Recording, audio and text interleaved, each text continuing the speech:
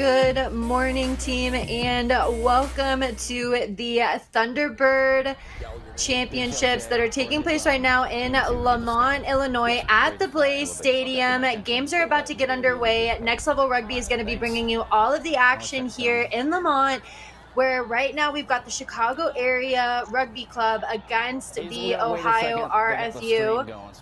My name is Darian Lovelace. I'm joined by great American rugby, great American commentator, Lance Kavanaugh.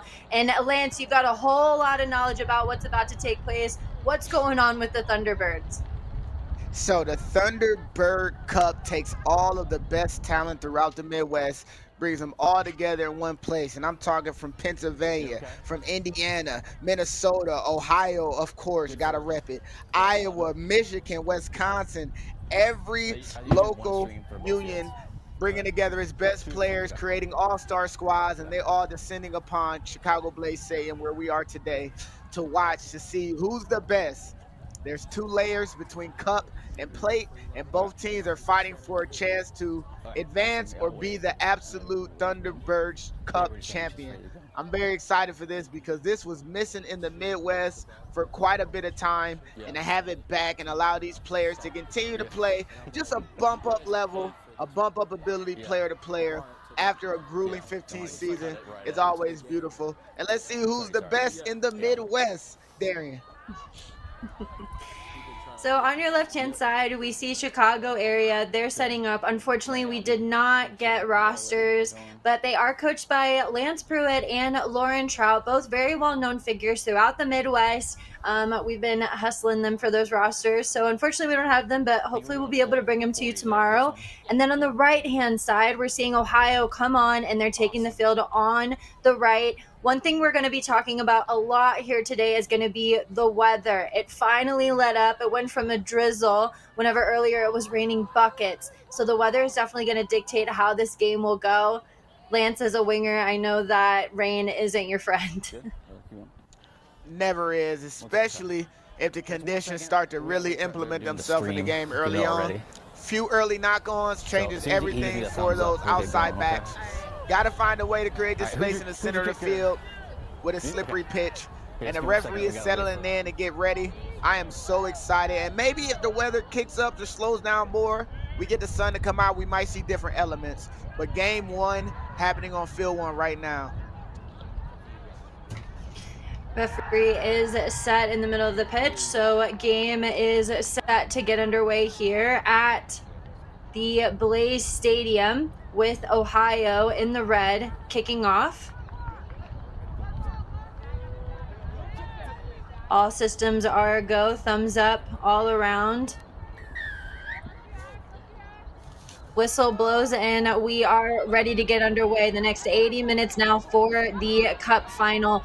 Kickoff goes up and it slips through the hands, but it goes backwards. And Chicago now are on the attack. They're well within the 50. And on this left-hand side, so they move it to a primary playmaker, tries to get it to a forward pod, and it goes over the head, and a lot of pressure already coming in from this Ohio defense. They get set well in the line as they put a lot of pressure on Chicago. They do well to move it through the hands, and a little bit of space opens up for Chicago, and just that little gap gets her the go forward that she needs. She's over the 50, over the 40 now. That's the inside center, who almost looks like she's at the touch line, but that leg drive continues to presser over the top, and now Chicago is well into the 22. Moving in now to a forward. She hits off one. It takes about 3 Ohio players to bring her down. Poach was attempted, but it's unsuccessful, and Chicago decided to go ahead and go quick. The scrum half elects to take it herself, and she's hit by a menace of a forward pack there in Ohio. Ball ends up squirting out the back, so they have to recover, and the forwards come around and get set for the pick and go. Taking it in right at the hinge. They're knocking at the door of the line here, and more bodies come over the top as Chicago presses on, and already an early try now happening for Chicago. 1:30 gone, and Lance, we talked about the back line maybe not being able to get the ball, but they're already showing a lot of promise. The space was created, the weather already having an effect with the ball slipping through their hands at the beginning of this phase build-up, but Chicago showed you everything. Speed on the outside, absolute ferocious contact in the middle of the field. Even when Ohio's forward pack brought the pressure and the heat on these tackles, Chicago mauling over these ladies to get an early 5. It's scary time for Ohio in the first 5 minutes. They got to find a way right now to take away some of this Chicago confidence, because that was teamwork and well worked with the forward pack to finish that try.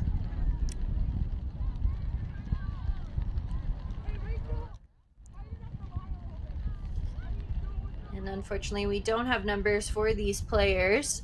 So the fly half will be set and ready to take the kick, but Chicago sprinkled in with the Lions, North Shore players, and their women's rugby club. Kick is to the right, and so the kick is unsuccessful, so our score will remain 5-0. Chicago on top over Ohio. And we still have a lot of rugby left to play, and Lance, both of these are select sides, so everybody has come from different places. The connections are really going to have to be formed here early on. It's got to be high communication. It's got to be high forgiveness.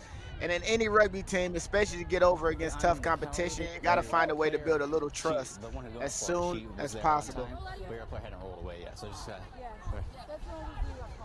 I wanted to make sure the ref was able to say his piece, but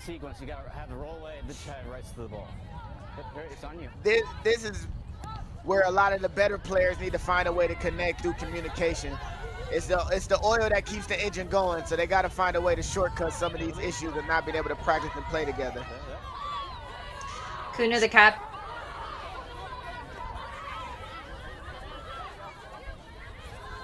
Play on, knock backwards.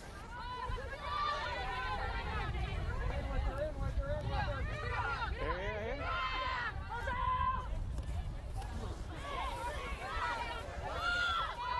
You check on her.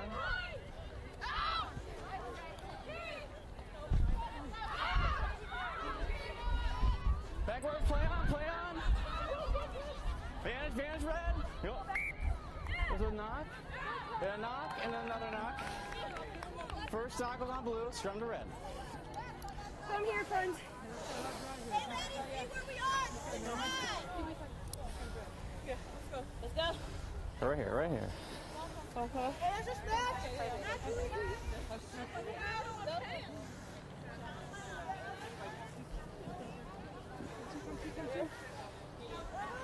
Ohio on the doorstep to tying this game up. Right there, Chicago, first opportunity for defense. Crouch. Bind. Set. First scrum of the game maintains its stability, and Chicago put on a roaring force against it, but doing well to regather it is Spear Asaf. Asaf does well to get around the corner. Asaf is over the 5. Asaf, can she get over the line for the try? Looks like she did, and now our score 5-0, 5 minutes gone, and we're tied here. Solo effort immediately implemented itself. 8-man pick with no help. I don't need none of y'all. I'm an independent lady. I don't need no friends. Getting 5 points going around the corner, stiff arming multiple players. That is definitely a good way for Ohio to get points back. But these bits don't necessarily show Ohio's ability to score. It shows an individual's ability to score, but can the team do it without set piece? Will have to be something we look forward to as the game goes on, but an amazing ball carry. 8-man getting 5 early.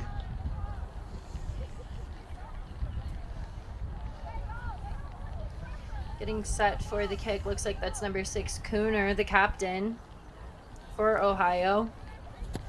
Over on the right-hand side, boot goes up. It's got the distance, Short. but falls just short of the post. So our score will still remain 5-5.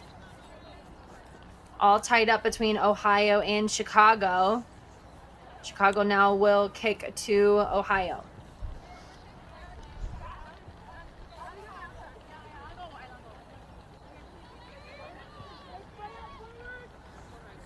All right, thanks for the heads up.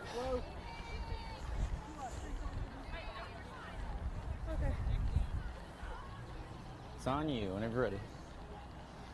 Chicago now with their first attempt at a restart. Ball goes up, and it's right over the 10. It hits the try scorer spears us off, but she does well to regather it and then just throw in a couple of Chicago players down on the ground with some easy fends there to get some go forward, as now Chicago come up on a defensive line and do well to gather that middle forward pod. Quick ball comes out, and Ohio now is off to the races. A possible high tackle after getting caught around the fly half Francis neck, and electing to go ahead and attack is the Ohio side. Nice interplay happens between the outside center and the flanker. Kimperman gets them go forward, and now they're at the 50. They've got an overload if they decide to use it, but elect to use their forwards. It looks like the poach was clean after, looked like the fly half from Chicago might have gotten caught in there, delaying game a little bit, but then a not releasing penalty comes in against Ohio after losing her feet. You one shot your hand, you got a shot at it? Missed it. Scrum here, sir. You want a scrum? Yep. You want a scrum? And the game getting absolutely brutal in there. The ball popping out of the side of that ruck. Easy for a poaching Chicago player. And Ohio desperate to get the ball back, causing a penalty for themselves. I just want to let you know, the try scorer from Ohio, they need to find a way to make sure she doesn't get the ball ever again, because every time she touches it, it is devastating running. Goodness gracious. This is setting the tone for the rest of this weekend. Bind. Set. Scrum is set in Ohio, now dishing a little bit of some folds over the top of the front row of Chicago, and that pressure, the number 25 in the back just not able to withstand it, and that is something to be commended coming in from Ohio scrum. Ball was available at the back. Oops, sorry. There's a knock. Hey, we gotta get that good step. Let's come a little bit closer. It's pretty well. Let's come a little closer, okay? Come a little closer.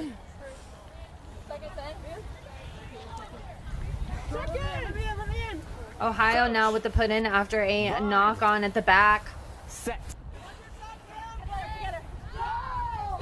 Ohio maintain their weight well as spear is off, backs off, and the scrum half goes ahead and takes it, moves it to the fly half.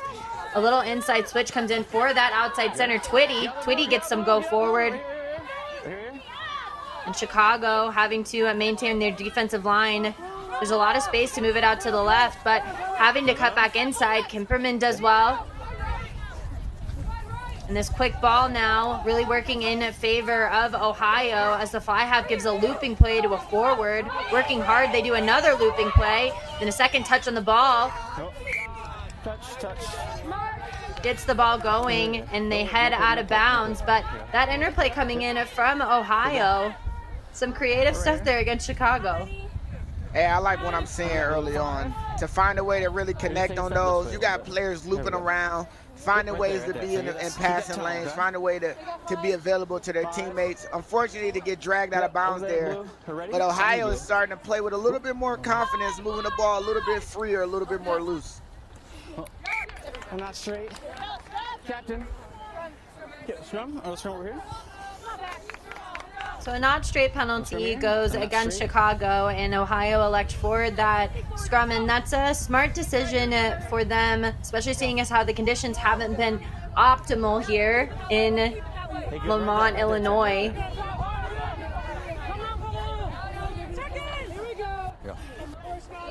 Crouch.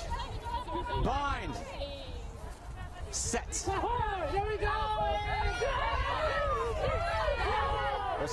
The ball works its way to the back and stays in well. The scrum half now moving it to Francis, and they get it out wide, and a nice inside set comes in for Twitty, who then gets it to Post. Post, unfortunately, though, loses it after the ball just gets a little bit too slick.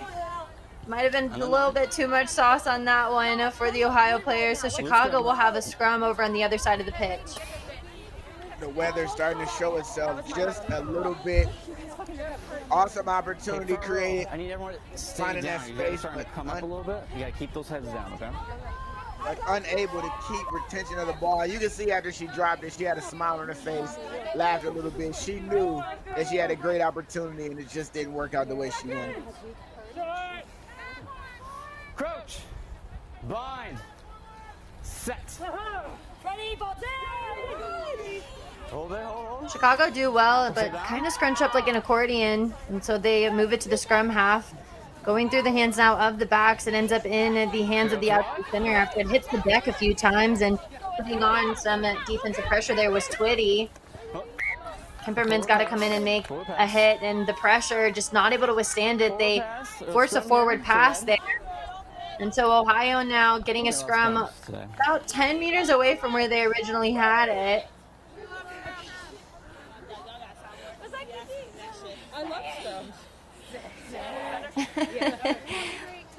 And all thanks to our ref Mike.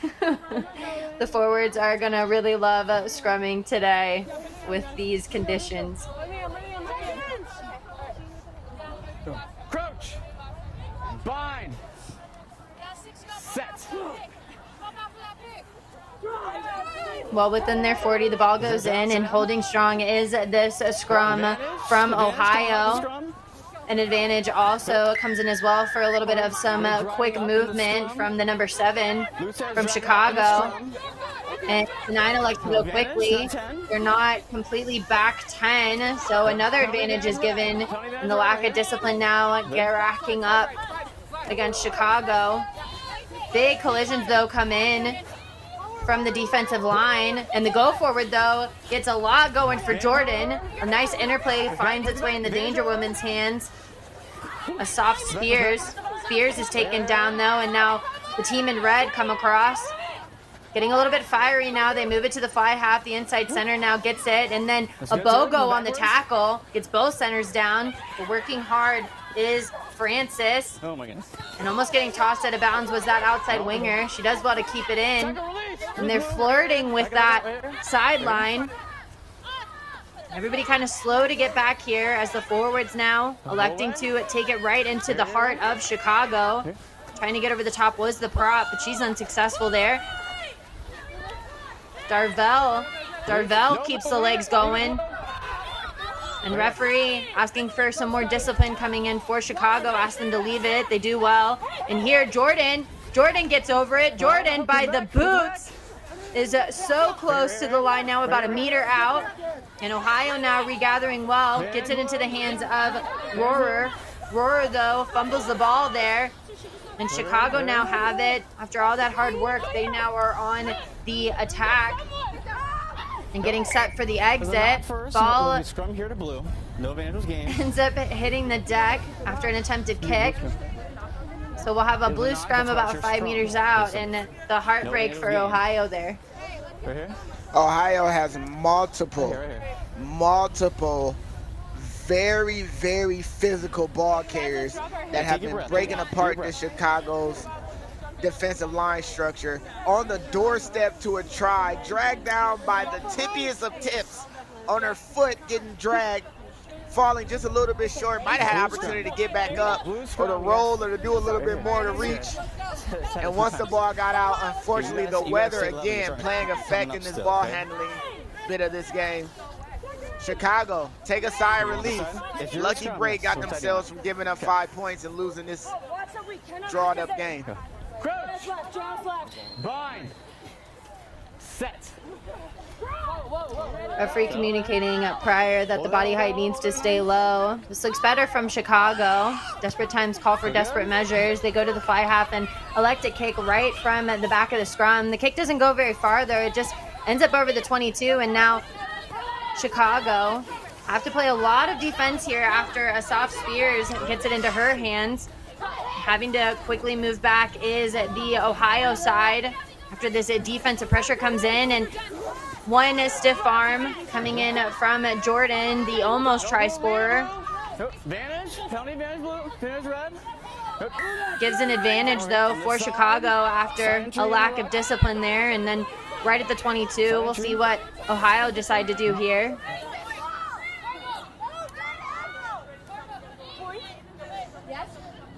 No points. No points. And a smart decision there, right in front of the sticks. They elect to go ahead and take a penalty kick. And if they score this, they'll be 8-5 over top. Referee's going to talk to the Chicago captain. We're having too many infringements at the ruck.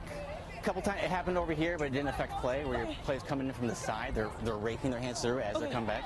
So that there impacted play, but we need to cut that out. Okay? Yeah.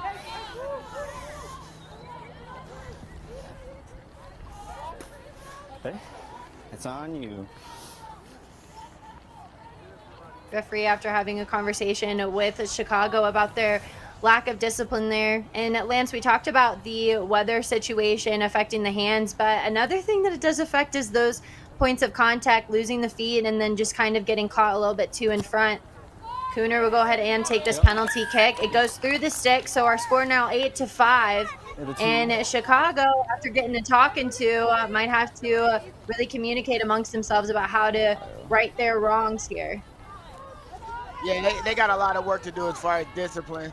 They had a good opportunity after Ohio was on the doorstep to clear their lines, and they did, just didn't get off the park. And one too many issues happening, giving Ohio the opportunity to go for points, which in an all-star situation that we're in, can be seen as quite rare, but what a great decision to take the lead and really allow their defense to do the work as it's been doing outside of the first 5 minutes of this game.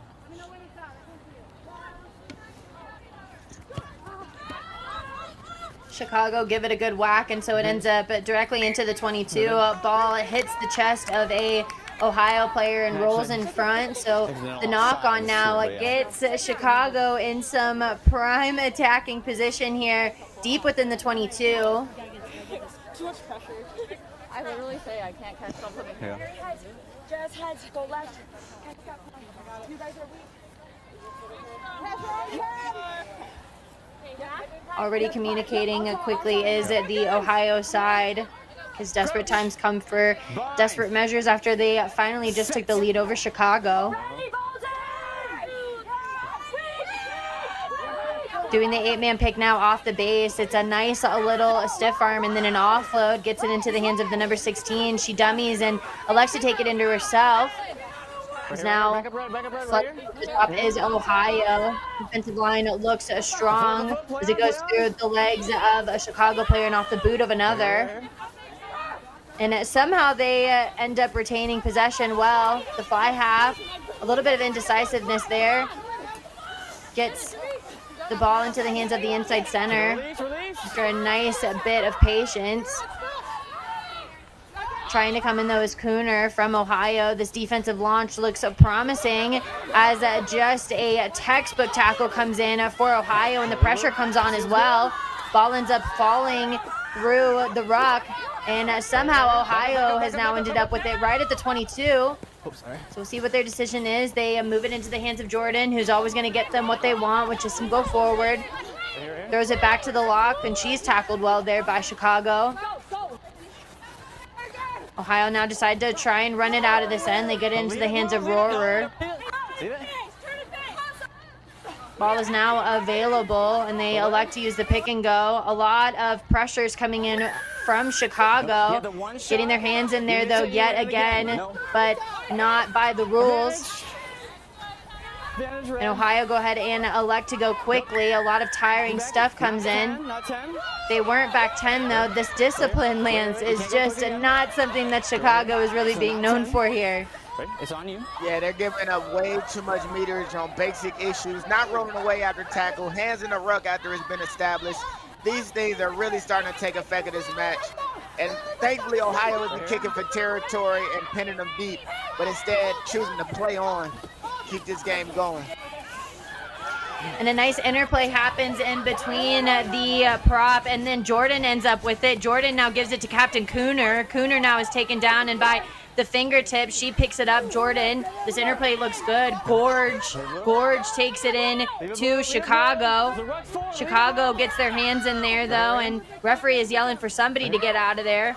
And so they do well. Getting into the defensive line is Chicago, as Ohio just unfortunately gets caught a little bit too flat-footed and with no hands out. So Tromer, the number 12, gets a knock on.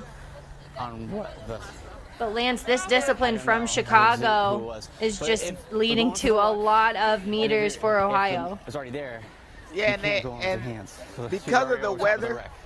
But if you're the first one, you get blown off. You don't have possession of it with just one hand on it there. You get the possession of the ball. sorry, letting the referee say his piece. We love to hear the referee interact with the players.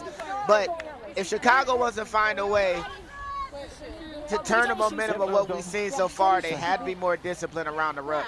They have to find ways to get these Ohio players down. Ohio 18 minutes left, ladies. 18 minutes left. has a very, very strong bit of confidence in how the first part of this game is going, because their ball carriers are breaking tackles, breaking the line. The support is there. The very end of these tries, or the very end of these phases that's being set up, is where it's been trouble for Ohio, but man, they have really taken care of business early on with how they carry the ball. Scrum goes forward from Chicago there, and the 8-man tries to run a pinch line with the wing, who's just not able to get the ball, and a kick stays in bounds there and gets it into the hands of Post. Post decides to go ahead and have a go herself, and Post gets through 1, 2, 3 players and is finally brought down by the scrum half of Chicago. And so now they're at the 40. Francis comes in and decides to play some scrum half there. Gets it into the hands of Darvell. Darvell now is at center field as Francis continues to play that scrum half position. The inside center just not able to connect well with the outside center, and so they end up going far backwards now. They go within the 50, and a looping play comes in from the number 8. Looks like she's the number 8, but is the scrum half. And a very quick line from Cooner gets them almost close to the 50 there. And now just using their forwards is Ohio, so confident with the ball. They do well to bring in some defenders. Francis moves it to the inside center. Jordan finds herself out there running with the backs and gets it to Post. Post gives it to the wing, who just bobbles it once. And now there's a scrum advantage, and going around one side. This interplay, though, that happens between the outside center and the 15 might be what Chicago needs. And in a turn of events, Chicago gets down in the line, and Chicago, the outside center, after a turnover play, gets the score now 10-8. Chicago leading and lands. That was some beautiful rugby. Defense turning into offense is a great way to get points on the board. After the bobble and miscatch by the winger from Ohio, they find themselves with enough space on the outside. The recognition to go to do the give and go and work together. All it take was 2, and they found themselves getting 5 points for this Chicago team after Ohio had most of the momentum offensively. What a great turn of events for the Chicago side.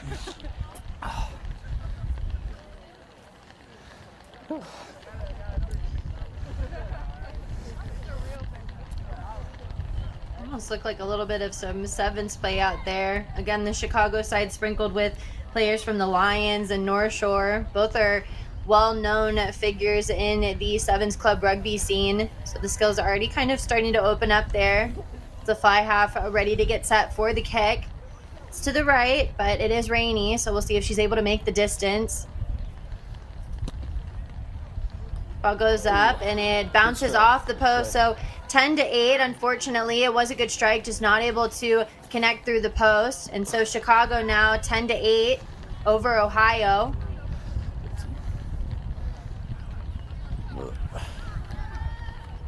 With Chicago now in the lead, 10-8 over Ohio.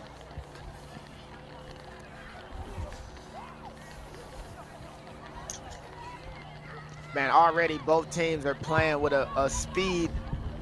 Ohio really setting a precedent early on, but defensive errors at the beginning of this first half and the offensive mistake leading to points for Chicago. It's a great bit of game we've been given with the weather considered. I can't wait to see how this first half ends with both teams really fighting back and forth very strongly. Referee says that we've got about 14 minutes left to play here in this first half for the Cup final for the Thunderbirds Championship. Unfortunately, yet again, the ball ends up just slipping through one of the hands of the Chicago player, and then somebody in front ends up trying to pick it up, and that's a penalty. Getting that ball from the offsides position, so now they will quick tap and give it to the hungry forwards. Darvell gets over the 22, takes about 3 Chicago players with her. Trying to get in the defensive line now. Gorge gets around the hinge a little bit, tries to offload as she's tackled, and it leads to a turnover though by the wing in Chicago, using the pick and go now, the big at number 8. Right there. Get some go forward. Right here. In Chicago, just utilizing the forwards now as the rain looks like it's starting to come down a little bit heavier now here. Playing some smart rugby, but some tiring stuff, and dishing a little bit now, a taste of the own medicine against Ohio. These strong ball carriers coming in, trying to get it through the hands though quickly. Forces a knock on for Chicago, and so prime attacking position right in front of the 22. Lance, the last time we were here, we saw a soft Spears with a beautiful 8-man pick that resulted in a try. And so if Ohio can score down in this end, it'll be a little bit of a tit for tat here against these two equally matched sides here in the Blaze Stadium. And I can guarantee almost that they're going to go pick and go, but they might not be able to go to the same direction they did to score that amazing try. But like you said, both teams are playing a back and forth battle. The mistakes have mounted just a bit because of the weather conditions, but man, we're in for a matchup. Asaf Spears trying to do a repeat, but doing well to gather her was Chicago, and waiting on the outside are the backs after she's tackled down. Getting a little bit chaotic there. On the right-hand side, they've got some options as they give it back into Captain Cooner. And it looks like there's a Chicago player stuck down at the bottom of that ruck, and not rolling penalty goes against Chicago. And again, another not back 10 penalty against Chicago. On the goal line, Blue. The scrum half gives it to Darvell. Darvell gives it to Jordan, who just absolutely dishes a big fend to her opposing number 3 there. Tells her to have a seat, as about 5 players are needed from Chicago to bring her down. Referee calls a maul, so they're just trying to kill the ball now. Ball squirts out though in favor of Chicago. Referee looking like that whistle is a little bit tempting there. Somehow Chicago ends up with it in the flanker for the blue. Gets it back into the hands of their forward pack. And now they're just trying to run it out. Some big hits though coming in from the inside center. Tromer brings down the number 2 quickly. And the ball goes out. And there's got to be an advantage somewhere, Lance. That was some messy stuff played down here within the 22. Thank you. Back and forth messy stuff. But one of the things that I think we need to pay attention to, and referees will probably take note of this, I don't know if everyone else does, but that maul going down was a great opportunity to just blow it up and set the game up for a scrum. Chicago did everything they needed to, but because Chicago was going to win the ball anyway, he allowed play to continue to keep the game going. That is in the spirit of the game. The weather is doing its good job to stop the game whenever it can, but the referee is doing the best job he can to keep this game flowing and going, and I love to see it. Tries to give a tap and then leaves the ball at the top of the scrum here. So the scrum now is underway. Looks like the ball got a little bit caught underneath there, but doing well to get it underneath was Ohio. A nice looping play comes in from the fly half and the inside center. They give it to Post, the 15, who injects herself well into the line, but it looks like Chicago might have almost gotten it. Referee tells them to get hands off here. And so more forwards now come around the right-hand side, trying to offload it in the contact was the primary ball carrier. And they've got options on both sides here. Referee asked them to back off, but now we're going to have another conversation from referee. Hands in them. I think that's too many, okay? So this for repeat is not for you. This for repeat for on the team. Okay? All right, next one. And so the number 7 will have a seat. Exactly, Lance. A yellow card now from referee after multiple infringements. Let me get. Even in the ruck before that, there was a player on Chicago's side pinning the ball to the Ohio player chest while they both was on the ground. You hear the ref repeatedly say, "Release it, Blue, release it, Blue," and I believe that's when he had enough. The next offense happening in the next ruck over is what made him have to go to the cards. He has already given enough warnings about infringements. Good job on the serve. Oh my God. So the scrum half moves it to Francis, who then gets it into Jordan's hands. She must have on those stylish boots there. She's just able to get all the go forward there. And there's an overload now that opens up. Electing to go inside, though, was the outside center, and she gets over the line now and immediately scores after that yellow card against Chicago. And so now our score will be at 13-10, Ohio on top. And it's not just the injury of losing a player for 10 minutes. On top of that is the insult of giving up a try because of that massive overload. The dummy was there, could have gave it, could have kept it. Dealer's short, and the dealer decides to drop a smooth blackjack, 5 on the board. But you're right, it's slowing the game down. It's taking away your offense. And you can hear the referee explain about speaking to them about playing their hands in the ruck and his thought process of why he gave a yellow. This Ohio team fighting through the weather and fighting through a Chicago side, able to take the lead with just under 7, or just under 8, excuse me, in this first half. Kerner veers the ball to the right, so our score will stay 13-10, Ohio on top. And Chicago now down a player, 14 players on the pitch. And I've got to say, Ohio are just playing some very smart rugby, recognizing the space, seeing where it's at. And Chicago just not able to get into that defensive line quick enough. We've got about 6 minutes to go, referee communicated. So we'll see if Chicago can at least keep Ohio at bay, seeing as how they haven't been able to play a lot of rugby down in this end. They haven't, outside of early first half work and a turnover that created magic for them. Chicago's offense has been shut down a little bit through the middle parts of this first half. Ball goes deep within the 22, and they do well to gather it right off of the jump. But a big hit comes in from the hooker from Chicago, and now maintaining the discipline, they stay off of the ruck here. Taking it into contact is Darvell, and Darvell just keeps the legs going. Some more support comes in from Ohio. The maul now ensues, so we'll see if Chicago can hold her up there. Advantage, though, goes up in favor of Ohio after somebody got caught on the wrong side. And so yet another penalty goes in favor of Ohio.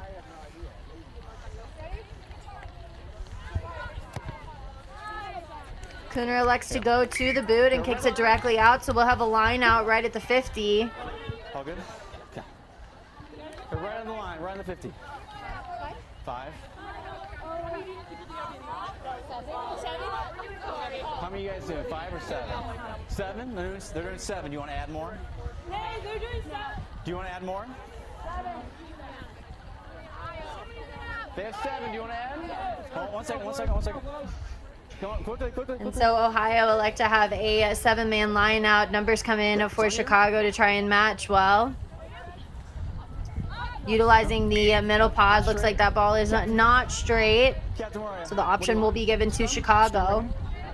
And they elect for the scrum right there at the 50. And Lance, just like we talked about right now, if you're Chicago, you're just trying to keep Ohio at bay and out of that try zone. You're trying to find a way to get to the half being down a player. You're trying to find a way to preserve a little bit of confidence offensively. Even if you don't get points on the board, even if you don't find a way to score, you need to make sure that your offense has a bit of flow and go for it. And there's some things that you can build on the second half. Sorry, so here you have to come up here because you lost your flanker. Why do we need to move? You have to be even. You can have High school. Yes, you can have uneven. You can have a different amount of people, but you can't be uneven. Okay. You can't have 2 people over here and 0 people over here. All right? All right? Yeah, sir. Yep. So you can drop the 8-man. Same thing, Mary heads. Okay, so Scotty, keep it in, yeah? Keep one leg back. And slightly confused as to why referee said that they've got to balance it out there. He's gonna play. I don't know. There's no 8-man there, so the scrum half has no choice but decide to go back in and dig it out. Kind of a wonky call, but it works out in favor of Chicago as now they're off to the races there after they get it wide. Nice inside pass, though, and another inside pass into the inside center. It's a foot race now. She cuts back inside, and this beautiful footwork might be what Chicago needs. It is, and Chicago answers back quickly after a wonky call comes in for a referee. It just seemed like there wasn't really anything that was going to be happening in favor for them, and they made something out of nothing here, Lance. This is the confidence I was talking about. They found a way to get points. They had this Ohio's defense in sorts. The offloads are there. Players are in perfect position. And when it's one-on-one, skirt, skirt. Sorry about that. Let me take your ankles as I take 5 points. Chicago electing to go to the drop kick, which is good. Converted, so 7 points with a player down. Amazing bit of turn of circumstance for Chicago, who's shown that they can score too. Yeah, Chicago scored 15. That, yeah. So our score now 15-13 over top of Ohio, and Chicago still playing a man down here into the last 3 minutes after the number 7 for Chicago had to go take a seat. So 2 minutes left to go here in this first half.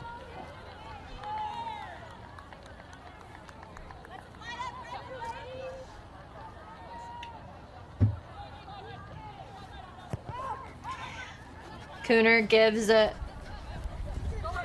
us the boot to get us underway. It bounces once, and then Chicago able to gather it well as they use the leg drive and are tackled just within the 40 here. They've got options on both sides, and they elect to go to the left-hand side and now make it over the 40. Support comes in well for Chicago there as they look like they're starting to get into the flow. The fly half moves it to the scrum half, who gets it to the wing. And more support comes across. The numbers now looking more promising for Chicago there as their inside center, or their outside center, excuse me, moves it to the forward pods. In Ohio, getting a little bit scared here. They elect to stay out of the rucks there. And we have our first in-play kick that puts Ohio under a lot of pressure. Their post is just not able to gather it. And Lance, we're actually starting to see a little bit of creativity. 38 minutes gone here in this first half, and that's the first in-play kick that we've seen all match.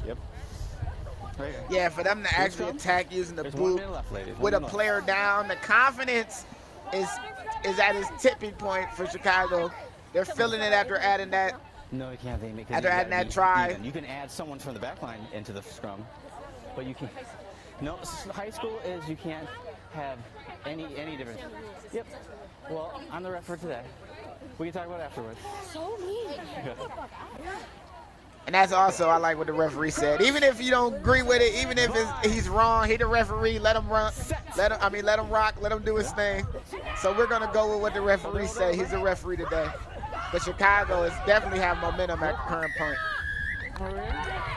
And Ohio, after bullying over top of that scrum with them being a man down, they're just not able to get that ball out after the 8-man. They've got no 8-man back there on attack, which is slightly confusing because usually whenever you are a man down, you'll just have one move to the back of that scrum so that they can play 8-man and you'll have your strong side flanker on. But referee has asked for both flankers to remain on the side. Chicago get the ball back though after Ohio attempt to kick it out for touch, and they're unsuccessful here, and that's just not something that you want to do against Chicago. They do well to move it through the hands though, and this is some impressive stuff. The inside center gets inside and gets it to the wing. The wing now moves it back, and it might have been just a one offload too many, but just gives it up on a platter there after almost getting to the sideline. Gets knocked on though, and that'll be our half. So 15-13, Chicago still on top of Ohio, but we've got a whole second half here for this Cup semifinal for the Thunderbirds championship. Great matchup so far early in this game. Both teams really showing that they can put some points together and make things happen. The weather taking real effect, but I'm ready for the second half, Barry. Oh, you mean for the We'll be back, team. Stay with us. Can't do. I know. Well, you can't have unequal at all. But I thought it still had to be.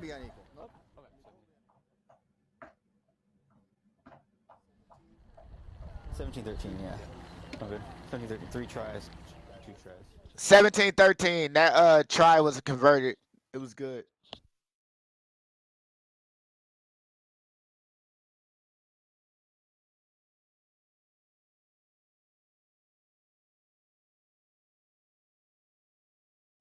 And that dream, that desire, that prayer brought me somehow to television. And she's gonna learn that this life will hit you hard in the face, wait for you to get back up just so it can kick you in the stomach. But getting the wind knocked out of you is the only way to remind your lungs how much they like the taste of air.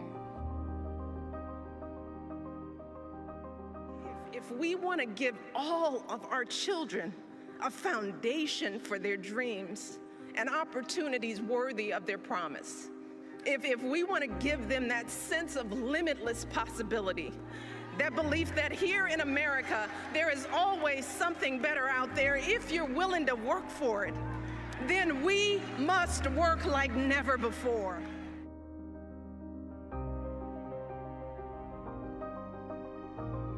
You might never fail on the scale I did, but some failure in life is inevitable.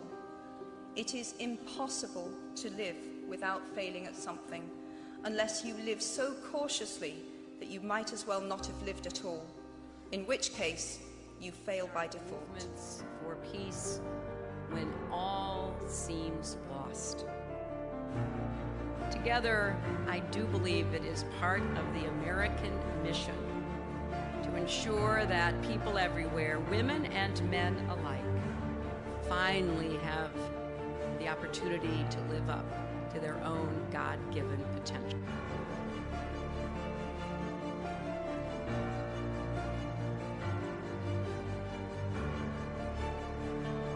It's huge. There's limitations. There's been greater limitations before my involvement, which has stopped some athletes from being able to chase their dreams and having to go and fulfill a 9-to-5 job just to live, really. So in life, you know, there are moments when you stop and ask yourself, how did I get here? Like, why am I standing here?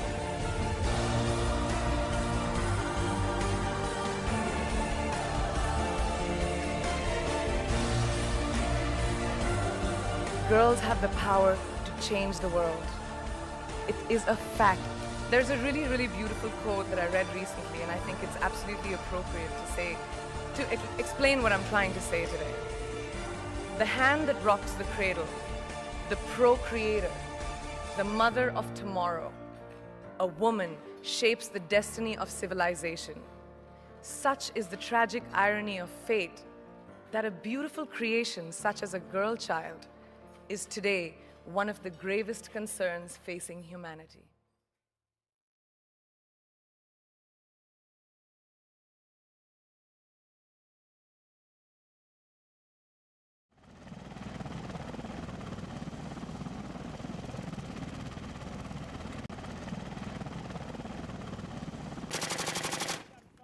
You know, we as a country, we've been at war since 2001, and I think that a lot of people who are not involved in the military really don't think about it. Get across! House 19, but I'm saying, you know, we finish here, but we can orient up and then get eyes on the enemy. You know. It's not on the forefront of the news anymore. We have people out every day taking risk, and obviously sometimes they pay the ultimate price. I mean, there's some hard stories in there, so they're all great guys.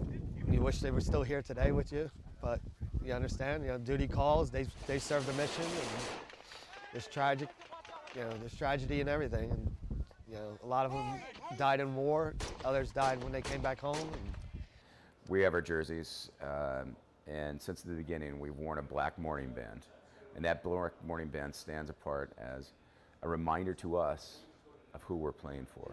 Who are we playing for? Marines. Our brothers. Right there. That's what we're playing for. Play with their fighting spirit. They can't be here. You fucking make it up for them right now, all right? There's a lot of suffering and pain involved, but you try to bring the good out in every situation, and this is our way of doing it. It's Friday night, what we come here for. That's the main event. And we go to the Legion, and we have the ceremony. Remember our fallen, talk about them, we tell stories, remember the lives. Brett Beacon.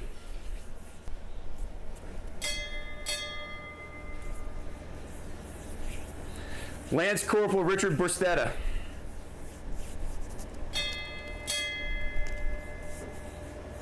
Major Jeremy Grazik. Lieutenant Colonel Dave Green. Major Ryan Hansen.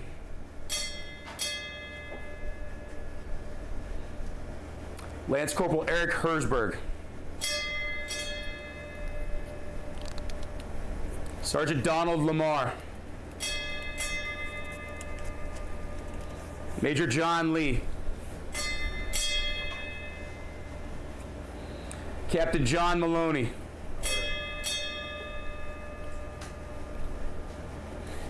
Major Kevin Nave. Gunnery Sergeant Cap Pelletier. Captain Michael Quinn. Captain Patrick Rapico.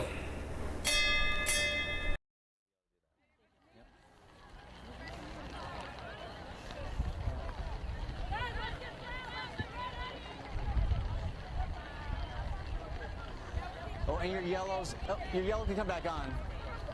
Yeah. Yellow. Welcome back, team, to the Thunderbirds Championship, where we're watching the Women's Cup semifinal between Chicago and Ohio. Now, Chicago are on top, 17-13. They're your team on blue on the right-hand side, and on the left-hand side is the red team for Ohio. My name is Darian Lovelace. I'm joined by Lance Kavanaugh. Lance, our score 17-13, a tight one between these two sides. Good? All right, we're good. Both teams capitalizing on the other's mistakes, with Chicago causing multiple infringements around ruck situations, giving Ohio an extra 3 points. But Chicago battling back off of turnovers and really making the most of their opportunities, finding space on the outside on multiple occasions. This has been a great matchup so far. This game is going to go down to the very end. And our play is already underway. We saw a lot of strong ball carriers coming in for Ohio. Looks like our yellow card, the number 7 for Chicago, is back on. So at full strength now is Chicago, and their defensive line is holding strong against this Ohio side. Must have had a lot of conversation happening between Pruitt and Trout, the assistant coaches. Doing well to maintain their defensive structure is the Chicago side. They come up well, and then they're able to almost bring down Spears, but she's brought down by the ankles there. She scored a try there in the first half. And coming in quickly like a wave is Chicago. Looks like they might have turned it over there. So Chicago already bullying at the point of contact here as they go underway. Almost get it into the hands of that number 11 there. It looks like they would have been off to the races. And Lance, this is a completely different side than what we saw in the first half from Chicago. Yeah, they fell asleep somewhere in the middle of that first half. And man, they are definitely something to watch out for during the course of this weekend. This is tier 1. This is for the Cup. And Chicago is playing like a team with a lot of time together and have a bit of understanding. It's been great to see so far.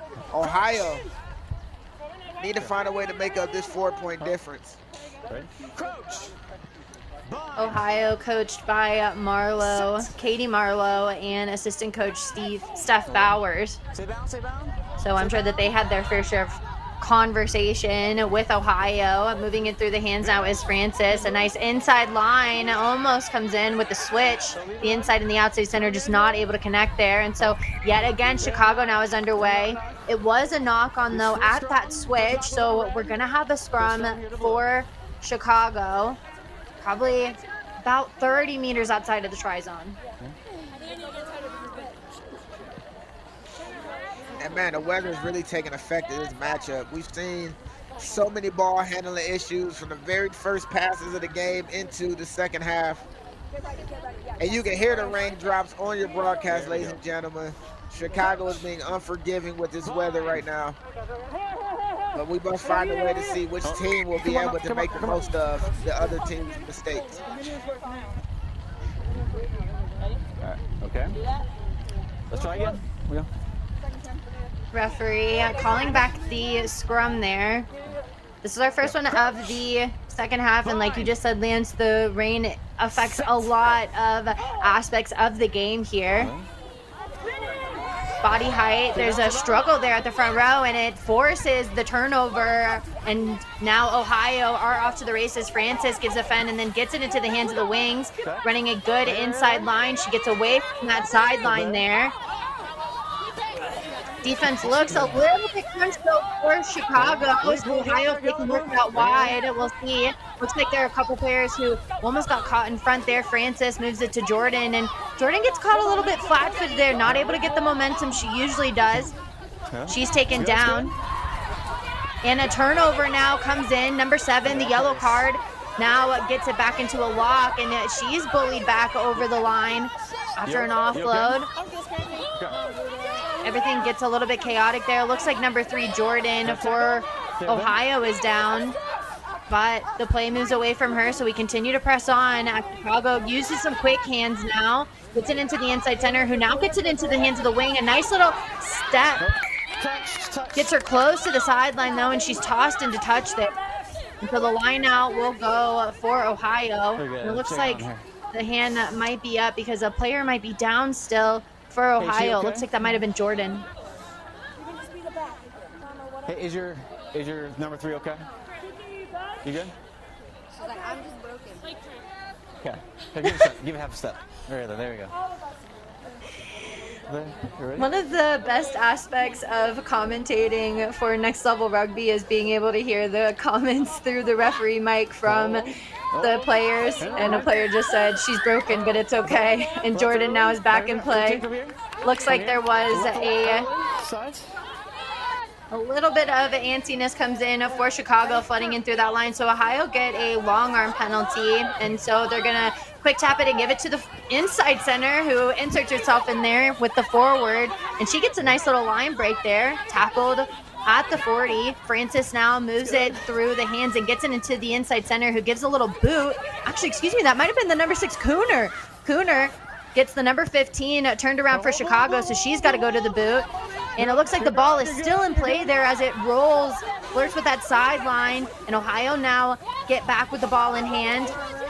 Decides to keep it and reset, as every team now has to find their line. And somebody who breaks right through it is, of course, Spear Asaf. Spear just slicing through the line there, gets them over the 22. Francis recognizes an overload, gives it to the number 15, Post. Post gets around the corner. Post now will get Ohio back on top, 18-17 here. About 6 minutes gone here in the second half. And Lance, we talked about how Chicago is able to score quickly off of turnovers, but Ohio score exceptional team tries. Yeah, they found a way to work well together. That play off the dummy line, finding a space around the outside. And we've seen a lot of space being ate up by a lot of these back 3 for Ohio throughout the course of the game, especially their fullback who gets their first try of the day. But amazingly, both teams really showing a bit of their own identity. Chicago popping up opportunistically to make points off of Ohio mistakes and finding space on the edge. But it's Ohio side, a flip of fortune, finding their own space on the outside. And that 5 points is a good indication of how they wanted to start off the second half. So Cooner will take the conversion, the captain. Good look, good look. Looks like the flags do stay down, so our score is going to stay at 17-18.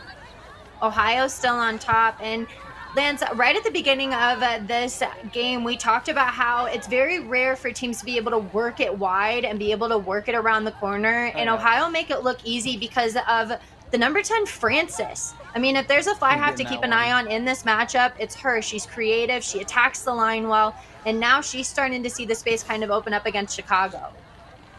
Yeah, I think now she's seen the picture a few times from what Chicago is going to give her. She's figuring out that there might be opportunities to move the ball, not to be so forward heavy or forward centric, but instead finding a space on the outside and just to have a play set up and open the way that they just did to get points shows good signs for this Ohio side.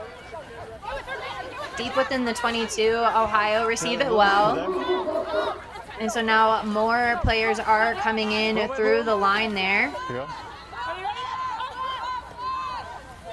Ohio now gonna have to move it through a couple of phases there. They get it into the hands of Asaf Spears, and Asaf Spears has players holding her by the collar, still not able to bring her down. She's tossed to the ground though, as Chicago, we're gonna have to recover quickly there as Francis wants to move it quickly. Cooners got it into the hands of our recent try scorer Post. Looks like that inside center got caught pretty high on Post. And a referee was not happy with that contact. It didn't look very pretty from up here. Is that on number 16, sir? No, I don't want it to happen again. That's the first one. See, don't let it happen again, okay? Okay, thank you, Ray. Yeah. I'm saying. I'm caught up. Right? It's your mark right here. Right here on the high. High tackle. Maybe the first one we've seen today. And referee choosing wisdom over everything.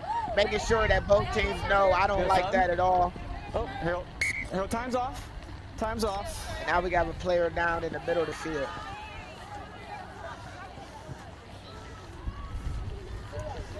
Is it a cramp? I'm not. Hey, just a cramp? Yeah. Okay. Just a cramp? Okay. Oh, God. I'll get the... Somebody needs to bring out the pickle juice. Got a player down with it. Looks like it might be a little bit of a cramp here, but the athletic training support staff on top of it.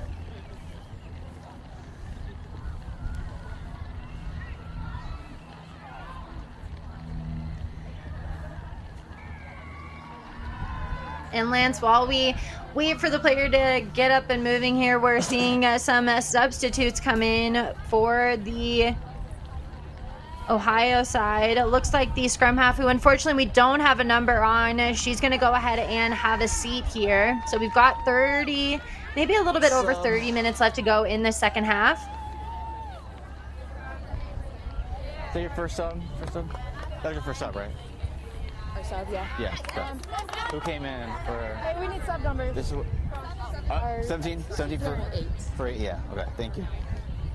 And it looks like that was the number 17, Hostowski, for Ohio, that came on to replace the mystery woman, number 8. It's been a minute, so we got either you sub out. You okay? We got to either sub out or. Okay. All right. Let's go. It's been a minute, so we got to go. And referee ready to go ahead and get this game underway, as we all are here, as this player now is going to have to shake it off. Oh my goodness. All right, here we go. You ready? Here we go now. Whistle is back on. Ready? Penalty was for that early high tackle for the inside center here. Looks like our Here's a mark right here. mate that was down with the cramp is up and walking it off.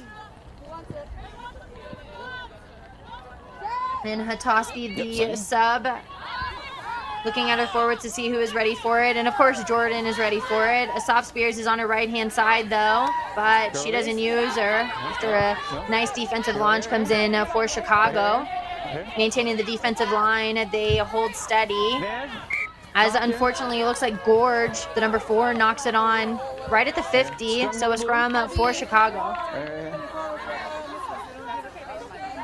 And right when both teams seem to get a little bit of production, that ball gets slick and it's a knock on with a scrum down to come. Man, I would pray for it. I would wish the rugby guys bless us with beautiful sunny weather for this next matchup. I want to see how these teams look when it's open and they're free, because they're using the offload and running with cohesion that is brilliant, especially in all-star situations. Let's go again. Okay. Personally, and I know this is unpopular opinion, as a flanker, I live for the rainy games and the muddy, just because I'm only there for mess and chaos. So I'm sure that there are a couple players that are really showing up and thriving. And the playmakers that we've talked about, unfortunately, we don't have the number 13's name for Chicago, but I'm pretty sure she's played for the Lions. I've seen her a few times. She's been instrumental. But what's been instrumental is this wave of red that just swallowed up that Chicago scrum here. And a long arm penalty goes in favor of Ohio. You okay? Hey, good fucking Hold on a ball, second. let's go. You okay? Okay. All right. No, time's off. Oh my God. You okay? Looks like we might have gotten a player down after a dominating performance came in for Ohio against that Chicago scrum. Lance, as a back who watches outside of the wing, how does it feel to watch those scrums? Okay? Yeah, I'm okay. Okay. It's so fun. It's so fun to get a break while the weather is beating down on us. Watch you all forwards go into chaos and calamity to fight over the ball. And, you know, whatever you guys provide for us, we'll play on from there. But sometimes it's just good to watch the big lads handle business. We'll make a mess for the backs to clean it up, but Jordan, of course, makes a mess right in the center field. She gives a fend to one, but somebody finally gets low. The hooker able to bring her down as Francis moves it wide to Cooner. Cooner does well to inject herself there in the back line. Looks like the ball might have hit the deck, but they do well to regather it, and the ball's loose. Chicago ends up with it now, and they're resetting to give a couple of options there. Moving it now through the hands, the inside center now has it. Does well to draw pass. The ball bounces once, almost gives the Blue a heart attack, but they do well to keep it in. They're at the sideline now, and unfortunately the equipment, we're having to switch it around some. There's the camera view. They're moving it now to the right-hand side here as the fly half gets it to the hooker, and she gives a strong run of her own there. You can hear the desperation come in for Ohio as they are starting to get a slow fold going. And somebody who's quick to get over there is that number 13, giving it to the number 15, the fullback. She gets a little boot through, cheeky stuff. So it doesn't get them a try, but it does pin Ohio well within the 22. Yeah, this is great times for Chicago. If they can make the most of their defensive structure and capitalize the way they have earlier in this matchup, this could be a great position for them. But for the Chicago side, a 1 point difference, defensively they have to stand up now. This is a great chance for them. You ready? I want to know. And neither team have been exactly. She okay? She okay? She don't have the neck. She okay? Okay. Looks like we might have had a substitute come in for Chicago. Unfortunately, we do not have rosters for them, so shout out to the finishers rolling in. Ball goes in, and it does hit the tips of both of the players' fingers of the opposing sides, and Chicago ends up with it. This is not what I wanted now as the inside center gets it from a forward. Coming over the top, though, is the fly half. Francis, though, might have just been the hero of that attacking push there as she gets it into the hands of Spear Asaf. Asaf, though, is bullied backwards. Not common for her as Francis moves it back to Cooner, their primary kicker. And Cooner gives a beautiful kick, but the ball just doesn't bounce how they'd like. Chicago now able to gather it. After the races now is Chicago. A lot of speed comes in for them, and the ball looks like it might have ended up in the hands of Post. The turn of events here. A lot of rugby being played down in this end as a forward gives a big collision there in the middle of the field. And Chicago finally bring her down. And now everybody's stepping in as that scrum half there just to keep the ball going. And somebody who stops it dead in its tracks. Looks like that was the number 25 for Chicago. Moving it now to this right-hand side, Francis gets caught a little bit flat-footed there, so she cuts back inside. And yet again, another turnover. 4 turnovers now just within the last 3 minutes here. Both teams competing heavily for some points on the board here. Only a 1 point difference now. Chicago still have it. They knock it on, though. And so Ohio decide to play on there. There you go. Small, so scrum it. Holding it up well. Small, use a red. Chicago flooding in. We'll go back to that initial knock on for Chicago, but Lance, I lost breath just talking about that passage of play. Right here, there's a knock. Turnover here, turnover there, back and forth. And both teams really competing around each one of these rucks. That is the most vulnerable spot for any team in rugby in general. But when you're dealing with all-star situations, no cohesion, not understanding a player's ability, maybe they're good at spinning off. Maybe they always look for the offload. Maybe there's something you can take advantage of. And to not have that bit of understanding leaves the ball vulnerable. And both teams just absolutely ferocious around the tackle. area. And I mean, listen, you're a flanker. That's a forward's dream. Poach after poach after poach. It shows how active both team defenses really are. It also shows that there's a meal at every breakdown, so we'll see how teams consolidate there. We'll see who's more hungry. Francis gets it right behind the scrum there and moves it to Cooner, who's now in the back line, the number 6.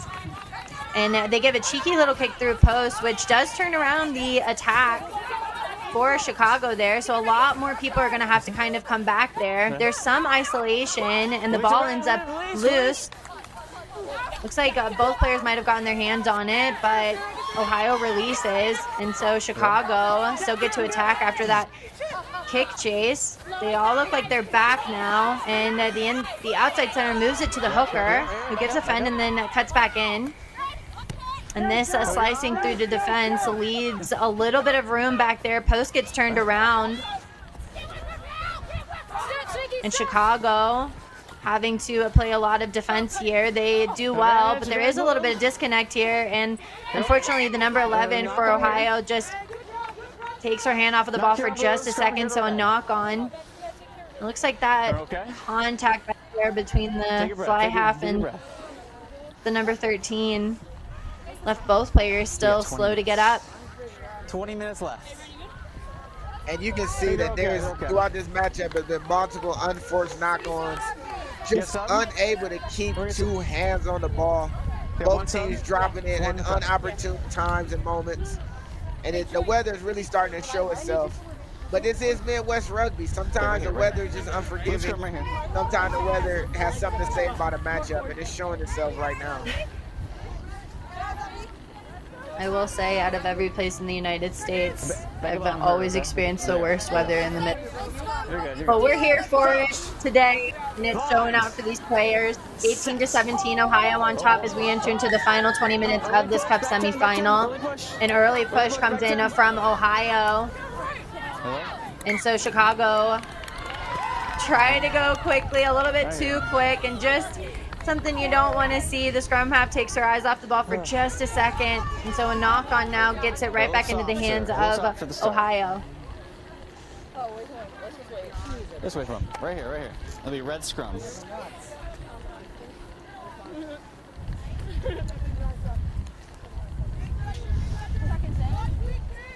And in this Cup semifinal later on, we'll also be talking about the Wisconsin and the Minnesota matchup that'll happen to determine who will play tomorrow for that Cup championship for the women's side.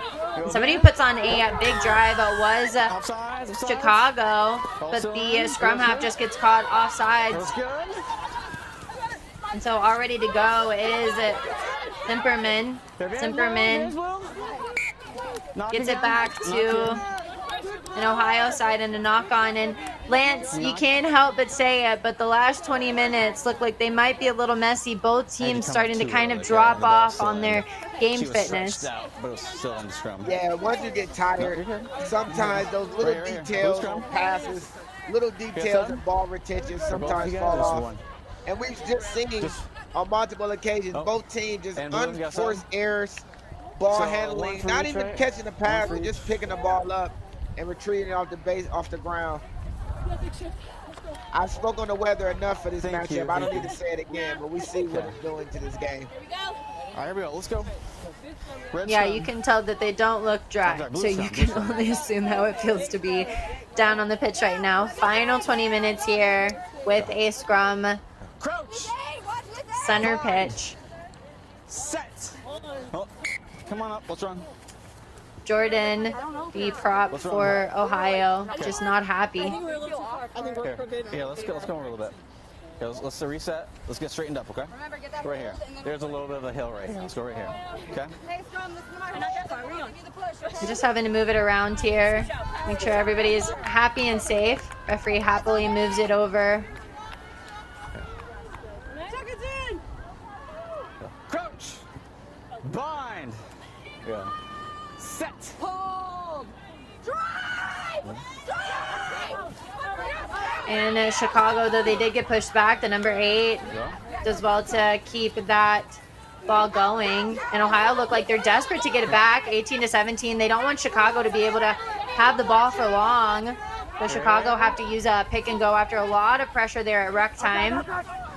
The quick hands, though, look good as they get it to the number 16 on the wing. A nice little goosey and then a step back inside. She does well to keep it away from that sideline. The fullback stays in, and looks like that ball might have gotten punched out by an Ohio player. Goes out of bounds. Okay, so that'll be a Did you see that goosey? Did you see the goose moving? Listen, listen. Hey, look. These are the real all-stars right here. Let's go. Chicago goose steppy. That's what I want more of. And she's just been waiting to really attack. Chicago's found their advantage on the outside. Found their advantages around the edge, especially if they're already around the 15-meter channel. And again, the space was there. And we got to see a little bit of skill. Drop one, red, drop one. Once the winger got the peel. Oh my goodness. I'm hyped now. That's all I needed. That was my Joda coffee.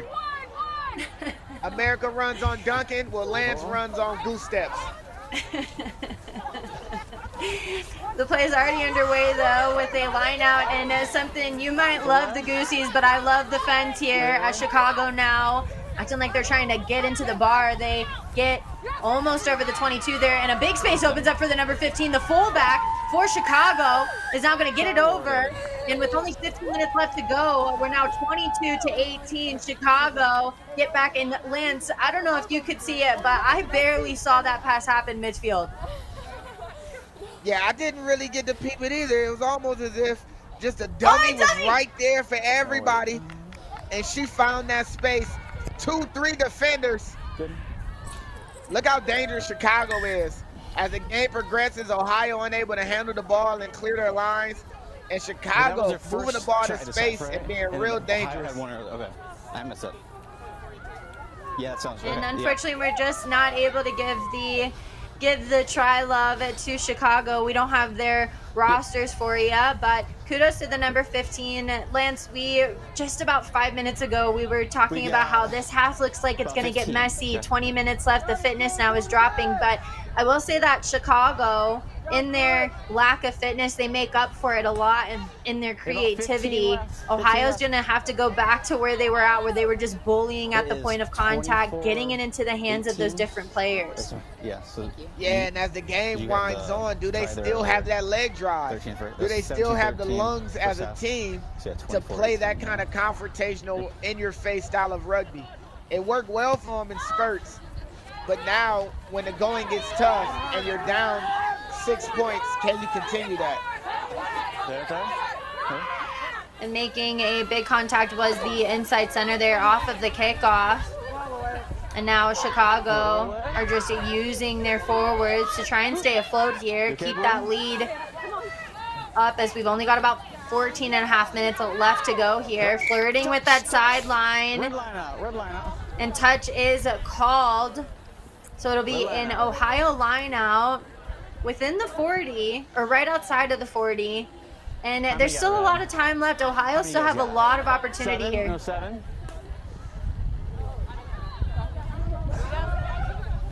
Oh, hold on. No, we got subs. We got subs coming in. 1 second.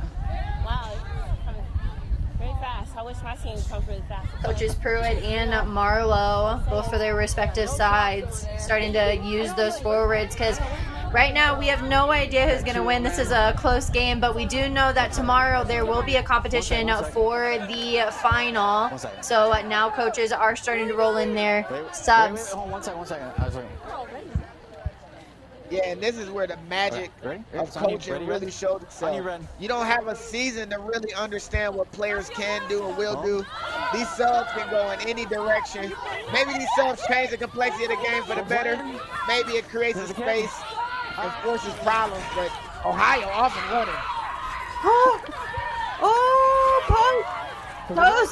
Post now. Almost gets it over, and an unfortunate knock-on. Oh, you can just feel the air. That opportunity just rushed away from Ohio after a beautiful passage of play. Lance. Yeah, the drawing pass is there. She had help, but she also had the legs. And with that inside angle winger on fullback, and Chicago makes the tackle and able to stop Ohio's ability to add points. That would have been her second try today. She has been looking like an absolute speedster. Chicago bending but not breaking, but they got to find a way to relieve this pressure. They can't allow Ohio to sit this close to their try line. Let's fuck up 10. Crouch. Bind. And this defensive push could mean everything for Ohio as the rain starts to really fall down here. Off of that back of the scrum was the number 8, and then the ball just seems to get attracted to that touchline there. Scrum, okay. Knock first, right? And so the option comes after the knock on that went into touch. So Ohio elect for the scrum, 5 meters out. Lance, they need this. They need this for sure. Prime opportunity. Prime opportunity for Ohio. And the closer to the center they score a try, the better their chances of coming out of this game with a win. Every detail matters in the last 10 minutes. Settle. In a little over 10 minutes here as the ball finally comes out and gets it into the hands of the one who started it all for the Ohio side. And Ohio, Spears-Asaf, excuse me, she scores the first try. Could she have scored the try that might have sent them into the final tomorrow? Yeah, and this time it's set up just a bit different. You still have backs to her right. And might have had a little baby knock in there. Ooh. But fin there, body there, and she mowed over multiple Chicago area players to score that try. I'm so glad we are in the booth and not a part of that contact, because I do not want to stand in front of that train as it roars down the track. 23-24 right now. These 2 points right here, though, mean so much for Ohio. You got plenty of time. You got 10 minutes still. That's true. They haven't centered any of them today. So. Number 6 now will get set for the kick. And it's not an easy one here, even though it could mean everything for them. A lot of pressure on. She hasn't been consistent with the kicks, but this one looks promising, and it's good. So 24-24, Ohio making it work where it counts. And so now 25-24, 9 minutes gone. Chicago now down. Lance, we still have no idea who's gonna punch their ticket in for the final tomorrow. And the part that makes it even more scary, there's teams on the other side who possibly might not have had such a crazy matchup in the semifinals. I mean, both of these teams, as you said earlier, evenly matched, playing a frantic style of this game. Both teams being physical, and it's going to go down to the wire. I am so excited for the ending of this match. And an advantage comes in for Ohio after a knock-on, and Chicago, we've seen them time and time again score down in this end off of turnovers, and they're down a point, so this means the most.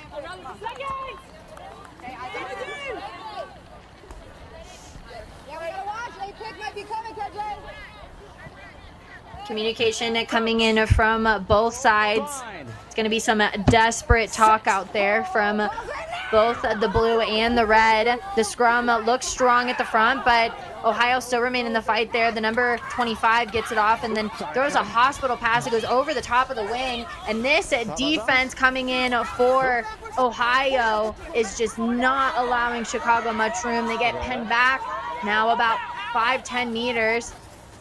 And they've got a lot of rugby still left to play here. Everything to play for tomorrow. It looks like somebody almost got their hands in there from the Ohio side, but she's unsuccessful in there, but they're slowing the ball down now. Asking for players to run up is the back line, and a knock-on from the inside center. 7 minutes to go, 25-24. Flank foot, yes, on the scrum. Right here.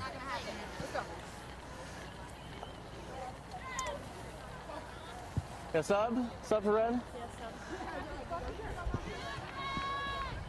Easy. More subs coming in for Ohio.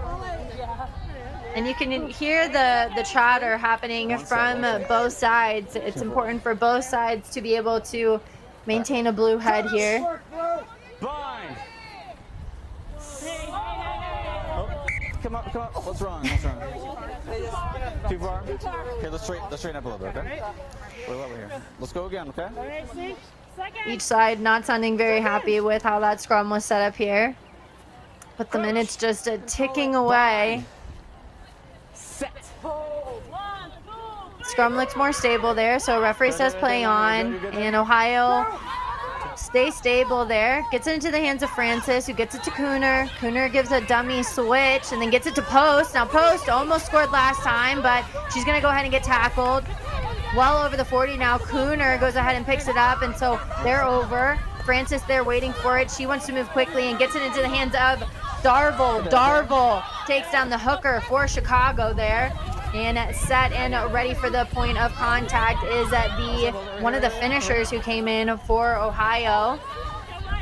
Cooner moves it to the number 15. She gets it almost into the hands of Post, and Post nearly knocks it on and just gets bullied over at ruck time. But Ohio do well to clean up that mess. They've got to hold on to the ball for the next 5 minutes if they want to punch their ticket in. So they use those forward. You came in from the side. You came in from the side. You drive through. Looks like coming in from the side penalty goes against Chicago. Good. On you. Ohio give a quick kick and move it into Darvel. Chicago desperate to get the ball back. They've got some bodies there trying to make a mess at ruck time. Francis there waiting for the ball, gets into the hands of Cooner. Cooner knocks it on as well. And then the inside center. Now this is where they love to be, Chicago, just not able to set the match there. Right here. Man, a great chance for Chicago if they can find a way to handle that clean. That's just really where they've been dangerous throughout this match. 5 minutes, ladies. 5 minutes, ladies. 5 minutes. Sorry. 5 minutes left, and both teams going back and forth in the middle of the field. Darian, I'm out of breath. I am exhausted already for this matchup. And this is game one. This is game one, Darian. Chicago and Ohio right now are competing. We've only got about 5 minutes left to go. A little bit less than that to determine who's going to go in for the Cup final tomorrow. Lance and I will be talking about Wisconsin versus Minnesota here after the men's matchup. That'll happen right after this one. So at Next Level Rugby, we'll be bringing it to you all day. As Chicago now are moving into the fly half, who runs a beautiful inside switch line, which gets them well over the 40. About a 20-meter break that happened. Gets them well into their try zone here. It looks like somebody might have gotten a little isolated, and a massive clear out secures the ball for them. Now moving it through the back line. They do well with the quick hands. A no-look pass finds it in the hands of the finisher for the Chicago side. No, leave it. Backwards. And the defensive line comes up quickly as the ball gets thrown backwards there. So Chicago just not able to execute what they wanted. The number 10 now moves it to the forward pod, and about 3 Ohio players there ready to eat that point of contact up. It moves now into the hands of the backs. The backs get hit quickly by Francis. Francis puts them under a lot of pressure there, but the extra work comes in with the looping play, and the speed looks good. But Chicago get tossed into touch there, the number 13. And so Ohio will have a line out, about 2.5, maybe 3 minutes gone, and Ohio still on top, 25-24. Ohio are looking at that clock, tick, tick, tick, How many tick. got red? 5? Both teams are eager to continue. They're on 5. So blue Eager to drop fight, 1. but I know Ohio wants this game to end as soon as possible. And this line out here could really determine the ending of this matchup.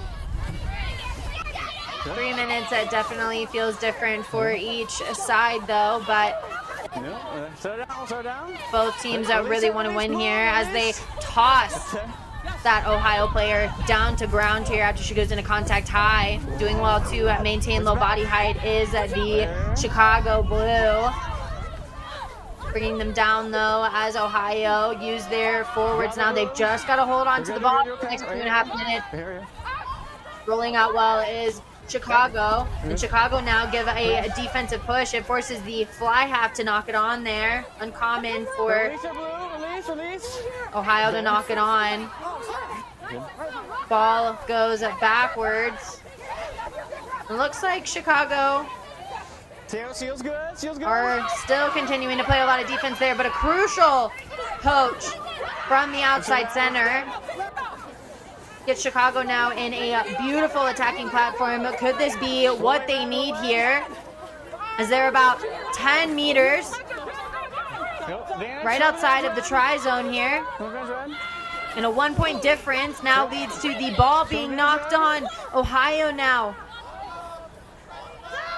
will just have to hold on to the ball for the next minute. Can they do it? And a good line break comes in for the number 17. Gets them out of the pressure area. And it looks like that tackle was high, the number 11. The high tackle, I know, short the end. She had advantage over there, okay? We're off, okay? And a yellow card goes against Chicago. Got about a minute left, okay? So 1 second. Yeah, keep it safe. Look towards the sideline. We'll kick it out. 1 second.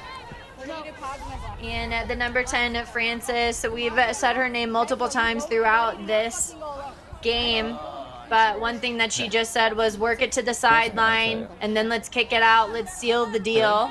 So the game management comes in by the game manager, the fly half. They give a tap to the forwards. The forwards go ahead and give a little bit of a tips ball. So they're trying to work it well to the sideline there, which is their game plan. They move away from it though, whenever they probably should have gone to the left. And this is the time to just use your forwards.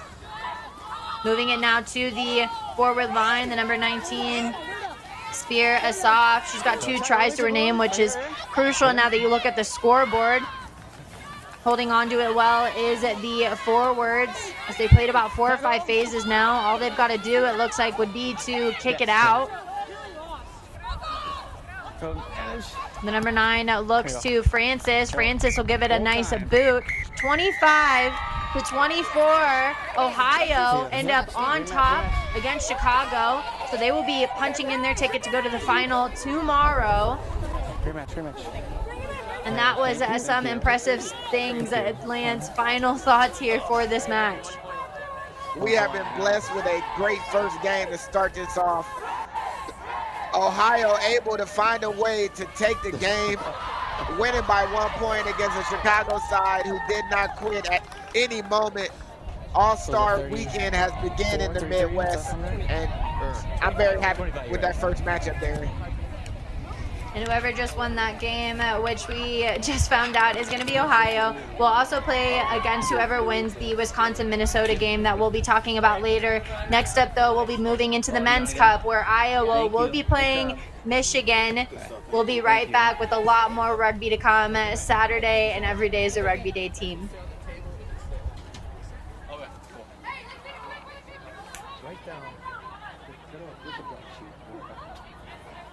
Well, they all have 3 sheets. All right.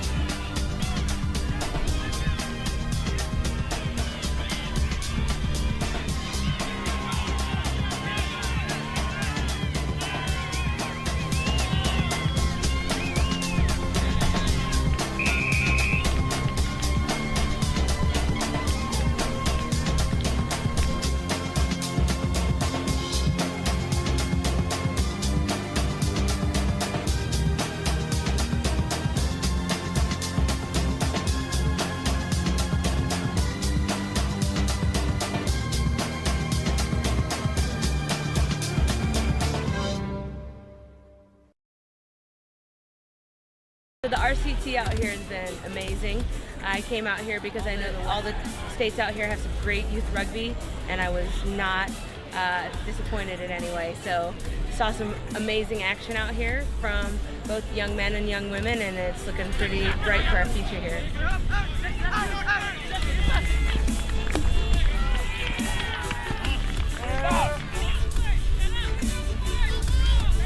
What's your favorite part about playing rugby? I really like the camaraderie of it, and like the game is just so physical and it's fun. It's hard, like even though it's hard for me. Yeah. Rugby has helped me stay consistent, and as a woman, I feel really empowered being able to tackle people. It just changes lives.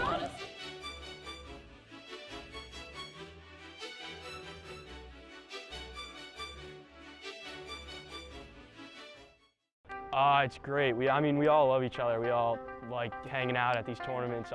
Just meeting so many new people and getting to know them is just amazing. And meeting so many new friends is definitely... One word is family. Like, you got people like you could depend on. Probably my favorite part of playing rugby is like I can forget any problem I'm having at school or at home or just any kind of worry or burden and just like giving my all on the field. And we all choose to come here. We don't have to be here, you know. It's just good fun coming out on a Sunday, playing, getting all together, and just great. All right, so yeah, I think it's the fact that we can play very hard, smack each other up, boom each other, and just eat good and talk to and laugh with each other after. So, one thing that rugby's done for you? It's brought up a lot of my confidence. I wasn't very confident in middle school, and I knew that if I wanted to become a better player, I would have to bring up my game, which I did, and I've just become so much like a better person to myself. I see myself in such a bigger light, and I'm honestly so much happier playing rugby.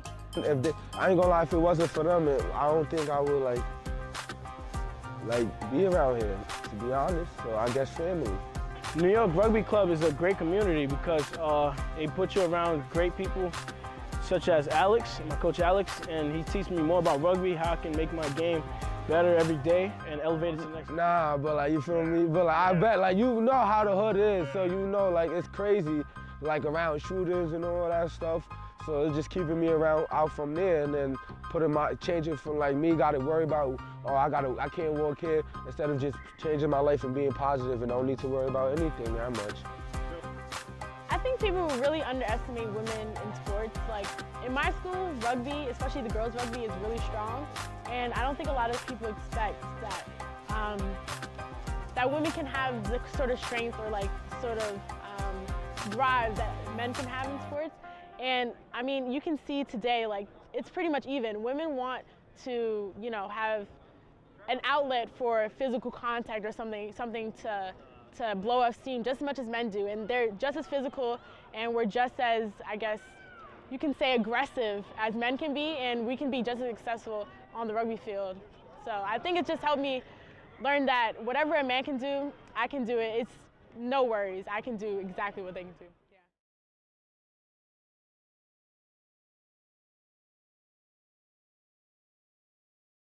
Most girls are smart and strong and beautiful. Most girls work hard, go far, we are unstoppable. Most girls are fight to make every day.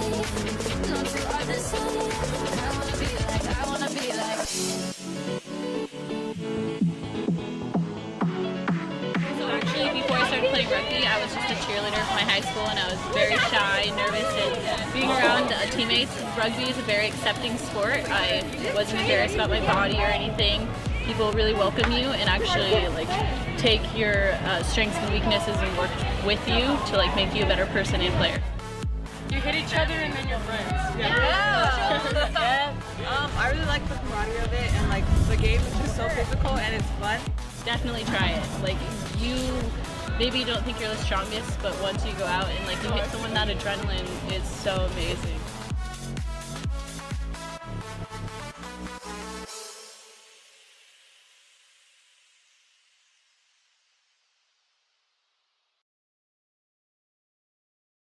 Growing up in Mississippi, my prayer was, for as long as I can remember, God use me.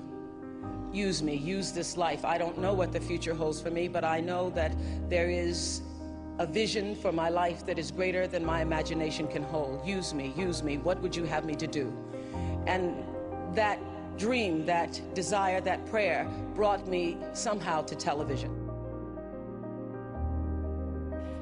And she's gonna learn that this life will hit you hard, in the face, wait for you to get back up just so it can kick you in the stomach. But getting the wind knocked out of you is the only way to remind your lungs how much they like the taste of air. If we want to give all of our children a foundation for their dreams and opportunities worthy of their promise, if we want to give them that sense of limitless possibility, that belief that here in America, there is always something better out there if you're willing to work for it, then we must work like never before.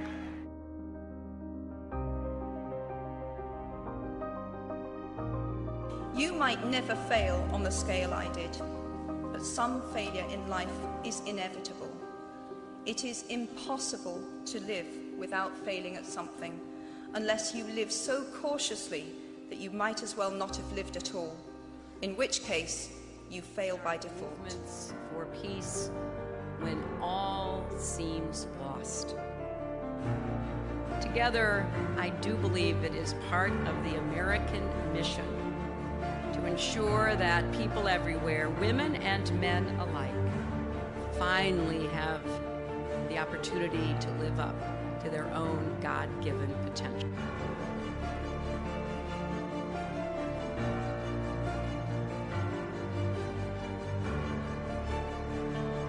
It's huge.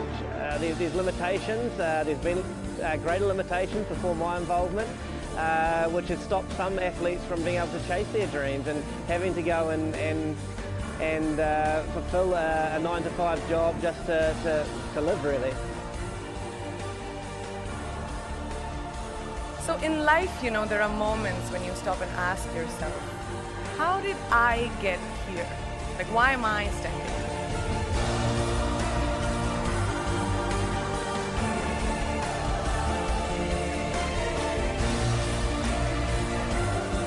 Girls have the power to change the world. It is a fact. There's a really, really beautiful quote that I read recently, and I think it's absolutely appropriate to explain what I'm trying to say today. The hand that rocks the cradle, the procreator, the mother of tomorrow, a woman shapes the destiny of civilization.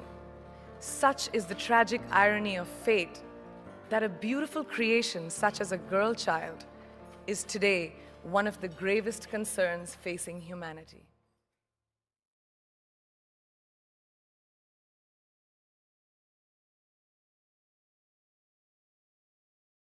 Tell me about your experience with RCT so far. Well, I think my experience can be best described as really fun and community bonding because I meet so many new people playing the sport I love. I wrestle and I play football, and there's nothing like rugby. Yeah, everybody that I've ever met that tries rugby just comes to one practice has ended up liking it. And I asked her like what it was, and she said like full contact, like same rules, guys and girls, and I didn't believe her. And then she was like, oh, come out to our practices. And I did, and I was like, oh yeah, I want to play. And then I started playing, and it was really fun. I don't know, it's just a game that I love. It's pretty fun though, I don't know, I just love everything about it. The laid-back atmosphere of it, we all be friends on the field and off the field. Just the bond and the vibe from everybody is nice and builds like a lot of character. You should play it. Play rugby. That's it.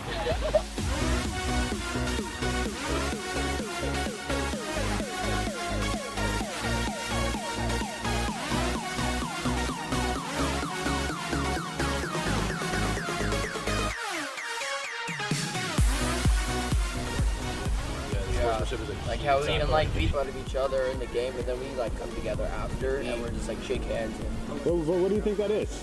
Why is that? I personally think it's like, it's just, we're all one community, like it's one family. You all play rugby, it's just one family. It's a sport. Yeah. It's a sport. Yeah, because if you have to have respect for the person doing that for you, because you work hard and they have to work just as hard to do the same. So you say that respect is probably the greatest value you can gain out of this game? By far. Yeah. By far.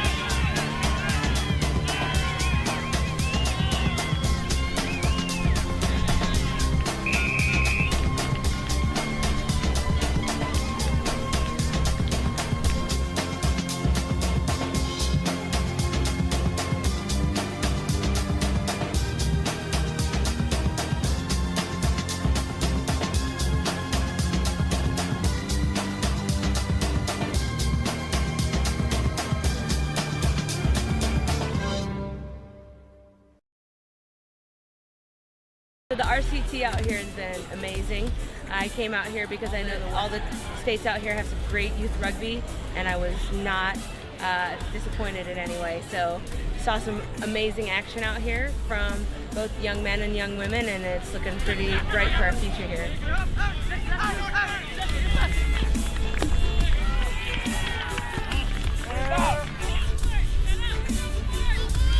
And what's your favorite part about playing rugby? I really like the camaraderie of it, and like the game is just so physical and it's fun.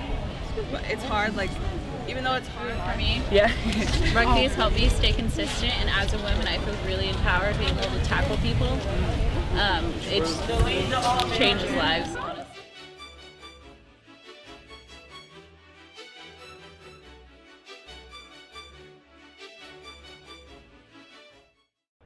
It's great. I mean, we all love each other. We all like hanging out at these tournaments. I mean, just meeting so many new people and getting to know them is just amazing. And meeting so many new friends, it's definitely. Nah, one word is family.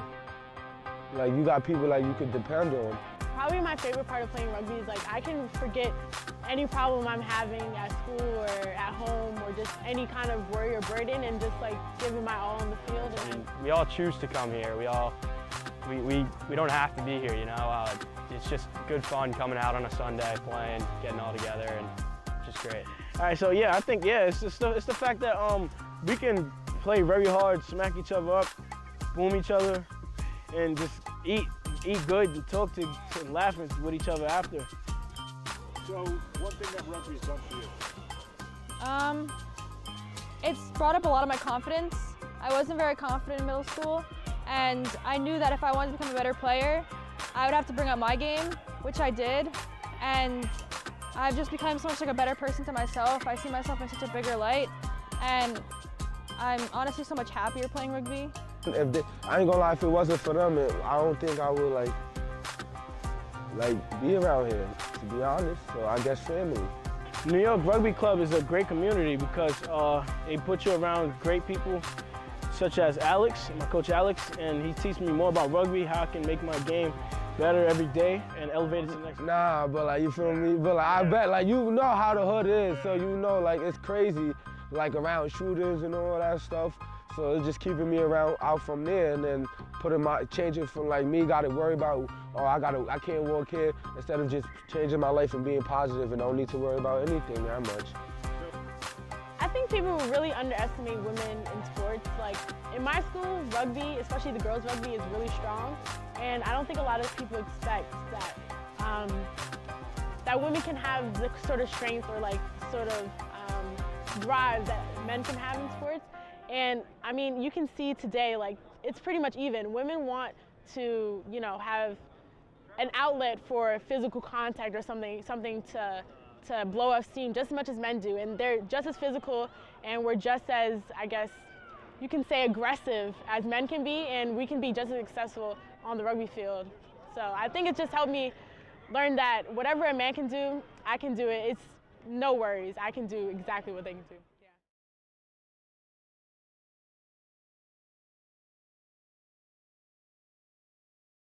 Most girls are smart and strong and beautiful. Most girls work hard, go far, we are unstoppable. Most girls are fight to make every day.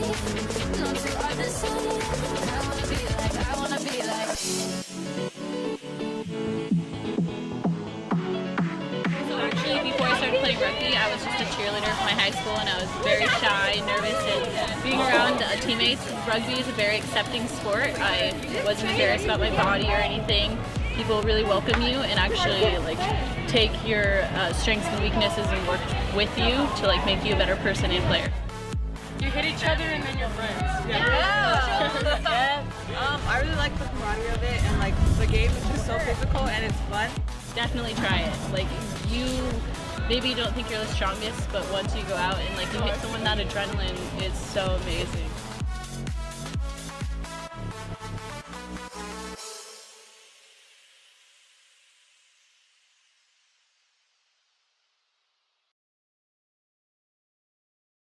Growing up in Mississippi, my prayer was, for as long as I can remember, God, use me. Use me, use this life. I don't know what the future holds for me, but I know that there is a vision for my life that is greater than my imagination can hold. Use me, use me. What would you have me to do? And that dream, that desire, that prayer brought me somehow to television.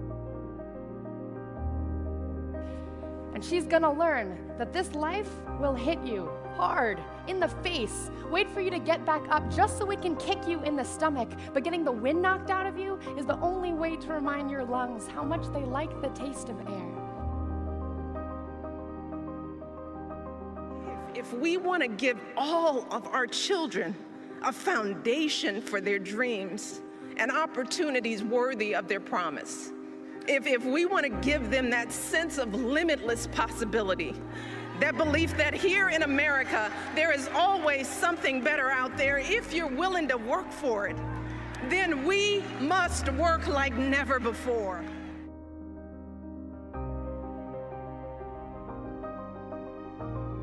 You might never fail on the scale I did, but some failure in life is inevitable.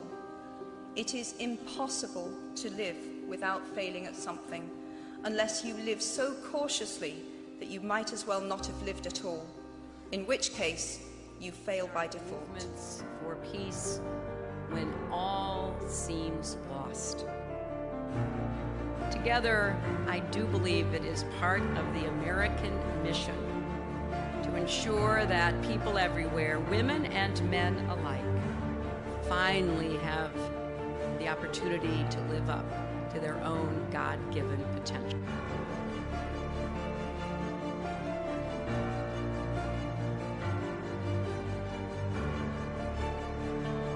is huge.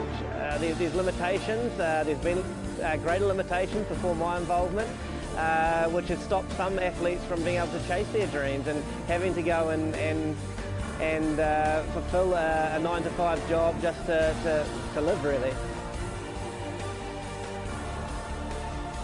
So in life, you know, there are moments when you stop and ask yourself, how did I get here?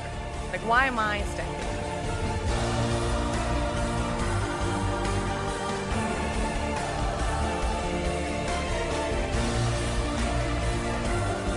Girls have the power to change the world. It is a fact. There's a really, really beautiful quote that I read recently, and I think it's absolutely appropriate to explain what I'm trying to say today. The hand that rocks the cradle, the procreator, the mother of tomorrow, a woman shapes the destiny of civilization. Such is the tragic irony of fate that a beautiful creation such as a girl child is today one of the gravest concerns facing humanity.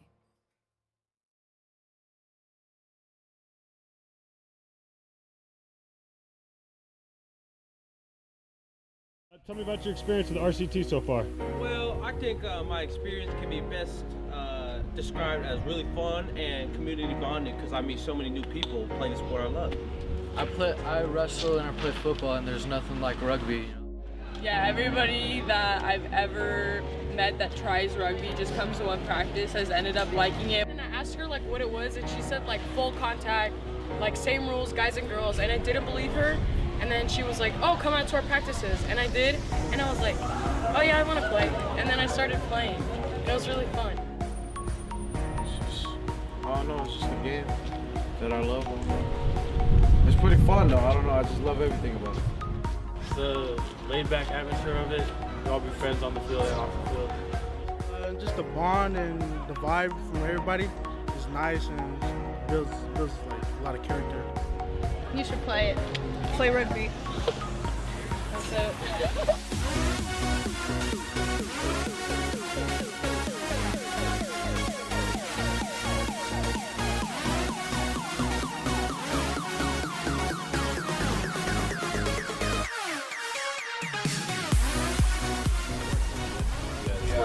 Like how we can like beat out of each other in the game, and then we like come together after, and we're just like shake hands. But what do you think that is? Why is that? I personally think it's just we're all one community, like it's one family. You all play rugby, it's just one family. It's a sport. Yeah, because if you have to have respect for the person doing that for you, because you work hard and they have to work just as hard to use it. So you say that respect is probably the greatest value you can gain out of this game? By far. Yeah. By far.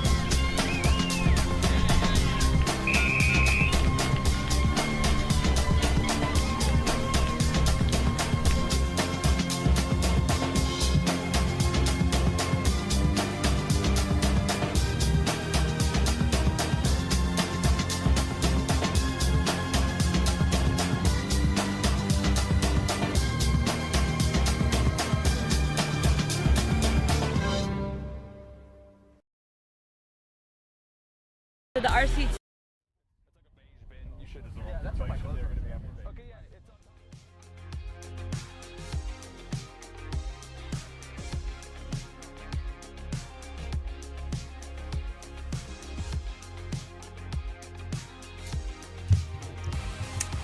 Welcome back, team, to the Thunder Cup Championships for the Midwest Rugby Union. Right now, we're about to see Iowa take on the field against Michigan. Now, this is for the Cup men's semifinal. Tomorrow, player will win whoever will win in the last game of the day. We just crowned our first competitor for tomorrow's match, Ohio, for the Women's Cup final tomorrow. But this is all about Iowa and Michigan here. My name is Darian Lovelace. I'm joined by Lance Kavanaugh. We're here at Blaze Stadium in Lamont, Illinois.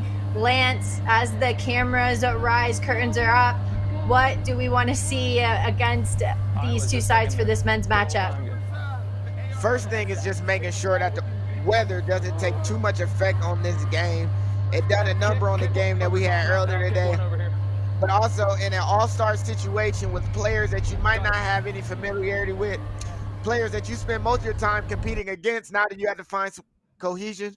First thing and most important thing is building some early trust, going through hands in the most simplest way, making sure your communication is as high as possible to get some of that information out quickly, and defensive line structure. In these all-star game scenarios, defensive line structure is so important because the integrity of all defenses is built on some commonality, understanding where we're going from the ruck outwards. And if these teams can kind of get that in the back, on the back ship, and really work together, this should be a great matchup. We're about ready to see some explosive stuff coming in from both sides here, as it looks like Michigan will be on your right-hand side in the black. Now they're coached by Seamus Bannon, and we'll see Iowa come in on the left-hand side here in just a minute. They are coached by Tim Maupin and assistant coaches Cullen and Reynolds. And we talked a lot about the weather that plays a massive factor here, can really change the momentum of the game. We saw such a close matchup. A 1-point difference is what got Ohio into the final for the final tomorrow. So this weather, I mean, it's some unrelenting stuff here. Yeah, especially for teams maybe like Iowa aren't used to this bit of kind of rain. Maybe this Michigan team might be a little bit more adjusted to it. We'll be able to see as the match goes on, depending on how these teams work together and find a bit of cohesion. But as this game really picks up, pay attention to how the subs really impact the matchup later on into this second half, later on going into the second half, because that can make all the difference, especially with the Thunderbirds all-star situation that we find ourselves in. And it looks like Michigan, the team in black on your right-hand side, will be the ones to get us underway here for the Thunder Cup semi-final.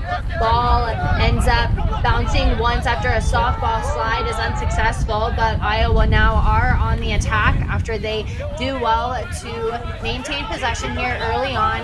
Taken down though, right at the 40 is Iowa. They hold strong in the contact, utilizing their forward pods very well, and support is quickly over it, as now they'll move it through the back line. Getting almost around the corner was the wing, but he's hustled so close to the touchline. They use an inside line coming in for Spears. Spears, though, gets caught a little bit isolated there, and Michigan work well in that space. They get a not releasing penalty. Once the ball carrier got turtled the way that he did, the ball is just so easily exposed to the Michigan defenders. No big deal just to get your hands on it and hold your ground. Good move and good job by the Michigan side for getting that turnover. And electing the scrum, we might be seeing a bit of their strategy for the weekend early on as they choose to scrum after the penalty instead of going quick.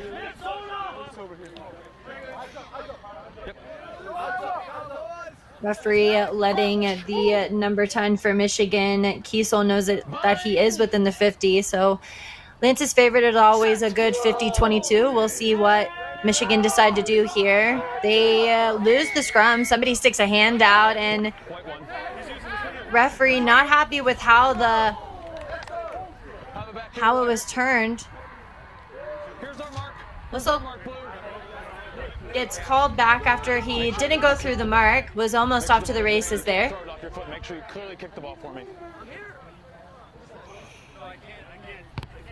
Ball will go ahead and be booted out by Michigan. It does find touch, so we'll have a Michigan line out well within the 40.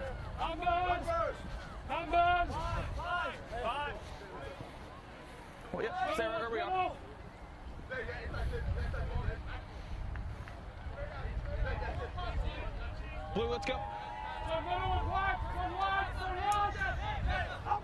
Iowa goes up behind the player of Michigan, so they do well, and a long pass finds its way into the hands of the fly half, gives it on a crash line for the inside center. So they elect to move it to the left-hand side. The number 1, the tight head prop, he holds well with just a 1 needed to clear that one out. Gets the go forward that they need. There's quick support though in the middle. Somebody is stuck under there though. Iowa. Referee asks for them to get out. They do well, and it goes behind the hands of Kiesel. Kiesel is not able to field it, so somebody's got their hands on it within Iowa. The red and blue now are within the 40 as they look to move it. Quick hands leave open some space, and somebody is taking out a touch there on the sideline. Probably that winger. Looks like that might have been Johnson for Iowa. So a line out now will go in favor of Michigan. Offsides on the line out. It's really close twice already. Right here. What was it? We've only had one line out, but okay.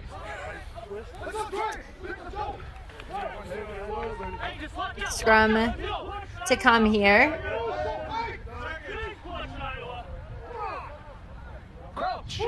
With a Michigan put in. Broyles there. Set to look on for Kiesel, the man with the mane and the plan at that fly half position. Iowa bullying over there at the front. Anderson spins it around and gets the turnover. A good effort there by the front row rewards the back line, and the back line make nothing out of nothing there as they end up turning it over to Michigan. And so Michigan don't start out with that play, but they'll end up with it. Goes out back into the hands of the number 8, who tried to hips pass it, and it gets lost slightly forward. So that scrum is going to go for Iowa. Lance, both teams just demonstrating a lot of back and forth play here. First one wasn't fine, second one was. I'll stay this side this time for you. And white scrum. And ball security already at a premium here. Both teams having trouble keeping security of the ball. The weather playing such an important amount into this early part of the game. Let's see if they can find a way to play complementary rugby. Check those passes, make them chest level, and really make it easier for each other. Set! Blue, get out. Wait, what? Referee not happy with the pressure that Broyles was putting on in Michigan. So right off the back, Lewis goes quickly, and he's tackled out of bounds by Broyles. Blue, give him but that space. Broyles is going to have to watch that space. discipline there. Just listen to me. Give him that space. Thank you. Referee doing a good job of controlling the game. Thank you, sir. It was just about, it was a scrum match. Don't worry about it. You have two jumpers, that's it. They got nothing. Goes up to the front pod there, and Hudson does well to get it into the hands of the scrum half. Met quickly, though, and taken down flat on the back was Washington for Michigan. Going to the boot now. It looks like somebody might have tipped it, so it goes straight forward and ends up into the hands of that playmaker, Polito. Polito moves it to somebody who's got something to burn there. That was Burris. Working hard, though, to maintain possession there. He loses it, though, on that extra effort. And so Michigan now end up back in hand with the ball. This pressure defense, though, comes up into the face of the inside center. He cuts back inside and somehow makes something work. Offloads it, and this creativity gets them the payment of getting close to their 50. That looked a lot of things, but didn't look very promising. But Michigan still maintaining their creativity. A half gap opens up, and by the shorts, he's brought down by the outside center, who gets up and then makes a big counter ruck. Witt almost forcing Michigan to lose the ball. They hold on to it well with a one-shot, one-kill ruck, which might have almost cost them there. This defensive launch, though, holding strong for Iowa as they toss Michigan to the ground. Unrelenting stuff here for Iowa as they stay strong in their defensive launch, trying to toss out that wing into touch. They do so, and you can see on the sideline the finishers there showing what it means. Lance, we talked about the importance of those finishers there, but Iowa looking like they're getting a lot done there. Yeah, Michigan found a way to get these small line breaks. And it looks like Iowa's being pushed a little bit with the fitness early on. There's a few guys walking around. But you got to have an engaged group. You need a full 23 to really be locked into the job. Back 10. White left the line out. White 6. And looks like Spears went to lead the line out just 1 second too late there. The numbers were mismatched, so Michigan now get a free kick. Now fly half, Kiesel. If he kicks this ball out, it would go back to the other side, so he elects to quick tap it. Runs a little inside switch to the forwards, who do well to support that ruck. Working well together. They're building continuity now with big collisions happening in center field. Everything about them looks deliberate here. Michigan, and just bops off the head of prop Cooch. And you can see the frustration that comes in for both players there, as it looked like Michigan just looked very excited.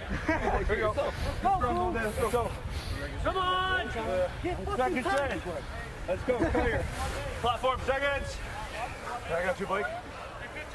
Real quick, I'm gonna settle this. Oh, my bad. Don't step in front of me. I'll move when your time, okay? My bad, brother. Give him space. Yes, sir.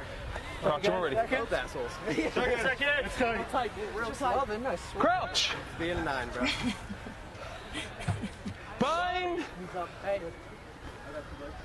Set. A little bit of chatter there coming in from referees to the 9s there, but they've all sorted it out now. Good communication as Iowa wins that scrum and then gives the Lewis a lot of room there. He gets some amazing amount of meters there for them, but a counter ruck comes in for Michigan. It causes a knock on there, and if I were Lewis, I'd be pretty frustrated with the lack of support that came in after a beautiful line break from him. And that's one of the things that's very demoralizing about playing in these all-star situations. I need you pushing straight. Maybe you got teammates that don't know your ability, don't know you got the ability to make a line break, to get space. It's not something they anticipate, the same as guys you spend days with, weeks with, seasons with. Unfortunately, unable to capitalize on what was created. But Iowa offensively looked pretty fiery, and they're getting a lot of good go forward. Set.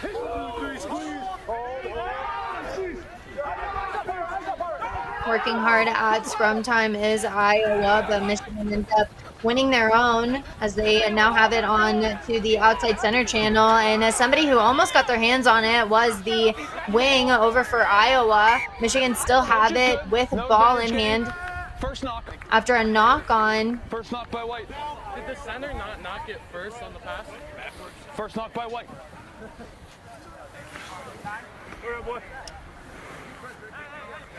And a referee holding strong in his decision to give it back to Michigan there after a knock on from, it looked like that might have been Witt who got into that space a little bit too quick.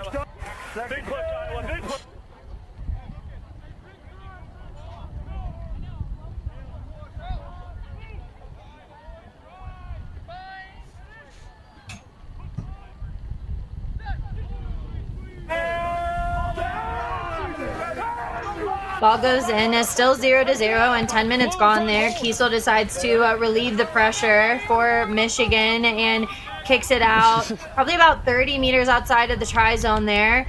So a line out will go to Iowa. Throw, here's our gap. Watch the wing. And we can see the flag in the wind. Set piece today is going to be a messy feat between the rain and the wind.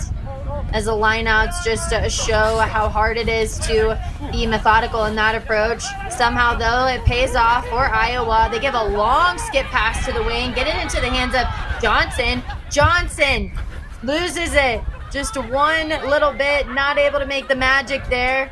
And so a knock-on goes back 5 meter, or is it in more? 5 meter? To Michigan. And we've seen that already multiple times today. In the women's game earlier, and now in this game.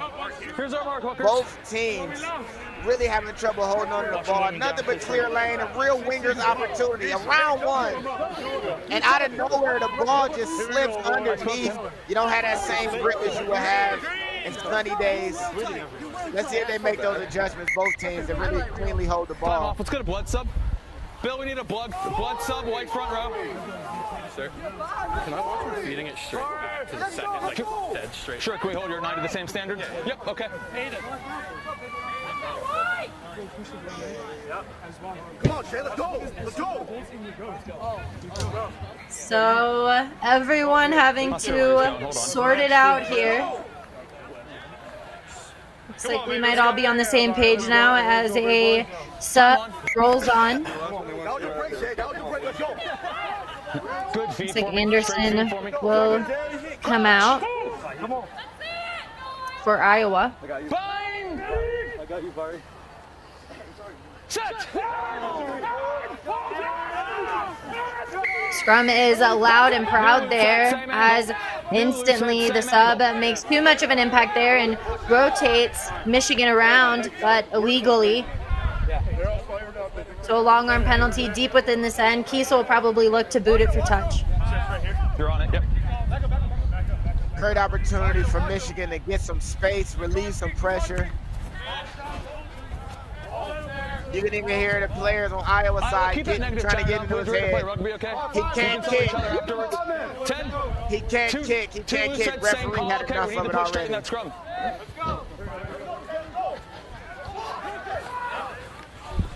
Line out looks good in a dummy because of the amount of pressure that floods into that channel. Leads to the scrum half. Getting caught in a high tackle though, so the long arm does go in favor of Michigan. We're going to catch him offside now.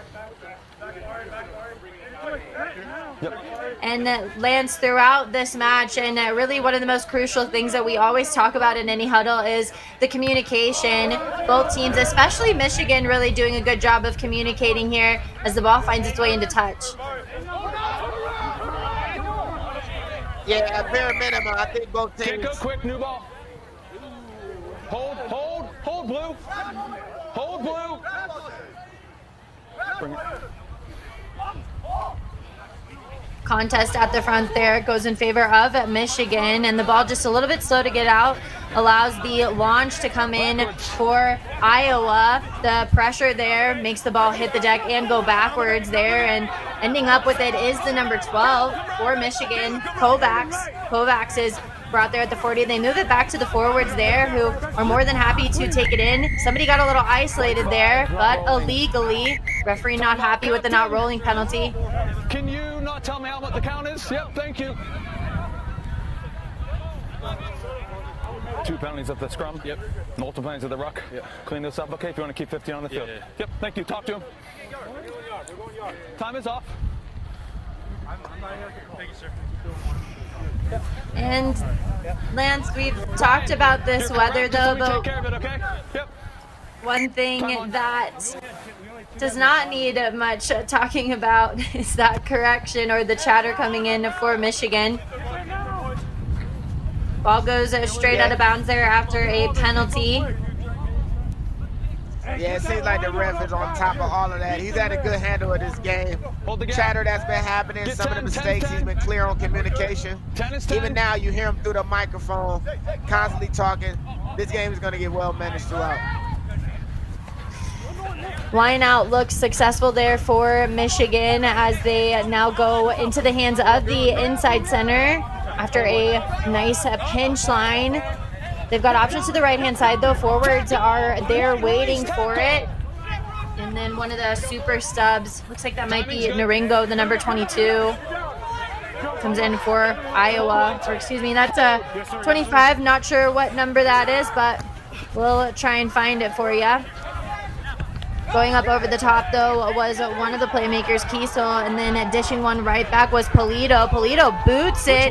Does the ball end up dead in the try zone? It does, so Michigan have to run it out. A beautiful step, though, makes Polito just find his way into the ground. The wing, though, makes a big tackle there, and it might have forced a knock-on against Michigan, so Iowa get rewarded with the scrum right outside of the 22 there. And Lance, that was an impressive kick and chase from Polito. Okay, we're taking.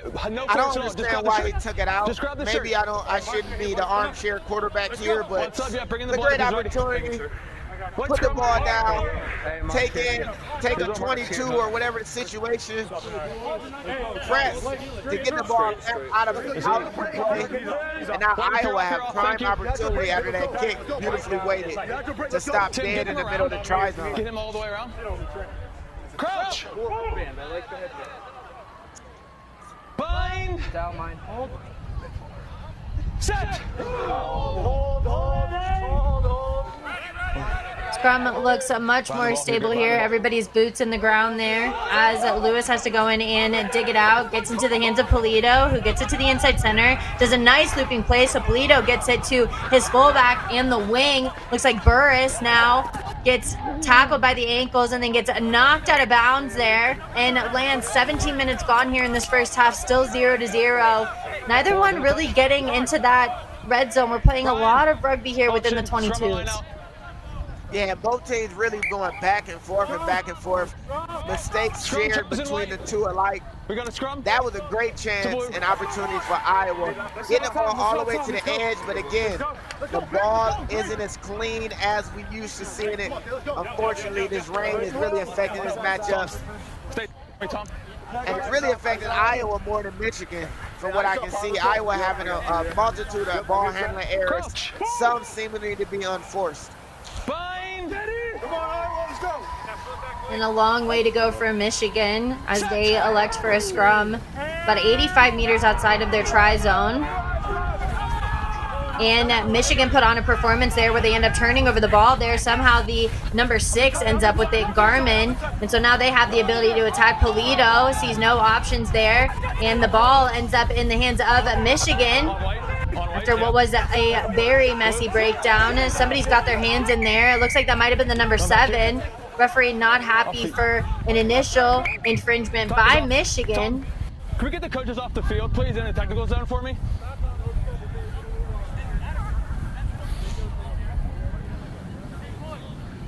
What's going on? Back in. Inside the 22, please. If the players aren't in, they're behind the fence. Referee not happy with a couple of the coaches getting a little bit too excited there, overstepping the boundaries of the pitch, so referee calls it back. Scrum chosen. And Iowa are going to elect for the scrum here.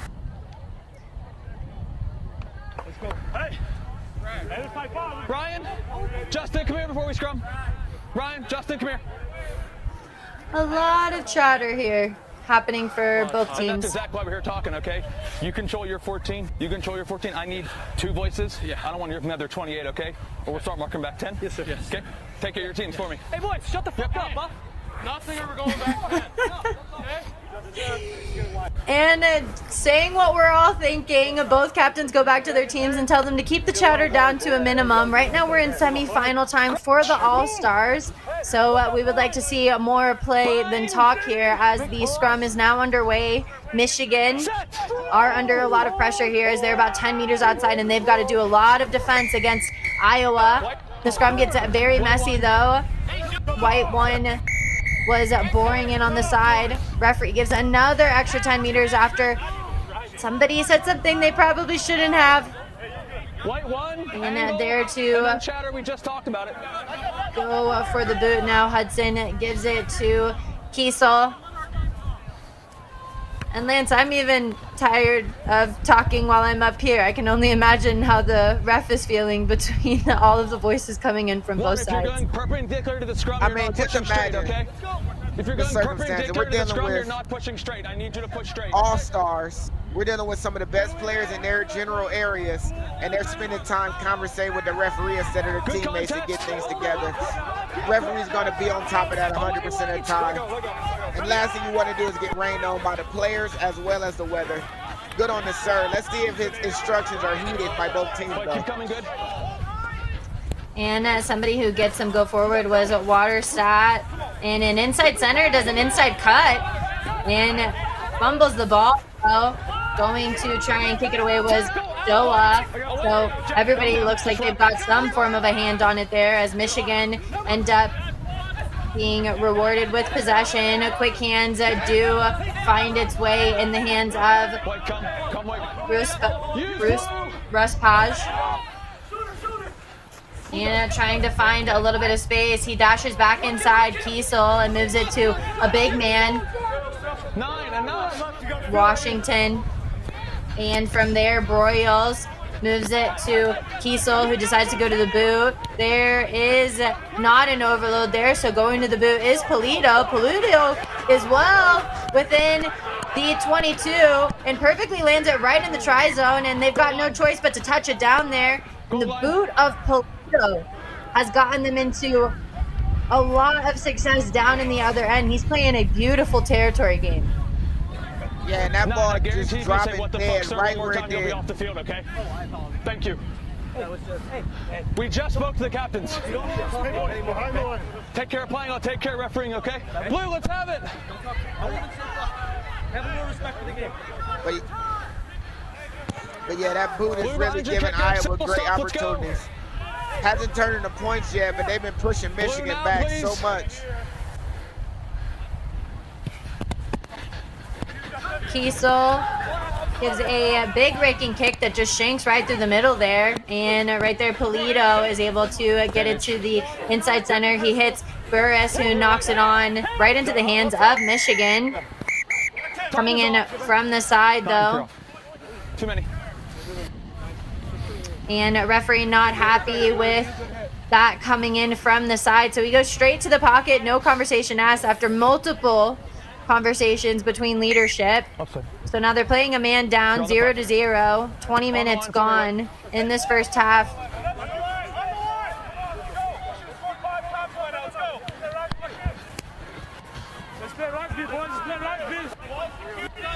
Ball goes straight into touch there, right outside of the 22 after Iowa's number 9, Lewis, now has to have a seat for the next 10 minutes there. Michigan, 15 players over 14. Boys, get 10. Heads up, ball's coming.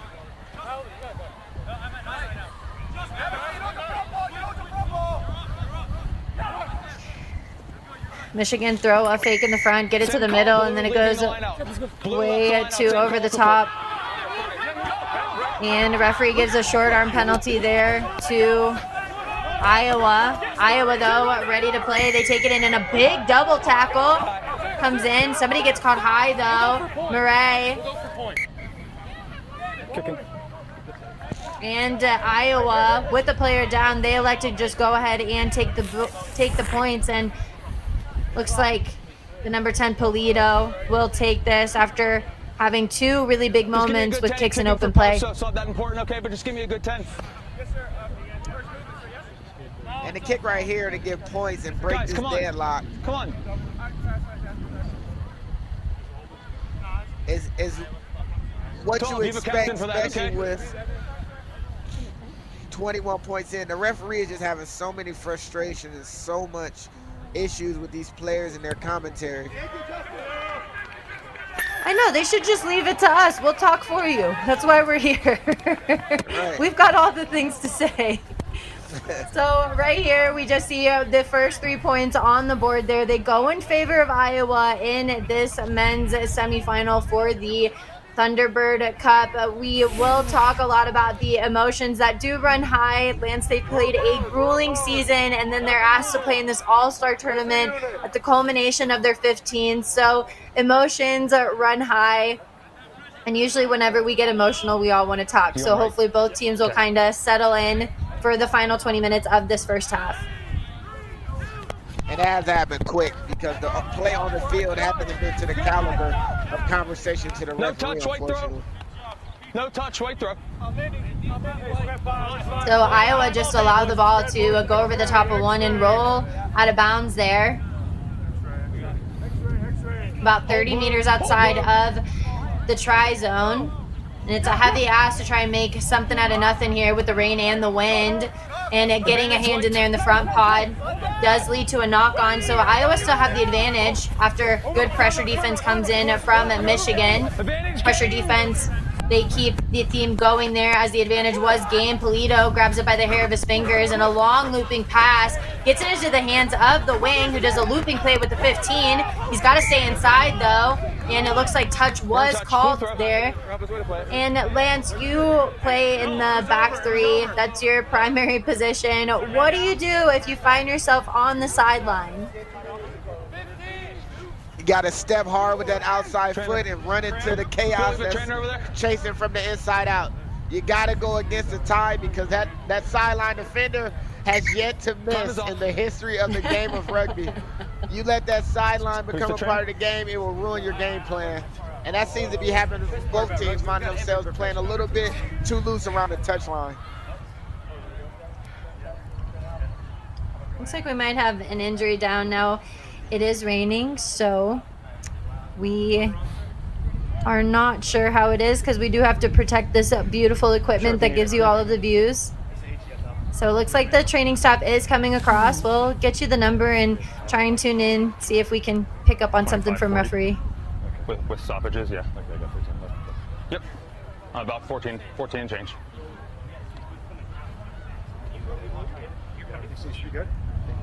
Okay. Is 15 coming off? 15, are you coming off? Iowa, get your sub ready, please. Yep.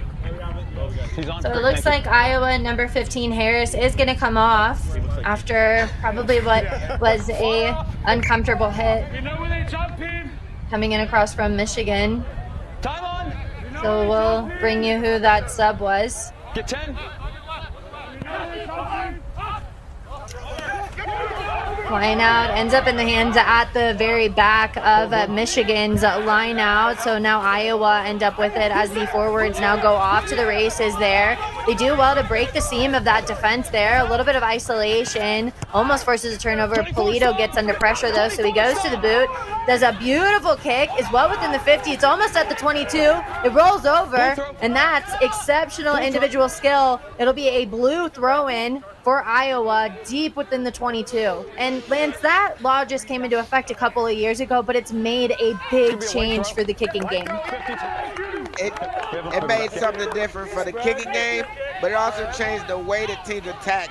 Now that last defender that usually hangs out on the wing presses up, no longer until the team passes the halfway line, giving teams deep in their own end a lot of space to really attack and create opportunities for themselves.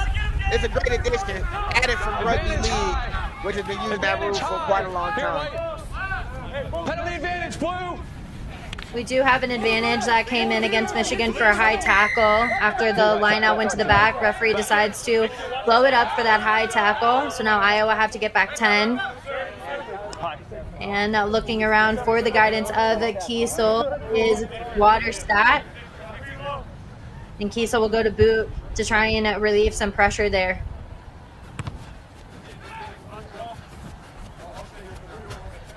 Justin, that's Kick two high goes tackles in the same sequence. straight Okay, out of bounds. We spoke about this. Lower it. And number 14, Justin Johnson, better drop it low because referee does not have an issue with giving a card. Looks like we're still not back to full strength for Iowa here. Not straight. Justin, what's your option? Scrum. Ball is not straight, so it'll be a scrum for Iowa. They elect to go ahead and go with that. You didn't just be smart about what you're saying. I heard you just be smart. Big push, eight! Big push, eight! Hey, we got our prop. Let's go, boys! All good. We can't scrum without him. We'll wait. I played you before. You played in college? Straight foot for me, okay? Straight foot for me. Crouch! And the scrum house having a conversation. We love the full circle moments where you ask if they've played against or with each other. This community in rugby is so small, but we got some big connections here. The scrum stays well connected though, as Iowa maintain their attacking structure. Cutting back inside, though, is the inside center. That's 3 steps, 4 steps now. Gets it back to the forwards and then quickly taken down, though. Ready to eat. Looks like that might have been the number 1 for Michigan there. The defensive pressure looks good as Polito moves it to the man who just got us that line break. The outside center then almost wants to give it away, but then he knocks it on.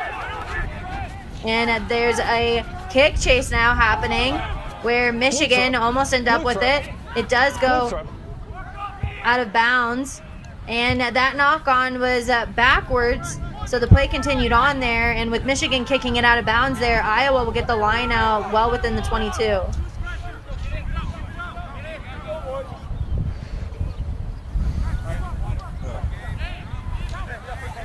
Hold the gap, White.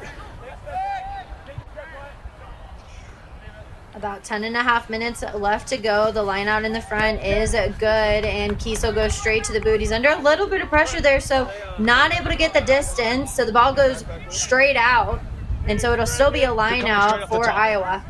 Yeah, I know. Spread. Hold, Blue, good.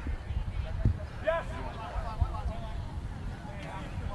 Backwards, play on, backwards. Tackle, back blue. And now underway is Iowa. With Iowa taking a rumbling forward, Draper is just not able to get there quickly, so they get a turnover there. Michigan is continuing to put on a defensive effort now after Iowa end up with the ball back. A good clear out, though, gets them going as they find Wong. Wong gets them go forward. The quick hands might do it. Big man's got it, moves it into the other flanker, who then knocks it on and lands this rain doing a lot of damage. It is, and it seems like Iowa's having the most trouble with it. That is the 3rd knock-on we've seen in very, very easy ball handling situations in normal weather games. But for the ball to keep squirting out on contact or in handling situations is really scary for Iowa, who's had the front foot for the majority of this first half. Come in. Iowa should be about due for their yellow card back here in a minute, as they are still not at full strength. But they were able to score a penalty kick, so 3-0. They're still on top there. Blue in front, Kiesel gets it from the scrum and then it gives a big boot. And continuing to try and find a little bit of a gap there was the number 11. He's unsuccessful with it. Daniels gets met by Michigan. Ball was available there after a little bit of conversation at the ruck time. And so it'll be from in favor of Michigan. 8 minutes left. That's correct. Ours, right? No, there's ours. Domination, Blue. Domination. Let's go. And I think I've been calling Michigan the team in black, but they are in a navy blue. From here, it looks a little bit darker, I think, from the rain. But just to clarify, Michigan are on your right in the blue, and then over on your left-hand side in the red is going to be Iowa. So we'll change that up for you to make sure that we're all on the same page. Some players that look like they're on the same page, though, is Michigan. They get to the sideline, and coming in for the counter ruck is Iowa. There's a lot of space there, though, over the ball there, but they get caught in a little bit of a tangle there. And offsides is Iowa against Michigan, so referee calls it back. We've got 8 minutes left to go here, so it would mean a lot for Michigan to be able to score. Going quickly is Waterstadt. Waterstadt gets some instant comfort from his support as more forwards now are coming across. They've got a whole back line set up there. The defensive launch, though, is solid and quick from Iowa. Michigan now have a lot of passes there to make, but a big Fenn now gets the number 12 some open space. He lands it perfectly into the hands of the number 15, Norris. Norris, though, he knocks it on, and Iowa have to scrum well within the 22. 6. And again, the ball handling, that pass all the way out created a great opportunity. The inside step didn't get him fully away. But look at the burst through. And once he was through, off the left hand, and right here, there's numbers outside. If only the ball could have been retained, they might have could have recycled it out. If only he could have seen that earlier. But you can see how the weather is really affecting everything on this beautiful Illinois afternoon. Set. 3-0 now. We've got Iowa on top, and the rain has also come to play some rugby. It looks like our yellow card is back on, so we're back to full strength there. A long pass, though, deep within this end is really stuck. It leads to a knock on there. Johnson just not able to get that pass. And Lance, when you play in the back line there, it's raining. Conditions are not optimal. What would be the correction to try and avoid knock-ons down in this end when it could mean a change in a lead? Blue scrum. So with teams with cohesion, they have an understanding of how each other plays in the weather. But if you're talking about a new group of guys that you're just meeting, just learning about, you got to bring it in tighter. And if you're going to make these long out passes, they have to be in very, very simple stages without traffic for the ball receiver. If you don't find a way to make these passes easier, condensing the space, you might find themselves knocking the ball on throughout the course of this match. The scrum is under a lot of pressure there.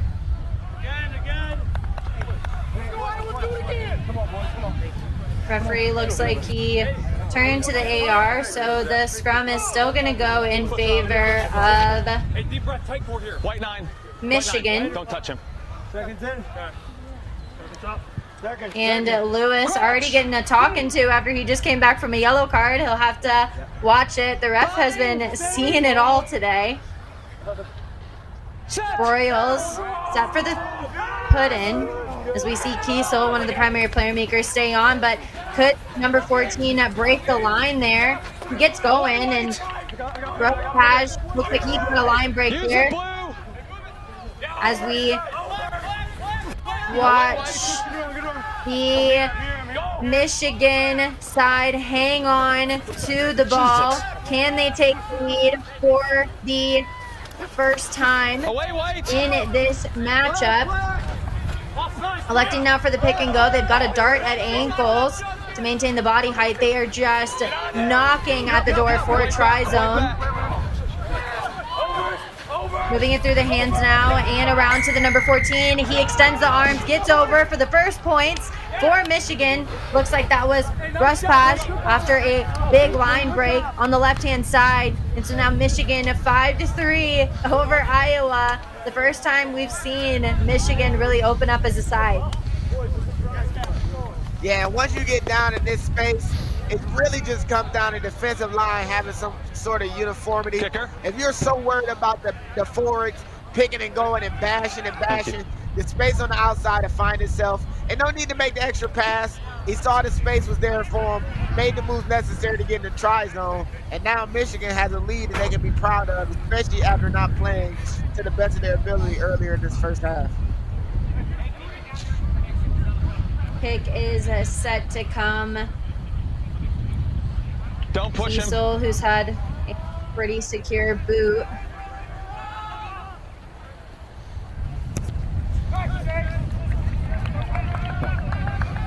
Gets the ball over. Conversion looked not good. So 5-3. 2 minutes. Michigan still on top. And about 2 minutes left to go. We still have a whole other half to bring you here as we watch the Thunderbirds semifinal. This first half come to a close. Appreciate that, thank you. Just too quick to be in each other's ways, I guess. Yeah. Are you going right? Yeah. Okay, just want to be out of your way, thanks. Let's have it now.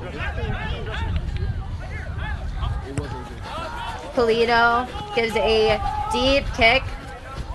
And it might have just rolled right on through the back, so there's an option for a re-kick or a scrum right at the 50. Scrum chosen.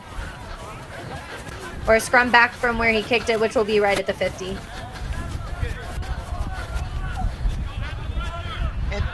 territory-wise, this is a great moment for Michigan. If they can find a way to really push deeper into Iowa's zone, correct points, they go a long way for their confidence. But you can honestly see how both teams have settled in better. They've left the ref alone and kind of got more into what it is we need to do instead of what we need to change from the outside. Good job by both teams. Set! Scrum now underway here. Might be our final play of the match. Whoever wins this one will be playing Allegheny. Whoever wins the Allegheny versus Wisconsin game, which we'll be bringing to you after the women's semifinal for the Cup, which will be Wisconsin versus Minnesota. Scrum does not look very good for referee's liking, so it gets called back. Michigan get to re-scrum. Crouch! Bind! Set! The contest at the front row stable here. And going to the left-hand side was the number 8, but he hits some big, ferocious collisions there and gets them about 5 meters of go forward. Stepping back inside is our try-scorer, Ruspash. Over the ball quickly is Broyles as he moves it to the forwards, who just take it right in to the low body height of Iowa. But an offsides and a not rolling penalty against Iowa gets Michigan a long arm penalty.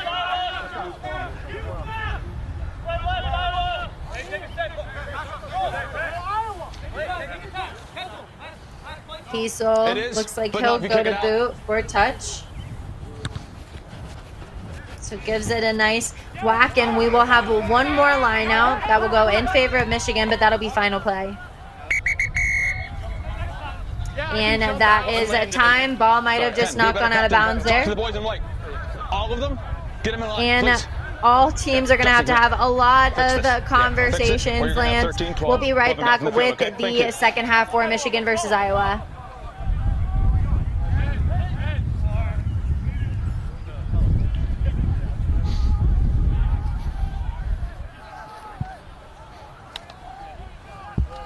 We lose Tim? I'm going to go and hit the head in a minute. Go ahead, yeah. I saw him go and I'm like, no, yeah, sure. There's one, there's usually one here, but not today. Yeah. There it is. I'll hit that. Okay. Yeah.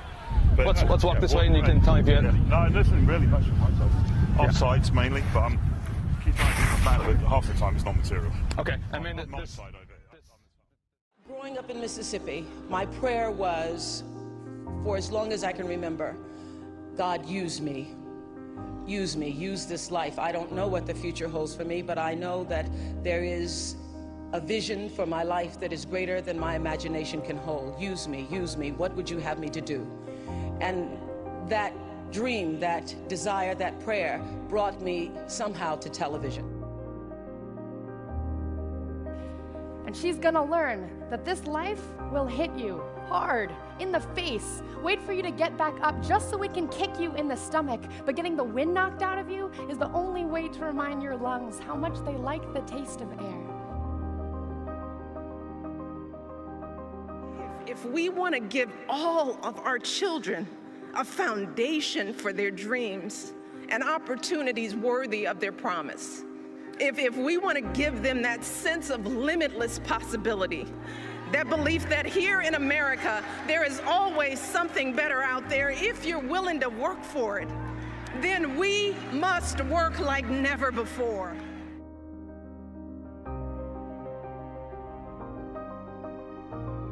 You might never fail on the scale I did, but some failure in life is inevitable.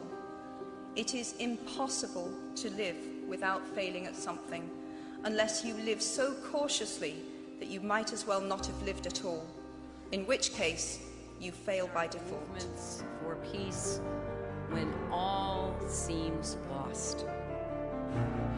Together, I do believe it is part of the American mission to ensure that people everywhere, women and men alike, finally have the opportunity to live up to their own God-given potential.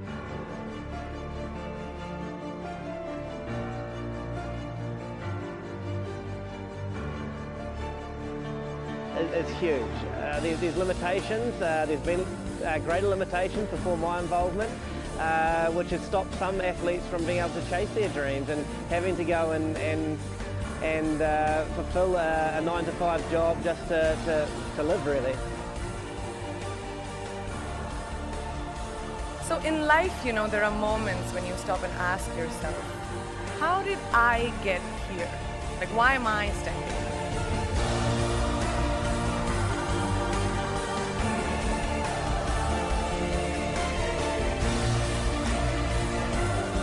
Girls have the power to change the world. It is a fact. There's a really, really beautiful quote that I read recently, and I think it's absolutely appropriate to explain what I'm trying to say today. The hand that rocks the cradle, the procreator, the mother of tomorrow, a woman shapes the destiny of civilization. Such is the tragic irony of fate that a beautiful creation such as a girl child is today one of the gravest concerns facing humanity.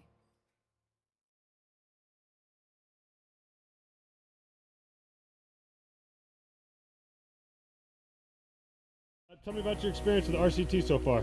Well, I think my experience can be best described as really fun and community bonding because I meet so many new people playing the sport I love. I wrestle and I play football, and there's nothing like rugby. Yeah, everybody that I've ever met that tries rugby just comes to one practice has ended up liking it. And I asked her like what it was, and she said like full contact, like same rules, guys and girls, and I didn't believe her. And then she was like, oh, come out to our practices. And I did, and I was like, oh yeah, I want to play. And then I started playing, and it was really fun. I don't know, it's just a game that I love. It's pretty fun though, I don't know, I just love everything about it. The laid-back atmosphere of it, you all be friends on the field and off the field. Just the bond and the vibe from everybody is nice and builds like a lot of character. You should play it. Play rugby. That's it.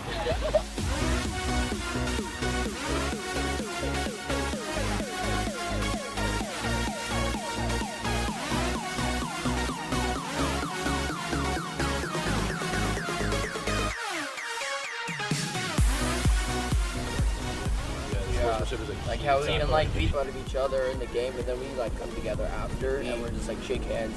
What do you think that is? Why is that?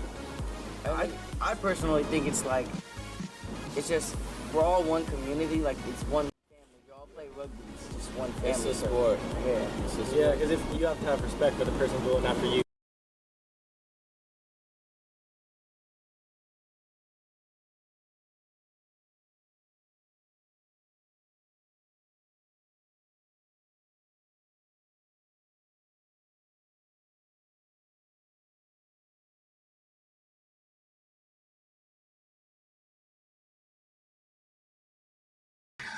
Welcome back, team. It's the Midwest Thunderbird Cup where we've got our men's semifinal underway. Iowa over Michigan. Iowa versus Michigan right now, with Michigan on top of Iowa. My name is Darian Lovelace. I'm joined by Lance Kavanaugh, great American rugby founder, the one who loves to talk about rugby anytime, anywhere. Lance, talk us through that first half, because there was apparently a lot to talk about. Well, a lot to talk about in the way that the weather has really put itself into this game. A lot of ball handling issues, a lot of dealings with the referee. The referee's done a good job controlling this game, explaining his points. Standing on his square is a term that I like to use as a referee. But both teams really struggling to find ways to gain points. Iowa opting to go for a conversion, going for a penalty. Michigan finding their way deep on the doorstep and getting the ball to their back line to cut through and get 5. But what we need continuing for the rest of this matchup is you can see multiple people crowded around that tent in the center of your screen. We need both teams to really lock into how this weather is going to carry the second half. Ball handling errors, unforced, run amok. But can they find a way to put sets together, put phases together, and get points, and not allow Mother Nature to really have control of this match? Thank But you. if there's one thing we always know, the sideline does not miss, and Mother Nature can always make a mess. So we'll see who ends up on top. It's an evenly matched game here. Michigan 5-3. Michigan will be set to receive. Kick goes deep and it goes within the 22. It's fielded well though. A little bit of a half gap opens up there, but they elect to go ahead and take it in, secure possession there, and build the continuity. And we might have some finishers start to make their way in. Whoever wins this game will play tomorrow against whoever will win in the final game of our broadcast on this side, Allegheny versus Wisconsin. Electing to go quick now. They move it into the hands of Bruce Page gets them over the 50 now, and forwards are there, eyes up, ready to play. Coming around the corner though was the number 10. He almost gets it ripped away there though. And the shoulders just get caught over the hips there. We're 52 seconds in. We've already had 2 penalties, okay? Yes, sir. Consider this your warning. Yeah. Referee, we saw him go into the pocket against Iowa to begin with. The number 9 Lewis already had to have about 10 minutes to have a seat there. So the call was you have a penalty. Referee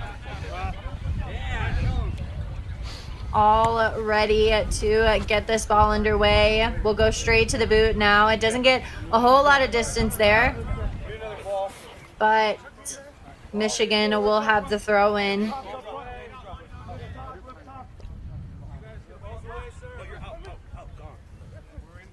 Hold, White.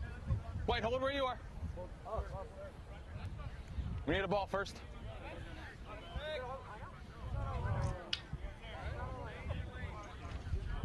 And there's that odd shaped thing we need to get this ball underway. Michigan now go up at the front. They get it well, and then somebody who's just not able to hold on to it was Broyles. He knocks it on, and a player in front gets a penalty. So now Iowa will go to boot. It's your last time. And so they call over Polito to go ahead and boot it. And Lance, in that first half, we talked a lot about the boot of Polito. It's a penalty. Yeah, he's kept him out of trouble multiple times. And listen, the frustrating that this referee has been dealing with over the course of this matchup, you're going to really see it affect how this game ends, because it looks like he's had enough for Iowa. And after the attempt to kick it out of bounds, it's unsuccessful by Polito.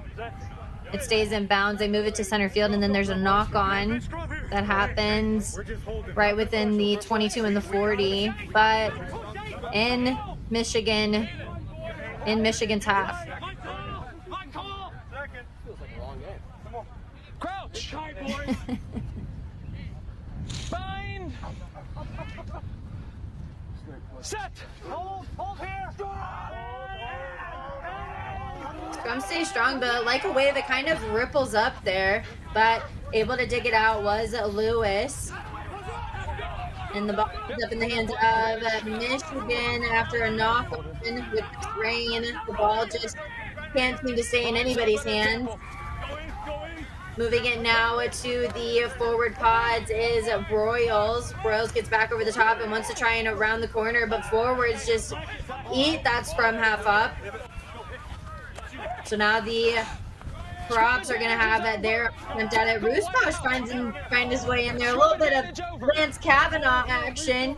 The wing comes in to help out the forwards on the pick and go. An inside cut, though, is unsuccessful for Michigan. So now Iowa will have the opportunity to attack. They work it wide, and they also get some space there with a big fend. Advantage was gained, so now it's a free play for both sides here as the defensive launch comes up well for Michigan there.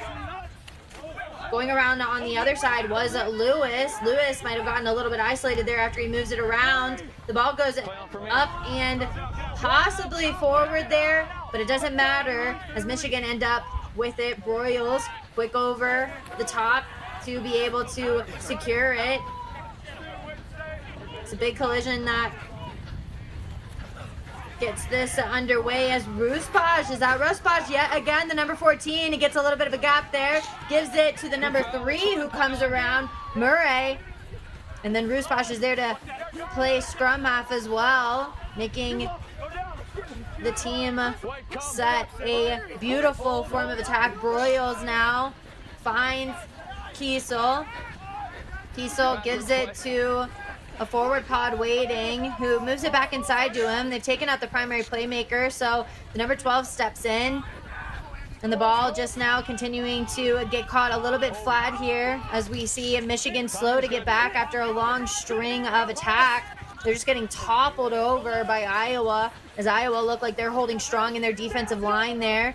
Quick to take it down though, and quick with the offload from the ground. Ruspash has it. Ruspash gets out of 1 tackle, 2 tackles, and gets to go forward. Drops the shoulder now and gets them over the 22. Ruspash wants it badly as Kiesel, one of the primary playmakers, takes it into contact as well. Over the top though is Broyles. Broyles might have lost it though. And Lance, Ruspash, he's been everywhere. The pick and goes, playing scrum half. 5-3, Michigan is barely leading, but Ruspash is really showing out.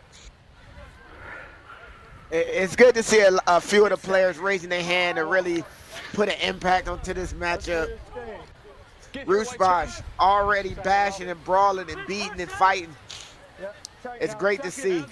But both of these teams need to tighten up at the very end. Michigan getting down the field, working very well. Everyone's getting involved. Line breaks from props and everyone included. But got to find a way to really get tightened in on that very end of those. Looks like our clock has gotten a little bit chilly from the rain as well, as it looks like we're about 5 or 6 minutes past that 40-minute mark. But luckily we've got our referee microphone, so he's been pretty communicative this whole game. Polito goes to boot and kicks it well within the 22, and it looks like the ball does go out, and it's got a lot of distance there. Also trying to keep an eye out for our camera equipment, so we'll see how creative they can get with our views. Please get 5 for me. Okay. Get 5 meters for me next time, thank you. Beautiful stuff there as we watch this line out get underway. And it'll be an Iowa throw-in. Tom, where are you? Yeah. Okay.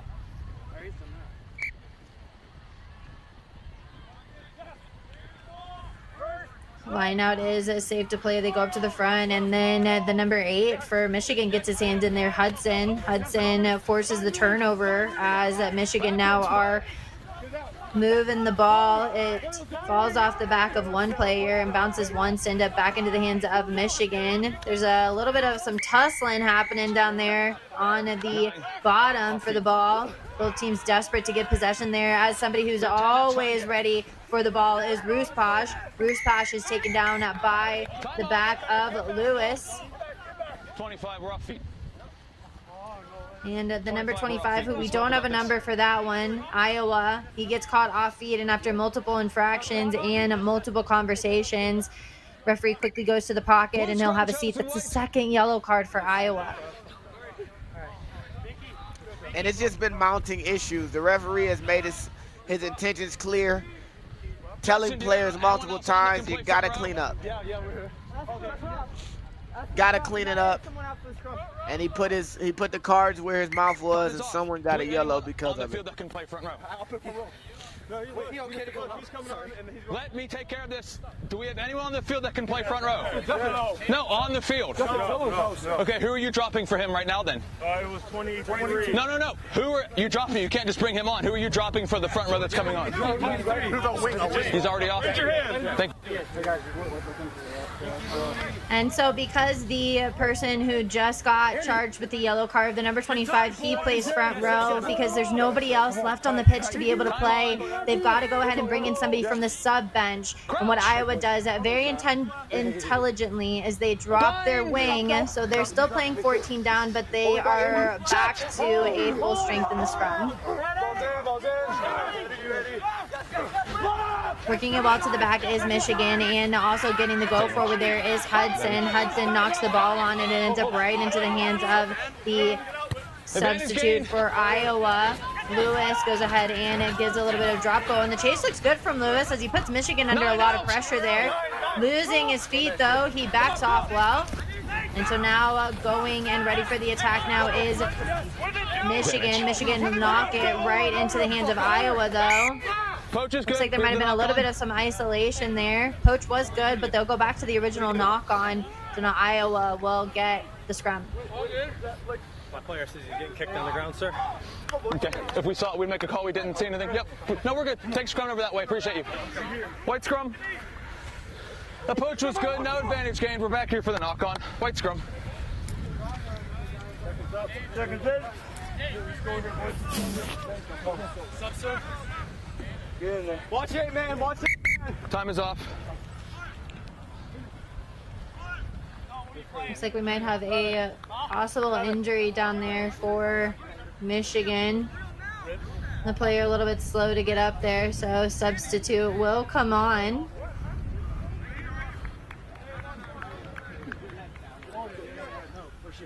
Here we go, here we go. Big push, you got this. Go straight. Ready! Hey, look over here. It looks like we've got a full scrum, full 8-on-8 there, after a yellow card came in for the front row. When it's steady. Bind! And so they had to drop a wing as well. Set!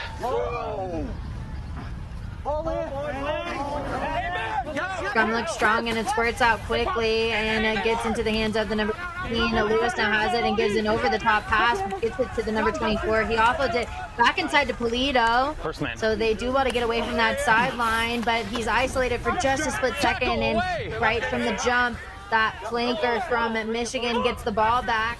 So now Broyles will go ahead and look to keep Roll white. Hold here. them at bay until Kiesel decides to go ahead and give it a boot. They decide to risk it though and move it through the hands, and they get a lot of go forward there. They're well over the 22 now, so the kick cannot come there. Roosposh is quick to pick it up there and holds his body weight until the support comes over. There's a big gap in the middle though if they can use it. They get caught though in a big defensive launch from Iowa that pins them back. Lewis comes into the line, and the counter ruck now just continuing to go on, turning around the back of the ruck of Michigan. Iowa now end up with it. And so they're in a beautiful attacking platform here, well within the 22, moving it into the hands of the inside center. Polito has it. Looks to do a drawn pass on the number 19, who might have knocked it on there. And we've just seen Iowa time and time again almost have it until they move it wait to to the see end. what I signal. You'll know what happened, okay, 23? Please don't ask me one more time. I know this referee is tired of player maintenance and the things that have been happening in this matchup. They've had a great opportunity. Crouch! I would say that if maybe the referee had a squirt bottle, then maybe he could keep the chatter down, but it's raining buckets down here, so that really wouldn't do much to keep the communication down. He's done a good job of trying to get players to respect the referee as the scrum holds strong. And this back line for Michigan is waiting for it. The ball bounces and creates a nice 2v1 there. He gets away from the sideline, cuts back in, and then offloads it. The ball goes backwards. Ball does get knocked on there, but you know, Michigan do a good job of getting out of their end whenever you expect for them to kick. They risk it, and it usually pays off in a lot of meters. Yeah, but if only they can finish the very back end of that. That was a great bit of play from them and a great opportunity that they made for themselves. Unable to find that connection on the outside edge, players running into each other. It just shows the environment that these all-star games can make with guys who really don't have familiarity. Bill, is your radio? Here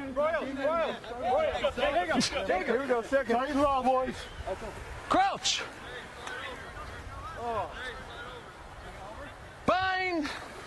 Looks like there were some substitutes that came on for Michigan. The number 22, Segal, is now on. It looks like Broyles went and had a seat there.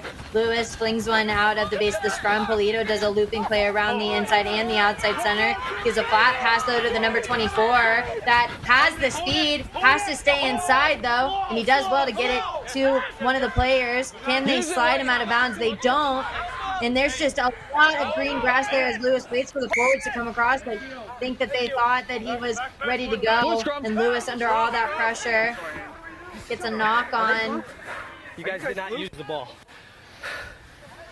He asked you twice. Oh, well, sorry. Thanks, Bill. Appreciate you using the radio. The blue scrum.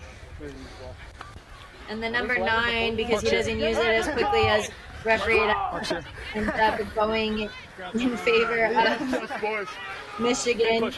And Lance, you've got to, if I can be honest, you can just feel the frustration coming in from everybody. Players, referee, I'm sure coaching staff. And to be honest, I don't really see a solution coming out as we just watch as the minutes tick by here. Yeah, they definitely have an appreciation for the game, and they want to win. You can see how highly competitive both teams are. And another opportunity for Iowa. Option. Can we either, what do we do, get it from where we're at, or? What is your option? We'll take the scrum. Scrum from where you kicked it. Blue scrum. So they go ahead and they take the scrum there after Ruspaj asks for the option.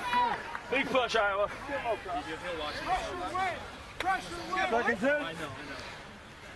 Second. Crouch. Bind. Everyone up. We're in early. Keep our spacing.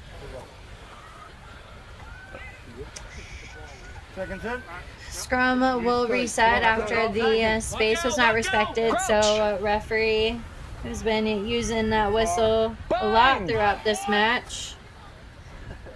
Set. Scrum now underway. Michigan feeded in. It holds very strong, but Iowa trying to put on a lot of pressure there. Kiesel's under a lot of pressure as well, as he's got to go directly to boot after a good defensive launch there. Somehow he clears it, and so it'll be a throw-in for Iowa about 30 meters outside of the try zone. And man, we're talking about missed opportunities and close situations. This game has everything you need except for high scoring. The collisions have been absolutely prime. And referee's doing a good job controlling the action. White, form the line. 3-5, Michigan over top of Iowa.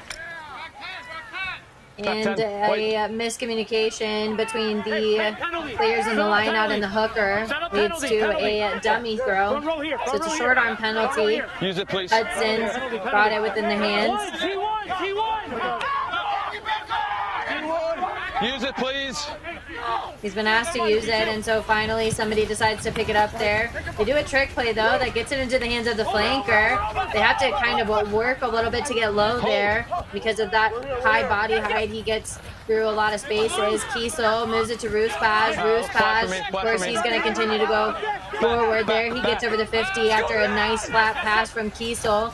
Kiesel now moves it back into the forward pods here, waiting for it. They hit the center of the pitch, and now White's got to respect that space. Does well to get out, and the defensive launch looks sound.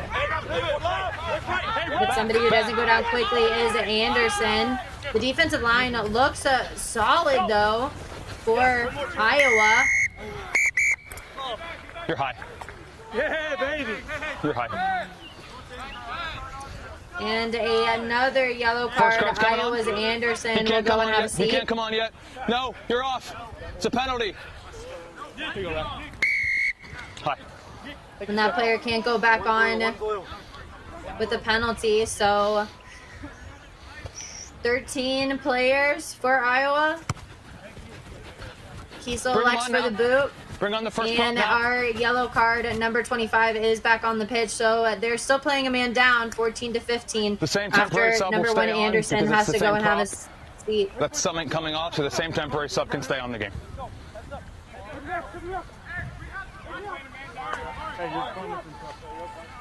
Did you? And I mean, referee flashing so many colors. It's exceptional how this game has been going for both teams. An exceptional bit of skill comes in from the number 6. Looks like he might have gotten subbed back on there. A nice little dummy play gets him well in front of that defensive line. Trying to spot a little bit of a seam in the defense. He's not held, so he presses on there and gets himself into the green zone now. 22 meters outside of it, and the defensive launch looks well executed for Iowa. Ball ends up getting knocked backwards, and Rusbosch is there to clean it up. Digging in for it is Segal. Segal gets it to his fly half and moves it back inside to Vander Ark. Time off. Come back, Doc. Come back, Doc. Captain. 18 stay. The penalty's running up again. 2 on him at the ruck this half. You know what to do? Yeah. Just stay out of it. Did you penalty again? And Polito having to have a conversation with his player, Nate Powley, about the breakdown infractions, and it looks like Kiesel is going to take his shot at the boot, and this is in very achievable penalty kick range. Loose pocket, right?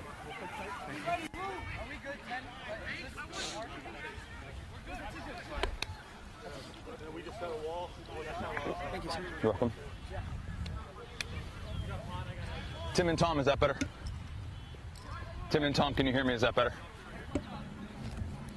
It's probably because it's just what? We're just going to go with it. Kiesel gets set for the kick. White, stop moving.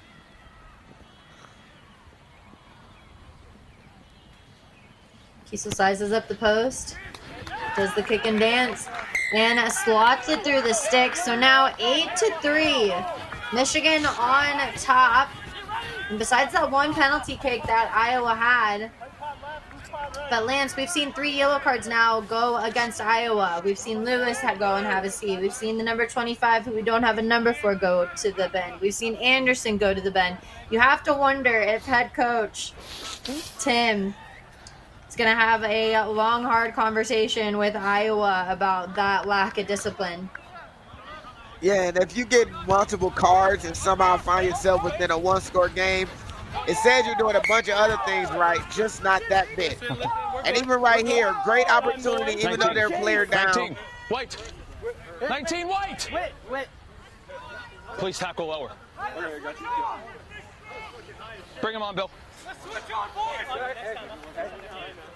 Looks like some substitutes are going to start rolling in for both sides. Hey, let's switch on. We need to score. What's up, boys? Seconds in. Hey, Ryan, let's give a push, eh? Full 8-on-8 there for both sides, even though we've got Anderson, the number 1, who went to have a seat there. So they probably had to drop a backline player. Iowa with what he put in. And the scrum gets messy. As a knock-on happens at the back of the scrum there, and you can hear what it means for that Michigan scrum. Knock forward, blue scrum. Blue scrum. And for you to make a mistake off the kickoff and immediately get the ball back because of a good scrum, the confidence it gives to your team to know that you can wipe across any mistake you make and somehow have your hands back on the ball in immediate fashion. Grateful for the length of this matchup. Set. Hold. Put this ball in, and holding strong is that Michigan scrum. Kiesel moves it into the hands of Rusbosch.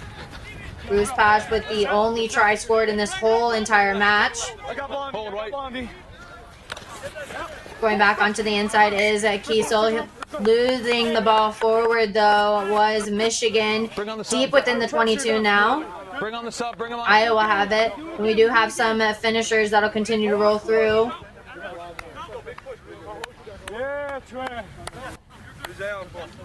Time is still ticking away. Again, Blue. Real tight. Let's come the fuck up. Seconds in. We're dropping to this right side. Yeah. Tom, let's go. Crouch. Bind. Up. They also have to close base.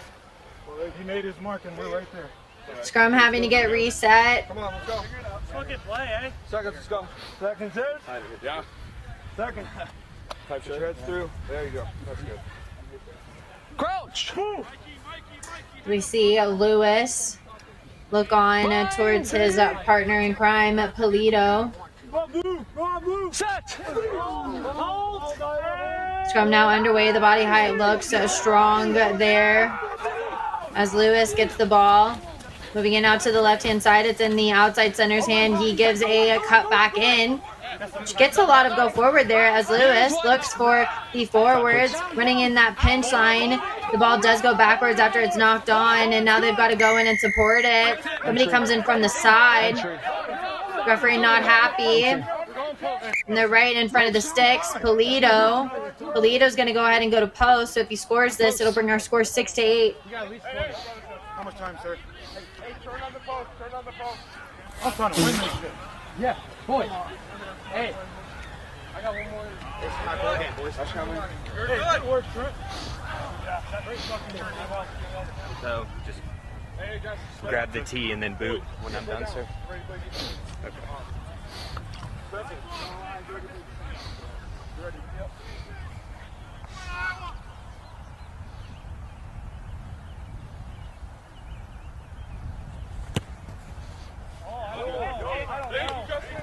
Kick goes up and it's good. So 6-8 now with Michigan still 15. on top.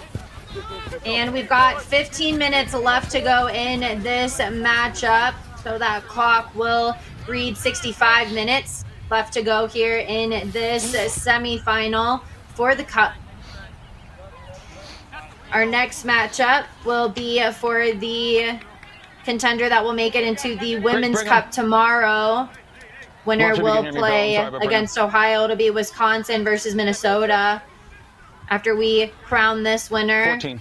Later on, we'll have Allegheny versus Blue now. Wisconsin for that Thunder Cup final.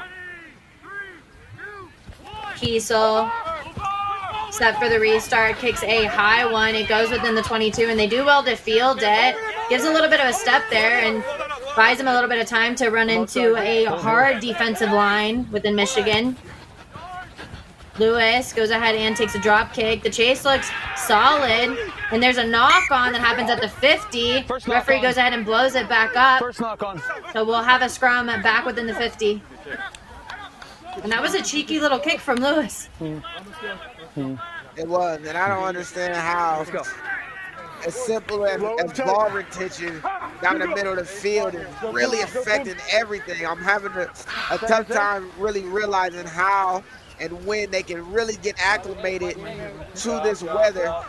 I'm having a tough time. They seem to be having a tough time. But it's something about this weather that is just nerfed this team's ability to play wide, as Michigan again knocks the ball on and find themselves outside of a better position that they could possibly have. Yeah, somebody needs to stop doing the rain dance because it's sabotaging these players. Somebody who gets sabotaged quickly is the 8-man. He's taken down quickly by the opposing flanker there. And so now the forwards are all over top of that ball as Lewis moves it to Polito, who gives a long pass to the number 15. He sees a little spot gap and then offloads from the bottom, but Iowa's gonna have to quickly get over there. They do get the support that comes in, and they wait for their friends to come in. A nice pinch line gets the go forward, and a good clear out. A little bit too much sauce on that clear out, though. Come here. 23. Captain. with this player coming from distance, landing his feet, making direct head contact. Oy. A red card for the number 25. Second yellow. Time is second yellow. Time is off. We'll take It care looks of it. like time is off after a possible head hit.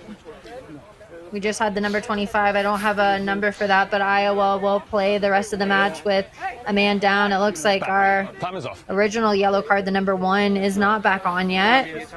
So they're not at a full strength. They're now playing 13 on 15 and 2 points down. At least it's like 90 degrees. That's Thank you. You're welcome. And it looks like that is Kenworthy. Kenworthy, okay. Slow to get up. He's going to go ahead and have a seat after that, but good to see him up and walking off there. Stop. Don't be trapping. Hey, we're in a good spot right now. White, are we ready? We're in a good spot. Don't be trapping. Sorry about that, sir. Bill, I can't hear you. Iowa now set and ready, but a little bit too ready there, as it's going to be a penalty after a red card. Michigan will boot this one out within the boot of Kiesel. Kiesel gives a big thwack on that one, so he gets well within the 40 there, and got about 12 minutes left to go for this side. Time off. Hold, please. Yellow card is underway. Time is off. 2, 4, 6, 9, 11, 14. Time on. Referee just checking numbers because we've got a lot of people have to go have a seat for Iowa. Hold. Getting folded, though, is Michigan after they win that line out. That defensive launch comes in hard for Iowa, and bringing him to ground, though, quickly was the outside center. This defensive launch is still coming up as Anderson, the yellow card, now finds his way back onto the pitch. Iowa with eyes up and points out. They do well to keep this attack at bay as they make a hit on one of the substitutes, number 23. You can see the rain is still continuing to come down here. Hitting the ruck, though, after a delay of game. Referee is still asking for it, but a nice little line break comes in from the number 17. Looks like that was Strayer. Strayer gets them up, and Ruspash moves it to the forward, stepping in as a playmaker. Leatherman gets a taste as well. The number 22 wings it over the top of the fly half, who gives a fingertip. And the ball ends up getting knocked forward there, and Iowa have it.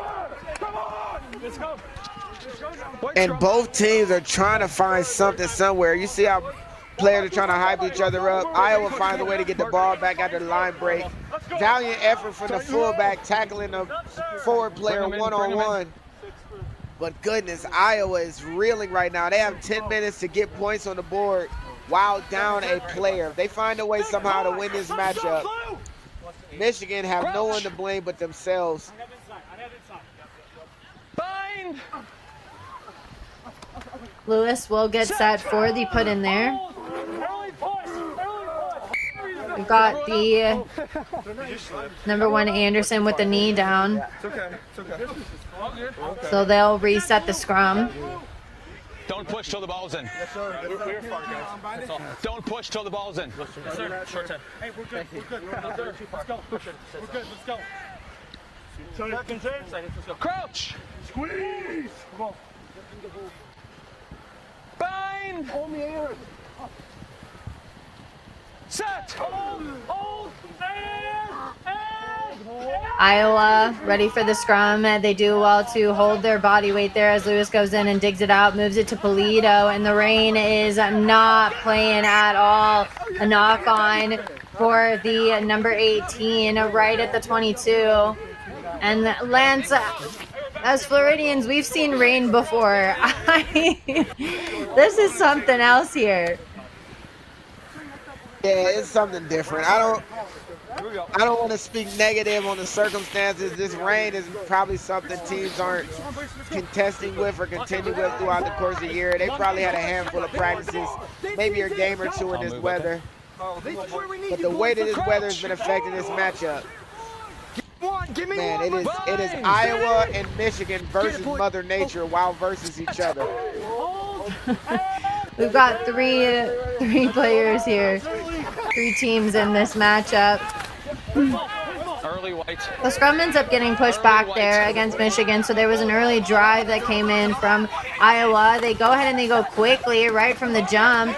Number 8 Hudson decides to really take that bull by the horns.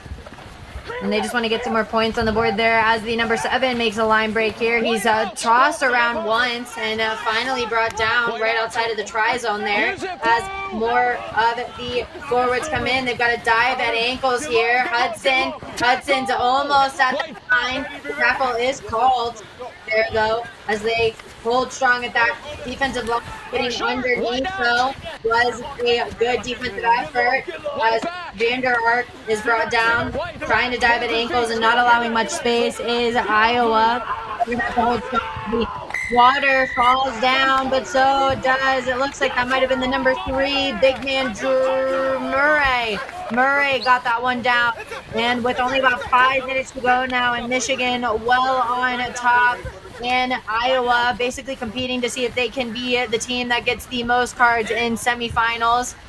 Just do not have an answer.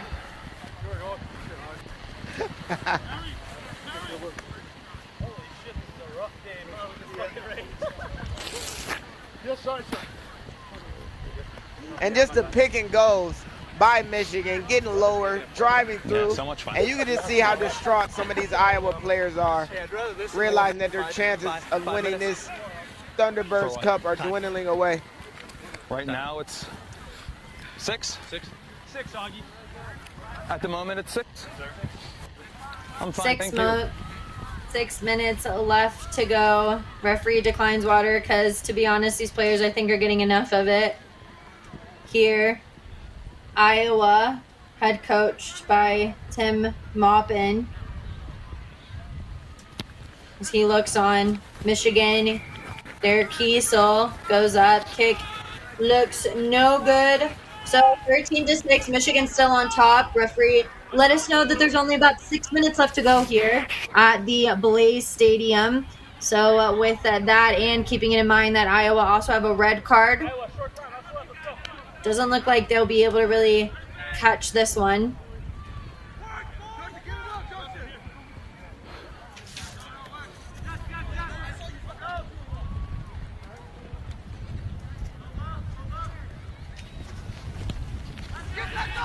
Ball goes up off the restart, and Iowa elect to go short, and doing well to field it was Cowley. Cowley was it to the substitute there. He gets a little bit isolated there, and a knock-on happens. Iowa is hyped as now they get an opportunity to attack.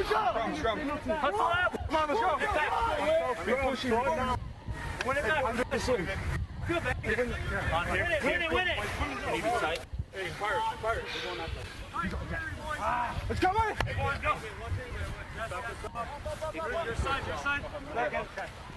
Get tighter, though. Second, please. Crouch! Winner of this match, which looks like it's going to be Michigan, will play whoever wins the Allegheny and Wisconsin matchup after our women's semifinal. That will happen right. This one, Wisconsin versus Minnesota. The winner of that one will play against Ohio, who already punched their ticket, as we watch Iowa press on. Dancing with the defense was that outside center. They do well to keep it in as the wing takes it down. Use it.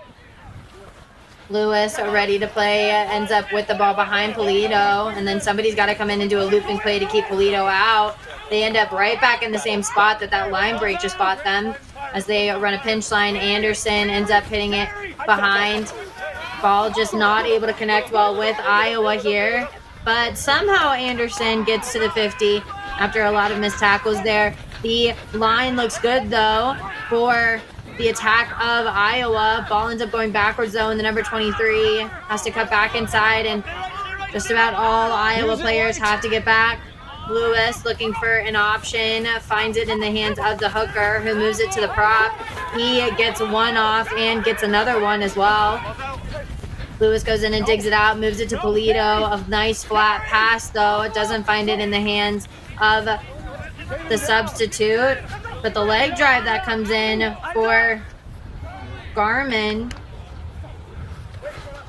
gets them into the 50. A good defensive launch from Michigan, pins down Anderson quickly. Lewis goes ahead and gives a drop kick, and it bounces once, bounces twice, and then rolls out a touch there into the 22, but it does give possession right back to Iowa. Down by 7 points, less than 2 minutes to go in the matchup, and kicking for territory when no one is prepared doesn't seem like the smartest approach, but now it is up to Michigan's forward pack to retain the ball on this line out through the fatigue, through being drenched in soap. They have to find a way to keep the ball back, and if Iowa gets the ball back and Iowa finds a way to get a really good attacking platform, maybe that decision was genius. But right now we don't know where it stands with the line out to come. Michigan set for the line out. They go to the front pod, and Hudson just gives a little volleyball tap over the top. Ball is on the ground, though, and then all of the dark blue flood over top. They're just going to use their forwards now and hopefully kill time there, as you see Ruspash come in and communicate that to the replacement, number 22, Naringo. Or excuse me, that's Segal. Referee not happy with a penalty for not rolling away against Anderson. First tackler not rolling.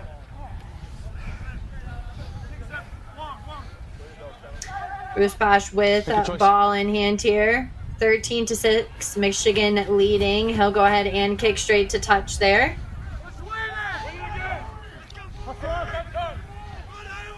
Referee still has time to burn.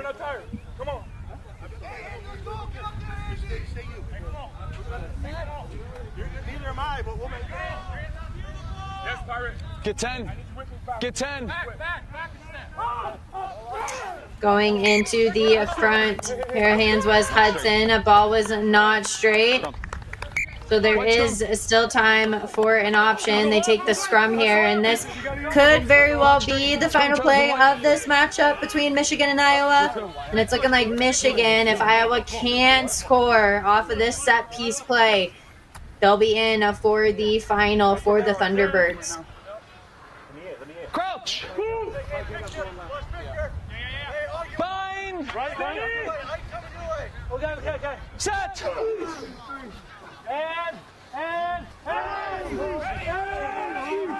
The scrum looks good. Feeder coming up over top. Lewis moves it to Polito. Polito moves it to his inside center. His inside center gets tackled by the ankles and falls forward. Moving it to the right-hand side was Lewis. Giving it to a forward. They just take it right into the guts of Michigan. And Michigan holding strong defensive line, but trying to break through is Draper. Polito now gets a low pass, who gets it to Anderson. Anderson not able to get the arms free. He's met by two tacklers from Michigan.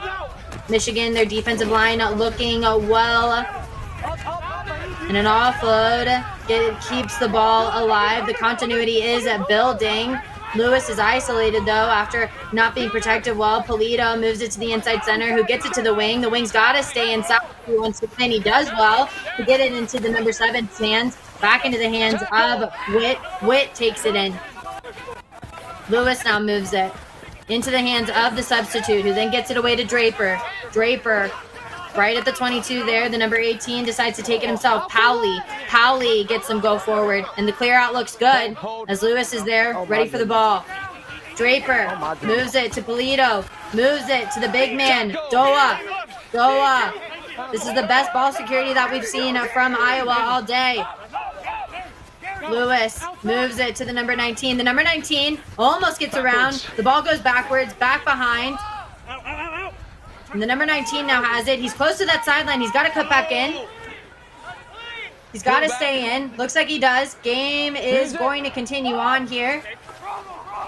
Back. Lewis moves it. It goes backwards. Draper continues to press on there, as his rest of his front row. Wong and Anderson are there to clean it up.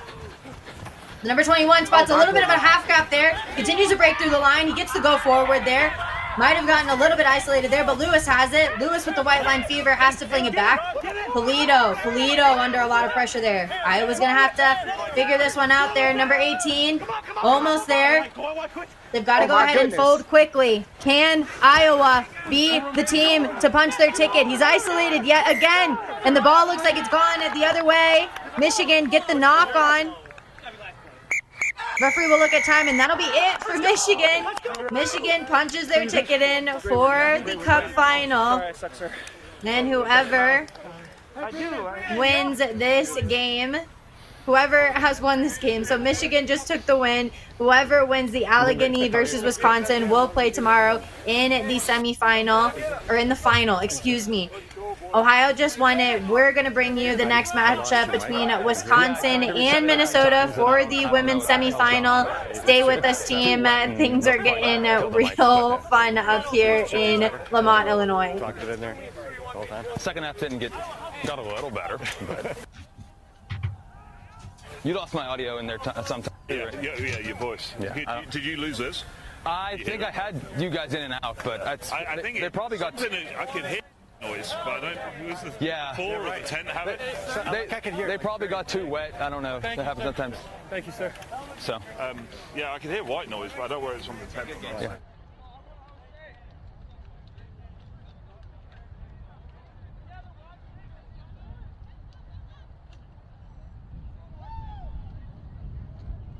Tell me about your experience with RCT so far.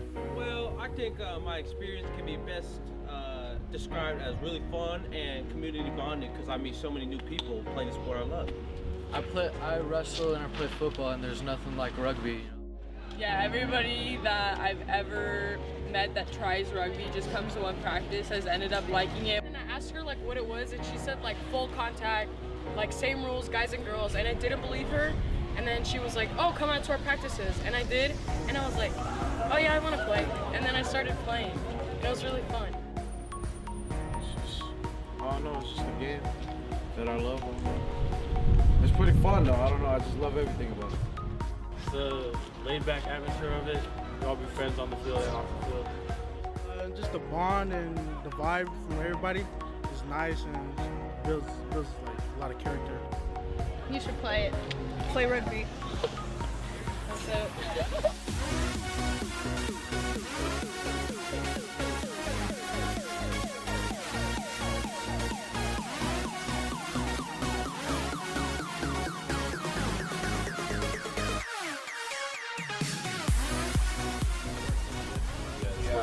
Like how we can like beat out of each other in the game, and then we like come together after, and we're just like shake hands. What do you think that is? Why is that? I personally think it's just we're all one community, like it's one family. You all play rugby, it's just one family. It's a sport. Yeah, because if you have to have respect for the person going after you because you work hard and they have to work just as hard after you. So you say that respect is probably the greatest value you can gain out of this game? By far. Yeah. By far.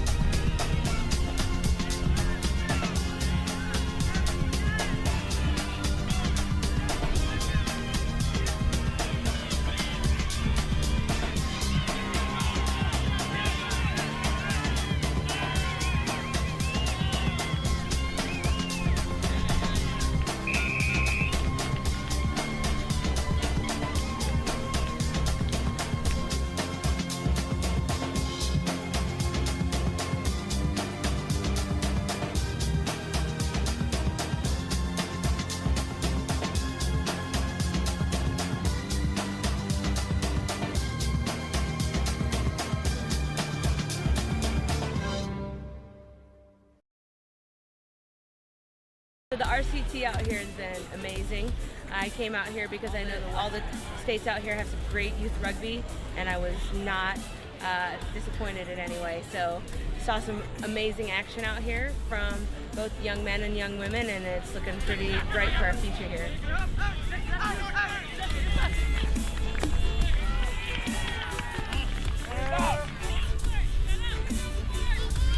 And what's your favorite part about playing rugby? I really like the camaraderie of it, and like the game is just so physical and it's fun. It's hard, like even though it's hard for me. Yeah. Rugby has helped me stay consistent, and as a woman, I feel really empowered being able to tackle people. It just changes lives.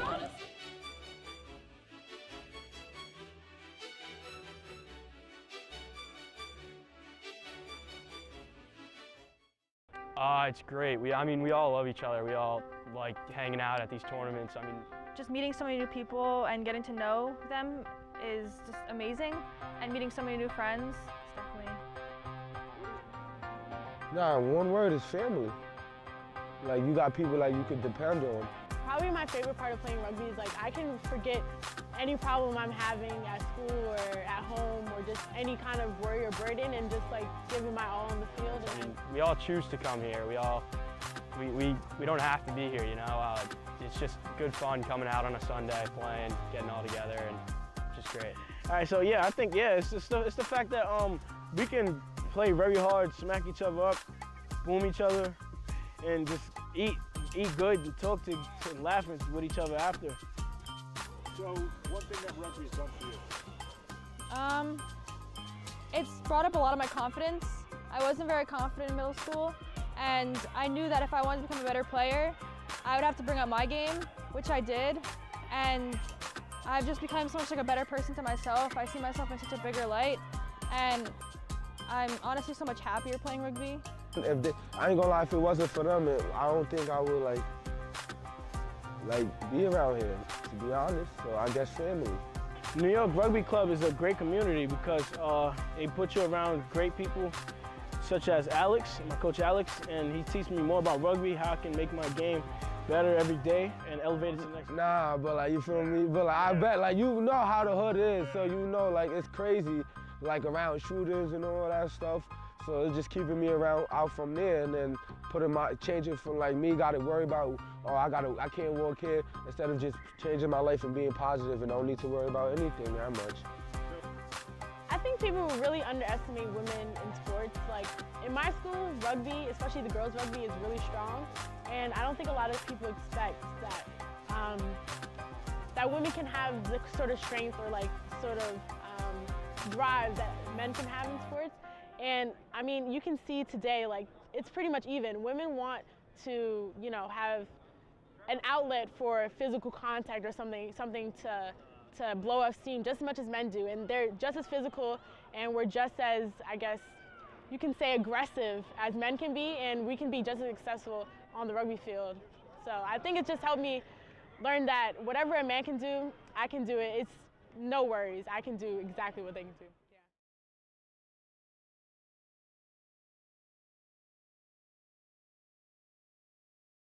Most girls are smart and strong and beautiful. Most girls work hard, go far, we are unstoppable. Most girls are fight to make every day. Not too hard to say. I wanna be like, I wanna be like. So actually, before I started playing rugby, I was just a cheerleader for my high school, and I was very shy, nervous, and being around teammates. Rugby is a very accepting sport. I wasn't embarrassed about my body or anything. People really welcome you and actually like take your strengths and weaknesses and work with you to like make you a better person and player. You hit each other and then you're friends. I really like the camaraderie of it, and like the game is just so physical and it's fun. Definitely try it. Like you maybe don't think you're the strongest, but once you go out and like you hit someone, that adrenaline is so amazing.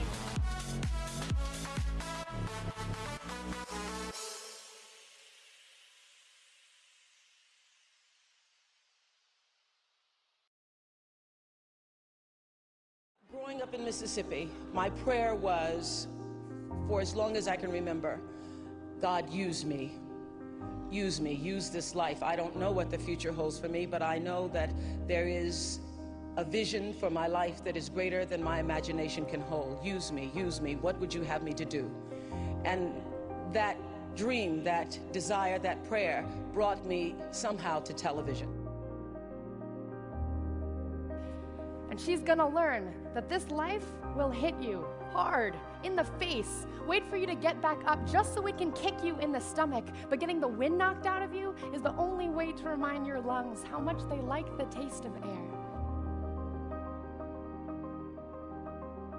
If we want to give all of our children a foundation for their dreams and opportunities worthy of their promise, if we want to give them that sense of limitless possibility, that belief that here in America, there is always something better out there if you're willing to work for it, then we must work like never before.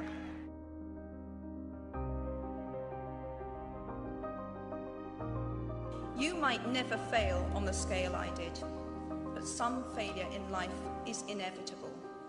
It is impossible to live without failing at something, unless you live so cautiously that you might as well not have lived at all, in which case you fail by default. Movements for peace when all seems lost. Together, I do believe it is part of the American mission to ensure that people everywhere, women and men alike, finally have the opportunity to live up to their own God-given potential.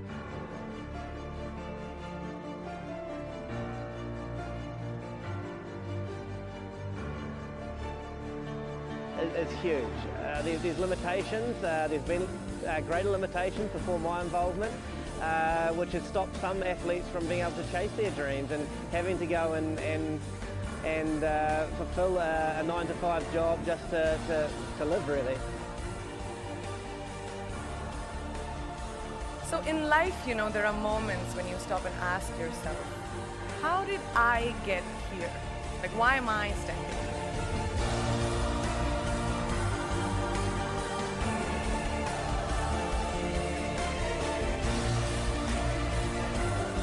Girls have the power to change the world. It is a fact. There's a really, really beautiful quote that I read recently, and I think it's absolutely appropriate to explain what I'm trying to say today. The hand that rocks the cradle, the procreator, the mother of tomorrow, a woman shapes the destiny of civilization. Such is the tragic irony of fate that a beautiful creation such as a girl child is today one of the gravest concerns facing humanity.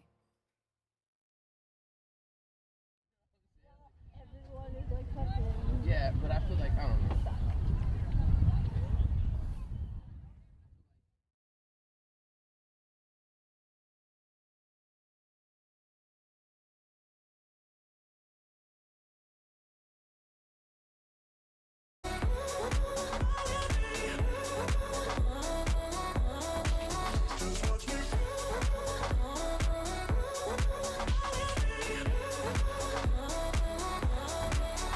Watch me.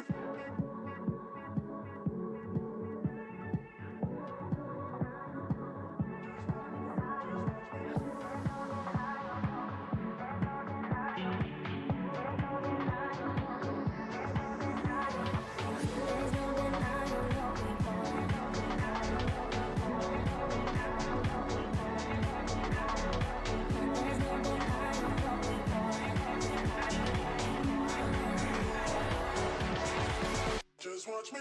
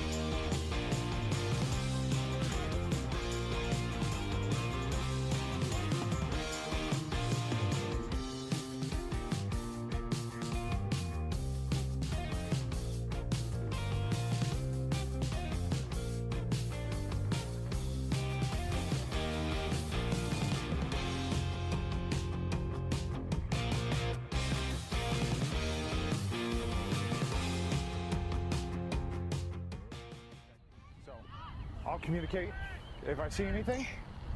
Welcome back, team. We've talked you through a lot of matchup today, 2 very close scoring games, but right here we're going to talk about this women's semifinal for the plate. It's the final one today. We already have one team that punched in their ticket. That was Ohio. They barely got by with a 25-24 win over Chicago, but now we've got Wisconsin versus Minnesota. My name is Darian Lovelace. I'm joined by a great American friend and great American rugby, the man who knows it all, Lance Kavanaugh. Lance, talk us through what happened in that first match and also what we're going to expect here from these 2 select sides. Well, earlier today, we've seen 2 teams pitted up against themselves, it seemed like. Chicago area versus Ohio, and Ohio squeaking out a win at the very end, finding a way to get a 1-point advantage as time runs out. The weather in that matchup affected everything that went on during the course of that game, and now we find ourselves with Wisconsin versus Minnesota, who are bitter rivals state to state. If you're not talking about the Green Bay Packers versus the Vikings, you're obviously talking about the Gophers versus the Badgers, and every which way possible, Wisconsin and Minnesota have found themselves on a back and forth.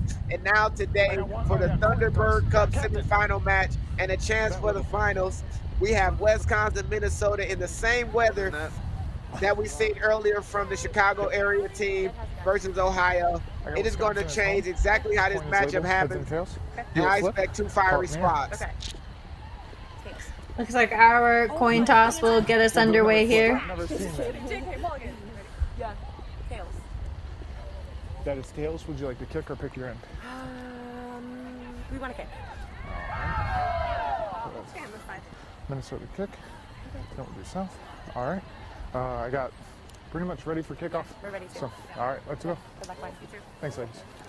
And it looks like Minnesota, which will be in the purple on the left-hand side, will be the ones to kick. Over on your right are going to be Wisconsin, and they are going to be in their telltale dark blue and gold. Both sides evenly matched. We've got head coaches for Wisconsin, Matthew Quay and Kayla Holmes. And then for Minnesota, big shout out to 2 major coaches in the collegiate scene as well, Martha Danes and Sue Whitwell. They've also got Robin Zindazwick as well. Or excuse me, that's Kristen Zindazwick. Okay. So both sides heavily coached. Kicking, 2 blue. As we see purple getting ready to take the pitch. It's semifinals time. And I hate to be the bearer of bad news, team, but we don't have the roster for Minnesota. I tried to use all my sleuthing skills, but just wasn't able to find it. We've got the roster for Wisconsin, so we'll just talk you through all the action here.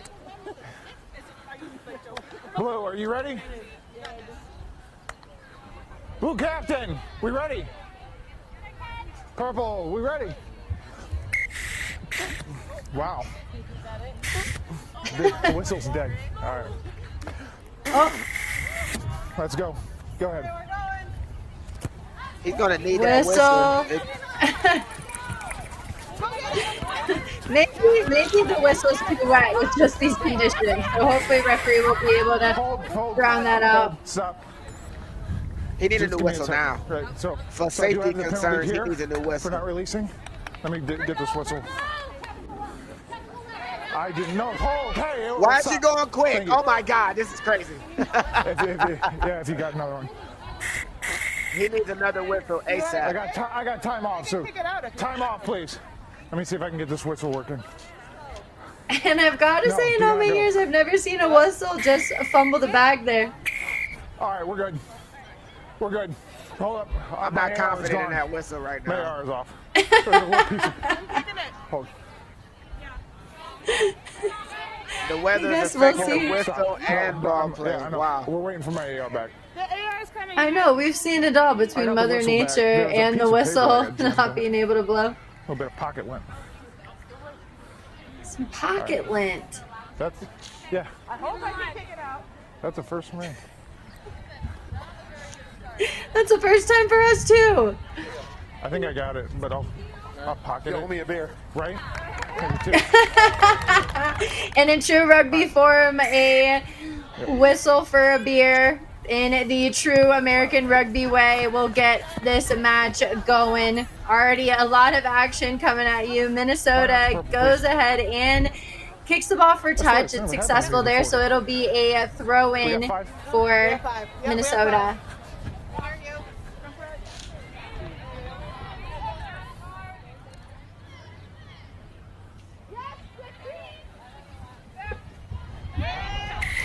Hitting the middle pod, it's not straight, so they'll have an option. And Wisconsin is going to go ahead and opt for the scrum.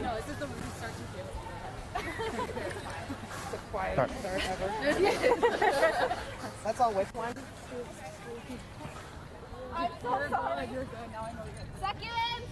Scrum set for the first one of this matchup. So this will be whenever teams get the most feel. Body height looks strong and stable across the board here. But somebody who's dominating there is the number 1 for Minnesota. Twist the scrum all the way around, but luckily Wisconsin came away with it here. Taking it in right at the line is the number 12 for Wisconsin. We've got her number, that's Westaby. And the ball gets caught a little bit in front of that wing. A new whistle right now. I'm sorry. I don't mean to interrupt you, Darian, but this whistle, this whistle is a big issue. This has to be fixed right now. Safety is on the table. It has to happen right now. Unfortunately, if players are still going to continue to play, it leaves a bad precedent. That's how people get hurt. That's how the game kind of falls off the rails.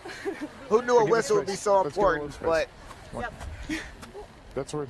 I'm going to advocate for a new whistle as soon as possible, ladies and gentlemen. We got a new whistle, though. Is everything getting sabotaged? Will we find a good working whistle here? Bind. Referee sets the scrum. We hear that volume well. Scrum is underway there as Minnesota holds strong. It bounces off of one of the scrum halves and then bounces off of an outside center as well. So we'll have a center scrum going in favor of Wisconsin right at the 22. Right here, break foot. I'll make the mark for the break foot. That's where I want them. Big drive. On me. Where's your second? I will say that that last whistle did work. So whatever he did, it sounded a lot better. I think we have it now sorted. So on this episode of Adaptability Rugby, we see the number 14 for Wisconsin put it in. That's Schley. Schley's under a lot of pressure there, though, after the scrum just bullies over the top. That was a monstrous wave of the Minnesota forwards there. But a high tackle goes against Wisconsin as Minnesota elect a quick tap, moving it into the hands of the fly half. She puts it right into the hands of the number 9, Hanley, for Wisconsin. And an offsides call gets the party started is the number 9 yet again. Hanley's going for it. Hanley's finally tackled into bounds there, but did the support come in? It does. And then a counter ruck gets a little bit too much real estate open for Minnesota. Minnesota now with the turnover.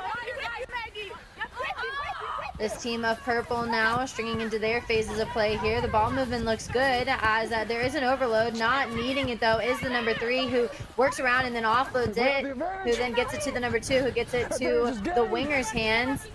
And Wisconsin find that Duran now has it, but a lot of vulnerability around ruck time gets Minnesota well rewarded with a turnover, and the outside center decides to set the platform there for her team. Moving it now, it gets knocked on and then ends up right in the hands of Bavars. Bavars crawling her way out of the bottom of that mess. As we see the Wisconsin side take center, but the support is late, and Minnesota now are gonna reset. Quick tapping quickly is Hope. Hope decides to light the fire there and gets it into the hands of Bavars. Bavars gives it to the inside center, the number 12, Westaby. Westaby makes her way into the try zone and lands. That almost looked like a rhino bullying through that defensive line. Just head down, ready to attack.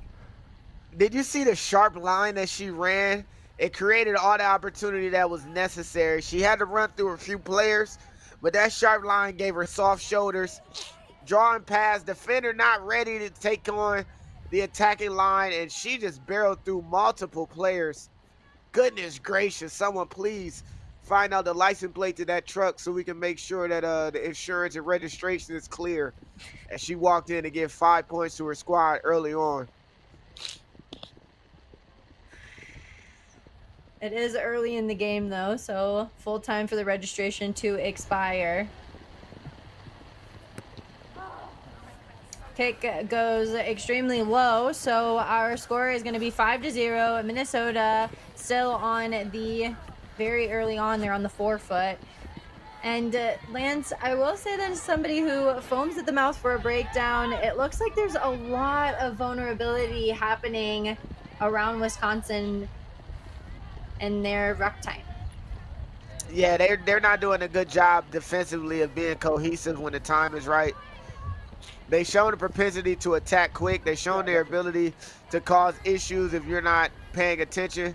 But unable to link and communicate to know where the threats are coming from led to a try. Even though there was work to be done, it was a lot easier than you would want to give up any try here, especially in a competition like this. Would you like a scrum on the kick? Westaby, it's like that ball might have just gone off the shin. So they do have an option after it does not go the full 10. And Minnesota take a stroll over for scrum time, and it'll be right in the center of the pitch.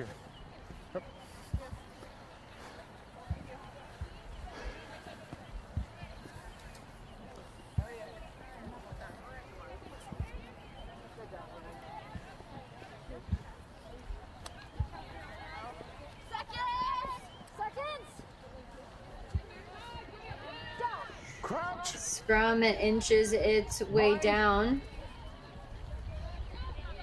So Minnesota put in. And that scrum is won, but the number 14 does get caught offsides after a little bit of cheeky play comes in from that scrum half. She moves it quickly to the fly half, who gets around well, offloads it back inside to the 9, and we've also got an advantage coming in from our referee.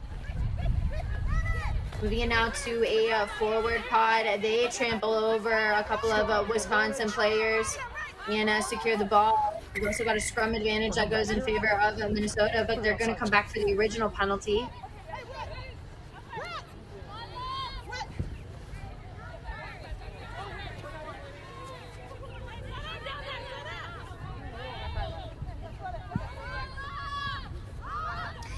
Electing for the quick tap now. Minnesota want to keep the ball rolling there as they move it to a forward, waiting in the middle. The tight head prop does get offload off, and it finds its way into the hands. It looks like that might have been the number 10, who runs a beautiful support line off of the number 3. And that prop fly half connection gets them another 5. Probably gonna play a little bit longer advantage. Just do these conditions. The lines that are being ran are just absolutely epic, and the cohesion and working together, being in support lines. That try right there was well worked, and it seems as though the weather isn't affecting every team this weekend. There's one team that seemed to find a way to keep ball in hand and really attack.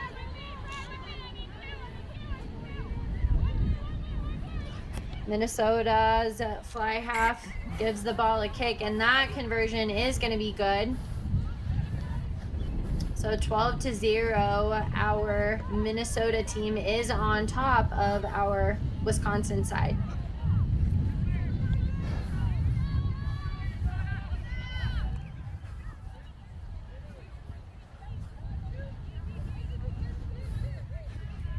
Up together, go meet the tackle. 11 minutes gone here in this first half as kickoff gets set to take place.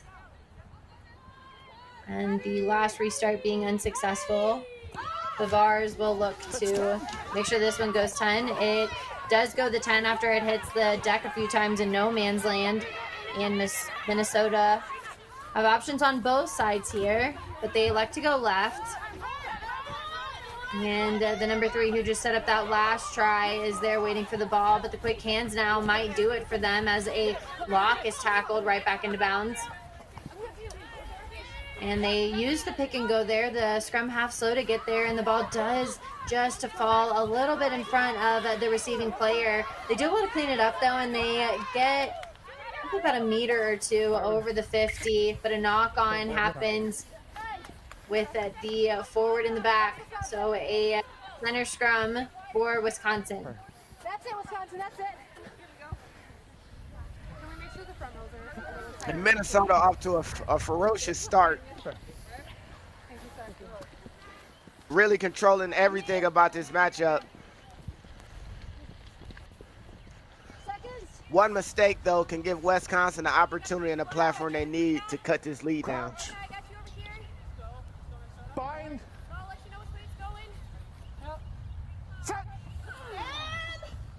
Play with the put-in.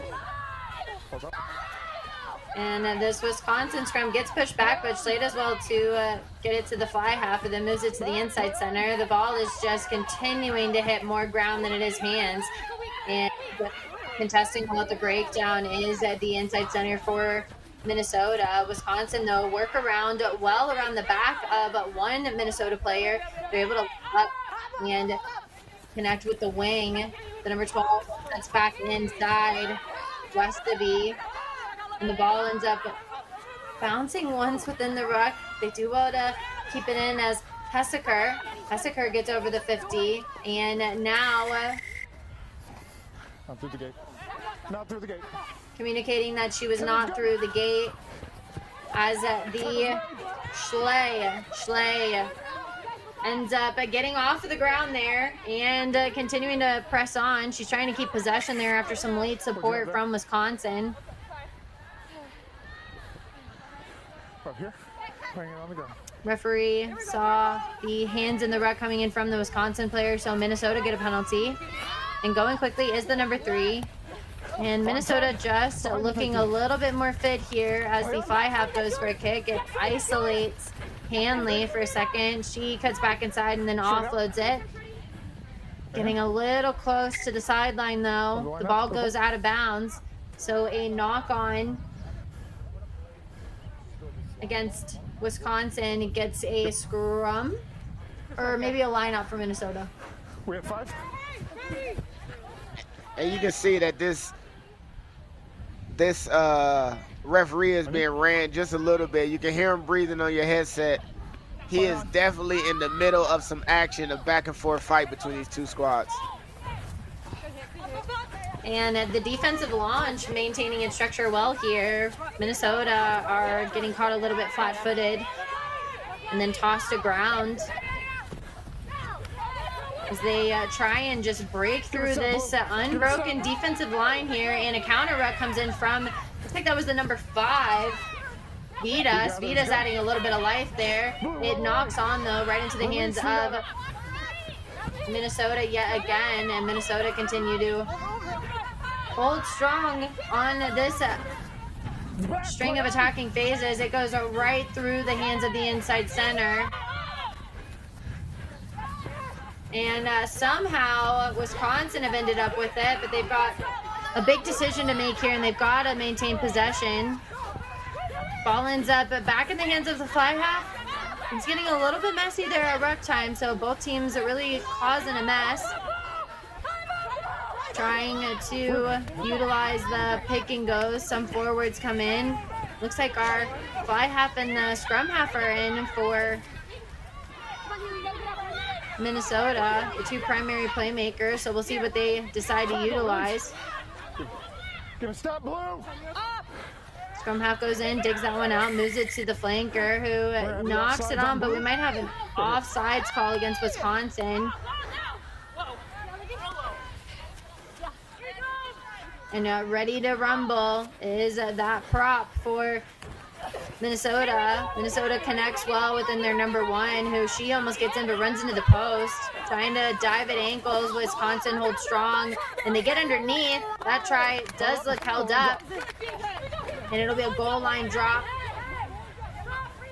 The number 10 decides to give it a boot on the right-hand side. That was cheeky, but it goes right on out of bounds there. So it'll be a Minnesota throw-in and deep within the 22. Purple line out. And with the momentum that Minnesota had, it was probably best to get the ball off the park in the way that they did. One in the hooker channel, please. Absolutely. On you.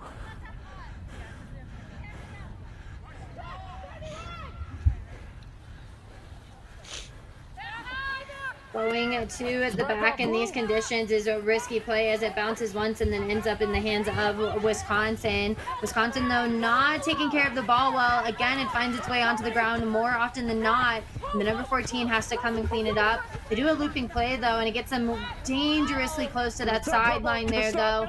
You have to wonder if they'll exit here soon to try and relieve some pressure.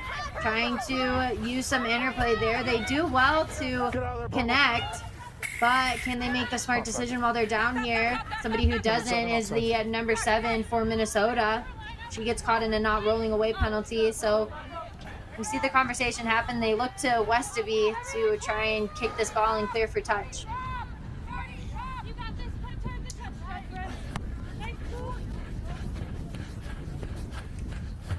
Ball finds its way straight out, so it'll be a line out for Wisconsin. Very close to the 40, but still in their own half.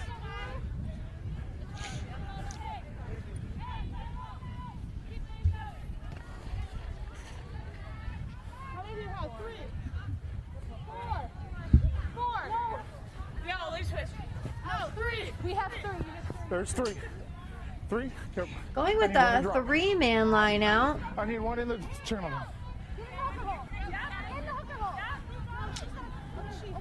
Teams needing to dish it out as to where their position should be. They utilize the middle pod there, and Minnesota almost end up with it. It falls short of even the Minnesota hands.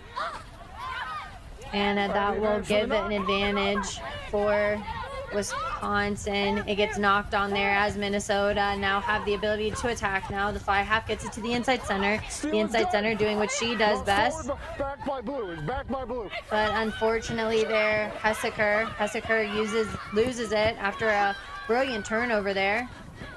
It looks like somebody might have almost gotten pancaked out of bounds there. They do well to keep it in, though, is Wisconsin. Wisconsin maintaining some defensive structure here, or attacking structure, as they trample over. No hands, Pablo. Just leave it.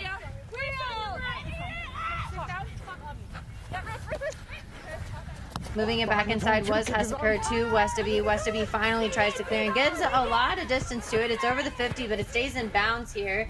So now Minnesota have the ability to attack, but won't get much going there after a knock on from the wing. Here.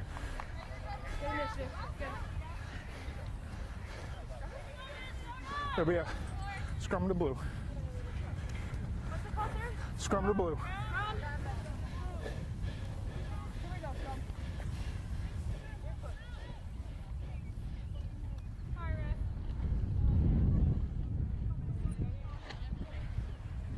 I'll lay it on Libby.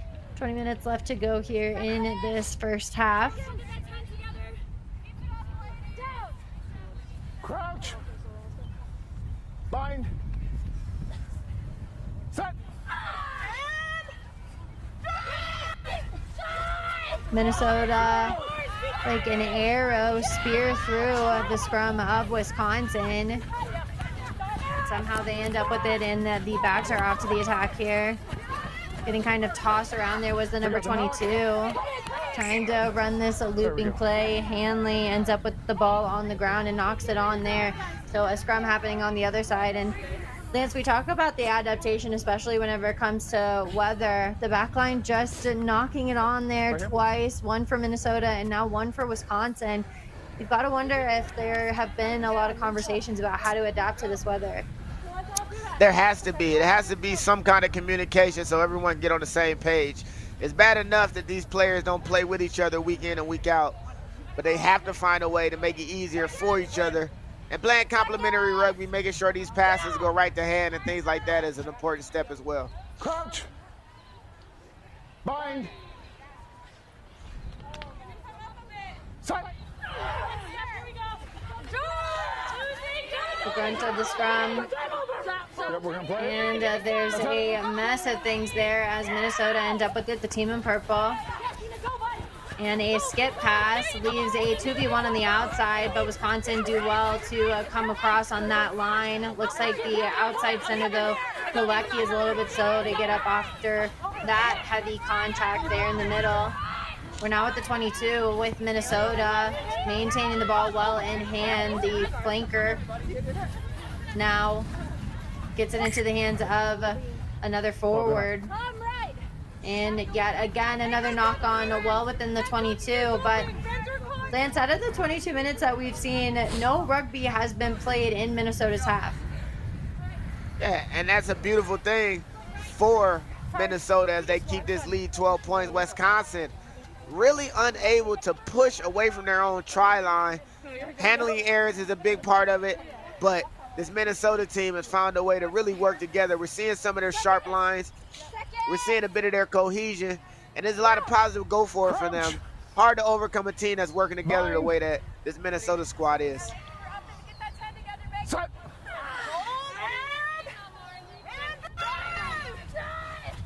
And the scrum stays connected in Minnesota as well as it almost breaks through Wisconsin. The number 9, though, gets a little bit too excited there, and the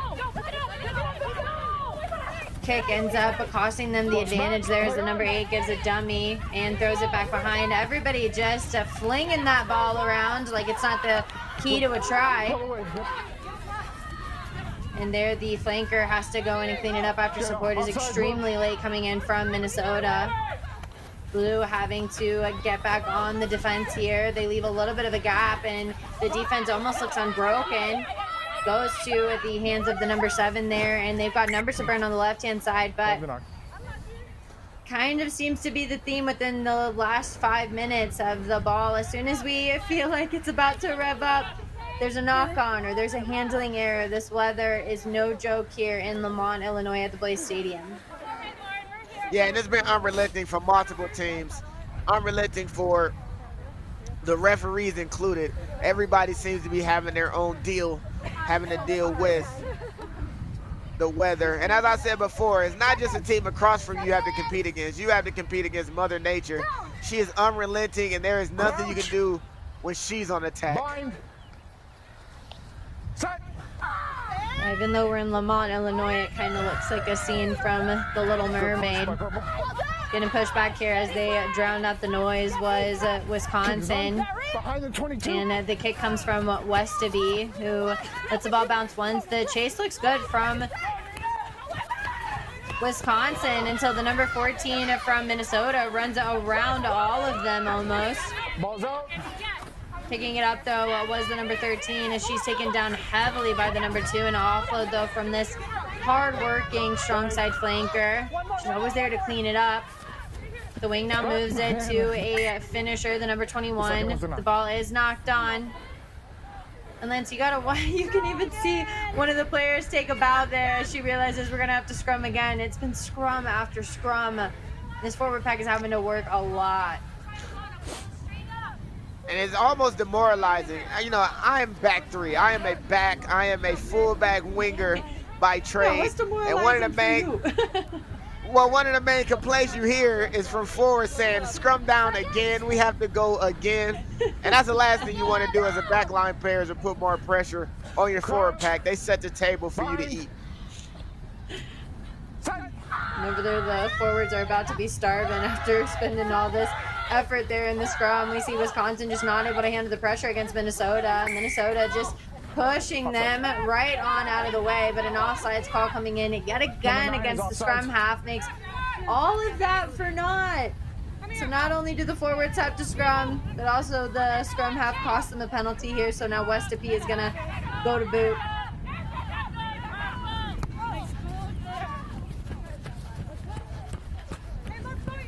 Straight out into touch right on the 50. And Lance, what's your conversation like if you're out there in the back line? It's rainy, conditions are not optimal for the fancy plays that you've worked on during practices. So what do you do? 3 points. Tighten up in the middle of the field, especially to your left hand if that's your weaker hand. Communication all the way up and through, and to play with a bit of forgiveness because we know how the elements are really affecting everyone. So play as best complementary rugby as you can and communicate loud and clear.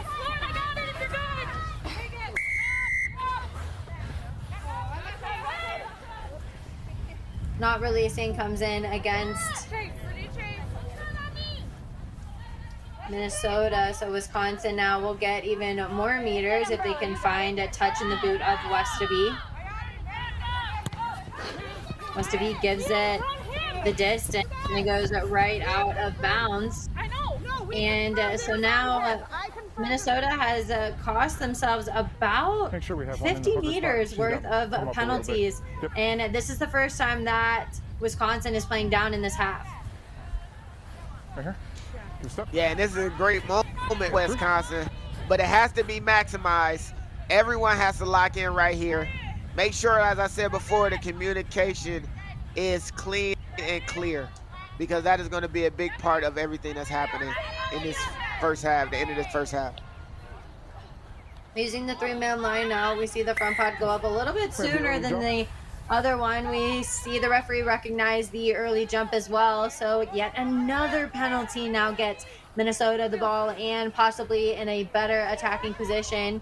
We see Westerby come up. You got to make sure that she doesn't go ahead and kick it for touch because it's a free kick. So the short arm penalty will give it back to Minnesota.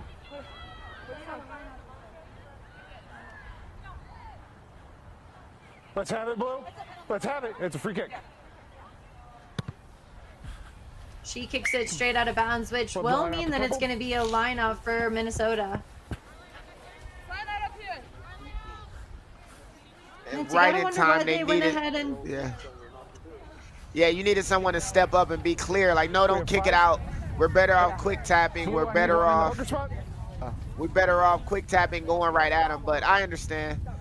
Sometimes in the heat of the moment, you just don't operate overly correctly. But they're locked into the next job, and so should we.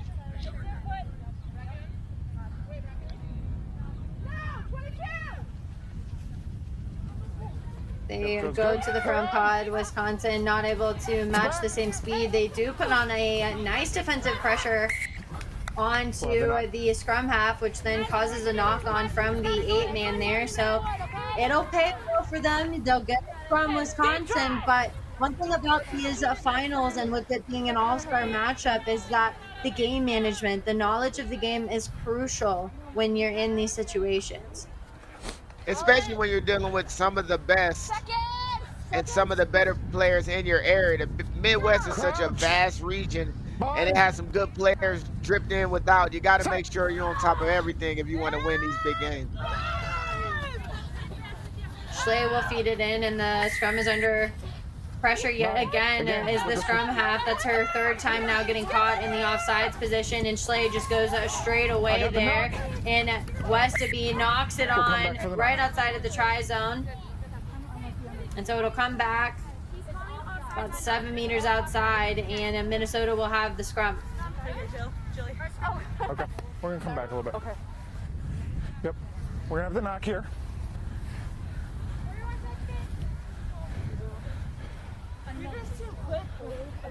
Another one.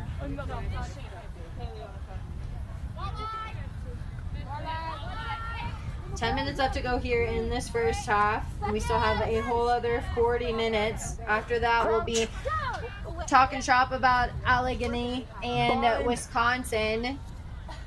Whoever wins that game will play against Michigan for the men's Thunder Cup final tomorrow. Kick goes up from the fly half, and it's good. Fingertips hit it from the number 22, but she's tossed around after a knock on. So Minnesota now will have the scrum.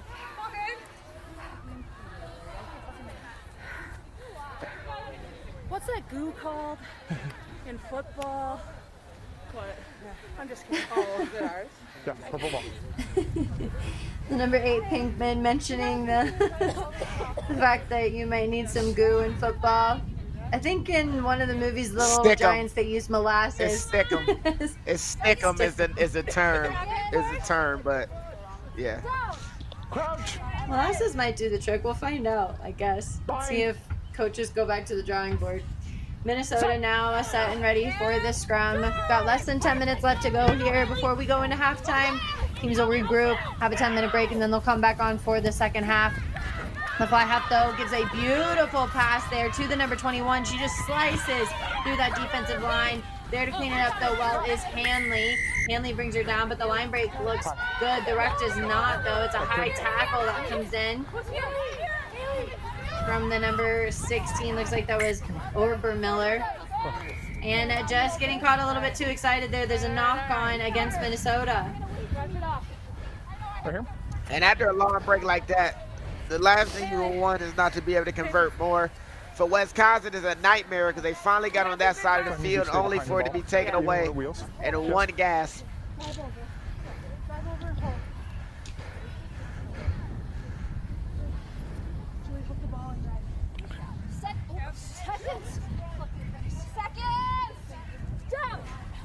Crouch. Bind. Set. Slay with the pin in. And there's a battle there at scrum time. Minnesota just moving like a pack of mules there. They almost get over the top. And it puts the back line under so much pressure there. Wisconsin now pinned back, and the defensive line is very well managed within Minnesota. Not getting any space there, as Wisconsin have a big job to do. Minnesota all purple. Number 2. Looking in and not rolling away. Penalty, though, goes in favor of Wisconsin. Rolling away.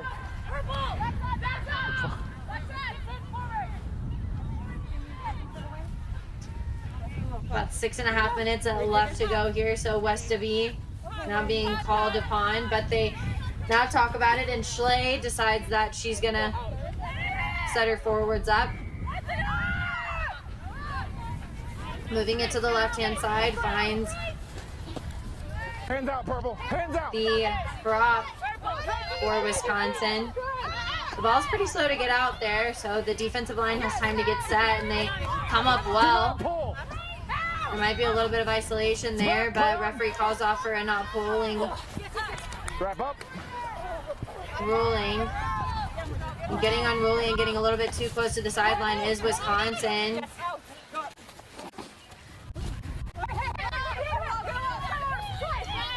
And pressing on after coming out of the Spider-Verse. A knock on right at the 22. Finds its way back into the hands of Minnesota. It went forward before we scoot backwards. Yeah, that's okay. I know, you gotta ask. Beautiful. All right,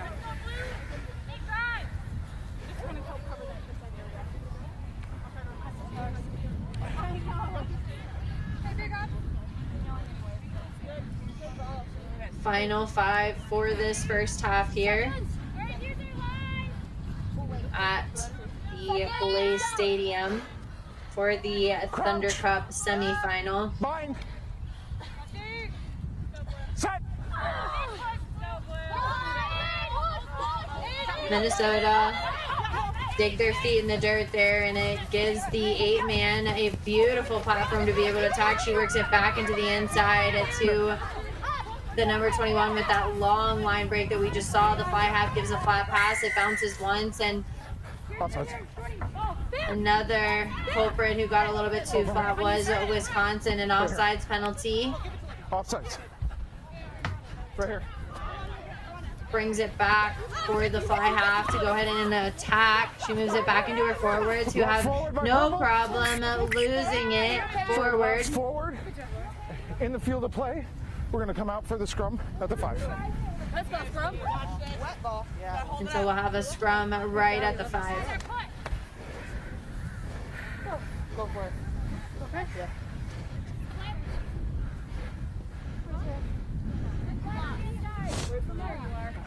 At the 5.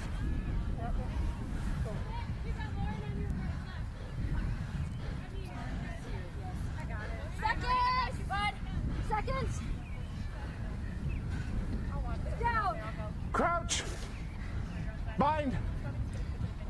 Minnesota have remained extremely strong in this scrum game, and they show how dominating they can be. Wisconsin pushed back and wheeled around.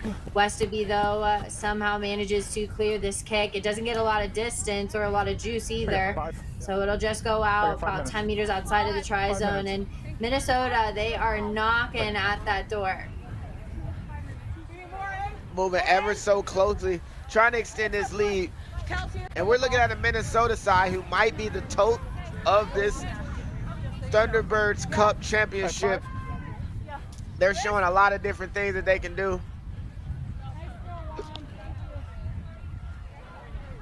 Watching the offsides on the maul. Yep, throw's good. Utilizing a 5-man, the throw goes in and it's good, so they're going to go straight to the maul. All right, we have it. This is the first one that we've seen all day that's happened off of the line out. As we see that Minnesota breaking off of that maul, they end up scoring right on this right-hand side.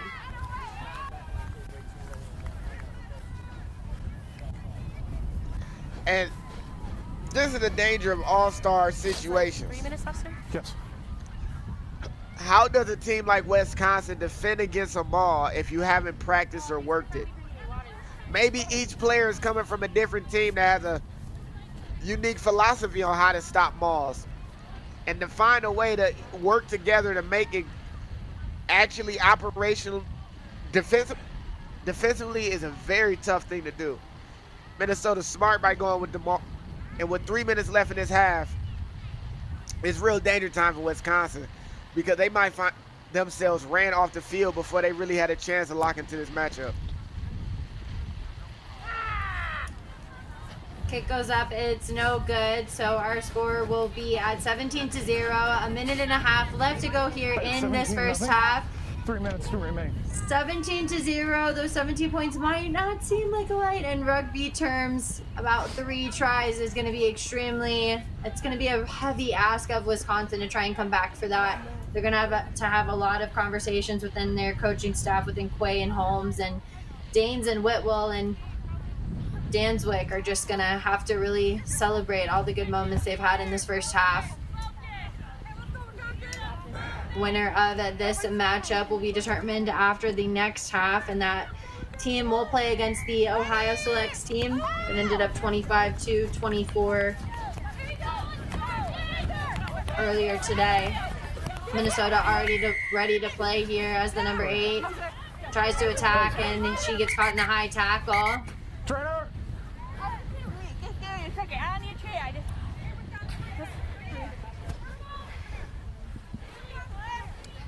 Looks like we've got a player down. The number 16 for Wisconsin, Obermiller. I'm good. Just got a little scared there with that shoulder to head contact, but it looks like she's up and moving. Just a high tackle penalty. High tackle. Minnesota give it a tap with the fly half, and she decides to go ahead and attack out. Looping play comes in. She connects well with the scrum half, and it's stripped away by the number 7. Westfall ends up with it, and Westfall decides to kind of light a fire underneath her team in Wisconsin. Not rolling a penalty for Wisconsin. Continues to allow them to play on Bavars. Bavars gets well over the 22 there. She might have gotten slightly isolated, though, with the not releasing penalty. It goes back in favor of Minnesota. And the fly half goes right away, gets into the hands of the number 3, the prop. And this is some good ball movement. They almost connect well. They scored a try earlier that way. Time is got to be almost about up here. That shit was gonna be gone. We got less than 1 minute. Okay, LOL. We're gonna steal it, and then you're gonna get it. Yeah. Less than 1 minute left on the clock here, and if you're Wisconsin, you're definitely hoping for some points on the board before you can go into the half. Bind. Set. Slay feeds in the scrum, and the forward pack in Minnesota almost too hungry. They do well to put on the pressure. It allows the backs to get up into the face of the opposing winger. She knocks it on there, so we'll have a scrum right back to Minnesota, and they make their way right back into Wisconsin's half. And Wisconsin, excuse me, Wisconsin just can't seem to write everything they need to. Unfortunately, attack and defense has been letting them down. Got to find a way to find cohesion as soon as possible. And straight away the 8-man gets it, breaks through the number 10 tackle, and then finally gets taken down by Westaby. Somehow Westaby, though, ends up with it, and the ball is available. Not proper ball placement leads to a turnover, and right away is the Minnesota side.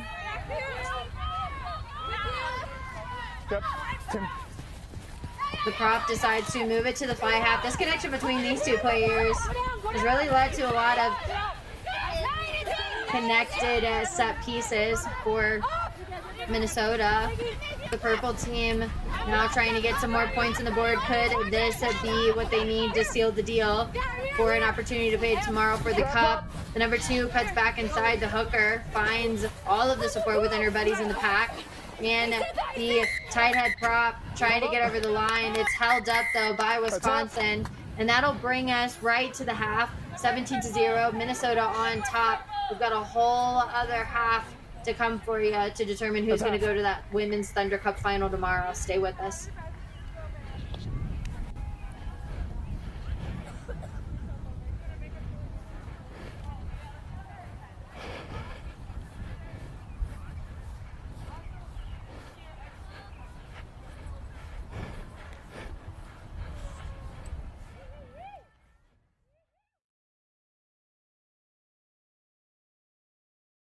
Tell me about your experience with RCT so far. Well, I think my experience can be best described as really fun and community bonding because I meet so many new people playing the sport I love.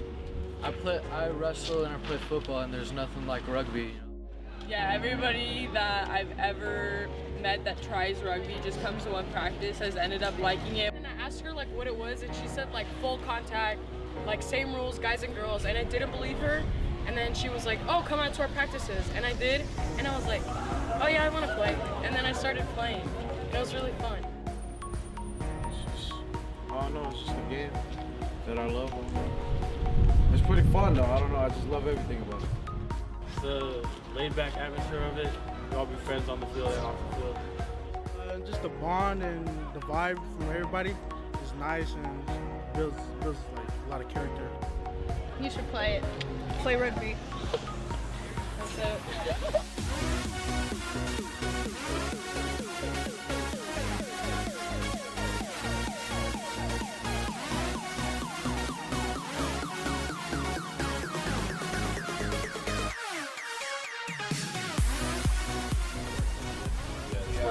Like how we can like beat out of each other in the game, and then we like come together after, and we're just like shake hands. Well, what do you think that is?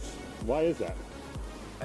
I personally think it's like, it's just, we're all one community, like it's one family. You all play rugby, it's just one family. It's a sport. Yeah. Yeah, because if you have to have respect for the person going after you, because you work hard and they have to work just as hard after you. So you say that respect is probably the greatest value you can gain out of this game? By far. Yeah. By far.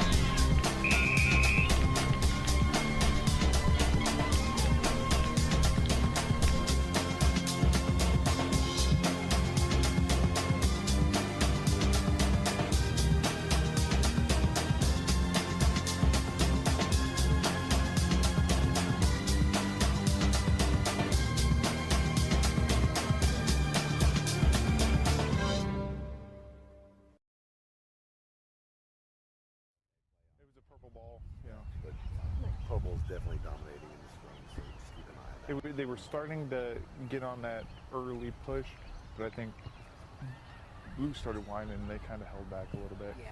I'm trying to switch up my cadence a little bit, or commands, not cadence, right? That way, that way they're not anticipating it, right? Yeah. That was funny how it said purple 14 when I called that. Yes.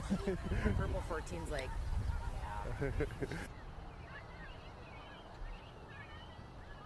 Thanks, I guess. Maybe.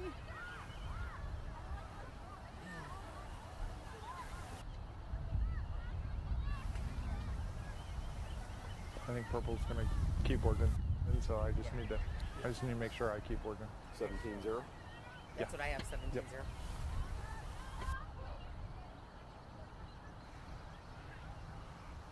I didn't start a halftime clock.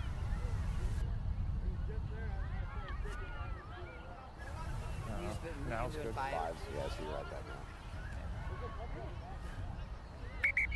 Sure. I'm okay with that.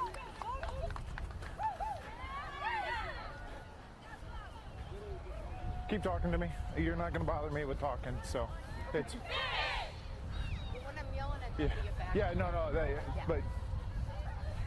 And usually, like, if you see, like, I'll give you a thumbs up. Right. Just like, Yeah. they're Referee set and ready for this match.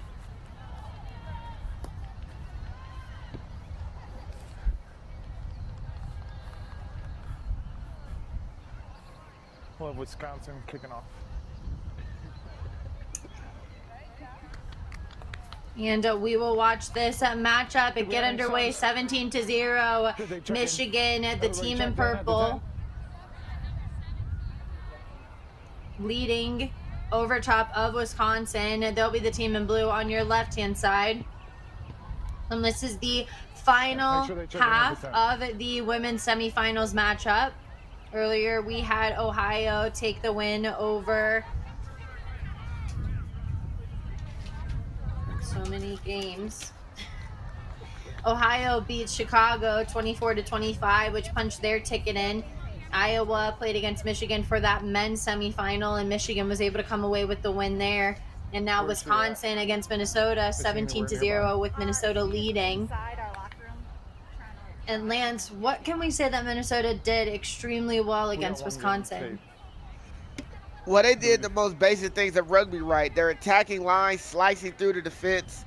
They really found a way to change angles against that defensive line and really put them under pressure in ways, getting soft shoulders as they attack. And also, they've been a little bit more busy as far as being aggressive in the contact area.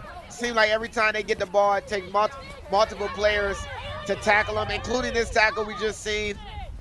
Wisconsin need to find a way to get these girls on the ground whenever the opportunity presents itself. Excuse me, these women on the ground when the opportunity presents itself. On the fly half, doing something that we haven't really seen for most of the first half, she goes to the boot in open play. So that might be a tactic that was kind of talked about. Might be a smart decision to go ahead and start utilizing the kicking here, as conditions do seem to be a little bit better than what we had in the men's semifinal. That was a wet one, folks. Going with the three-man line out. Wisconsin go up in the air. They do well to get that ball, but they don't do well to get the ball straight through the channel. So Minnesota will elect for the scrum. Yes, I am. Bring stuff this way. Or you could be nice to us. I know. A bath is making a decision. Okay, guys. Where you been all my life? And compared to what they look like at the end of that first half, the forwards a little bit more optimistic now about scrumming. It'll be a Minnesota put-in within Wisconsin's half here to start out this second half of the matchup. Scrum goes right through the channel there and ends up at the back. Minnesota do well to maintain the pressure there as fly half moves it to the outside center. Looks like somebody might have gotten caught. offsides from the flanker in Wisconsin. So now Minnesota will just go straight into the hands of the strong front row. The fly half asks for it and then now moves it into that center field, but yet another penalty for a not 10 against Wisconsin. Check your touch, Blue. Yep. It's a full penalty. Full penalty.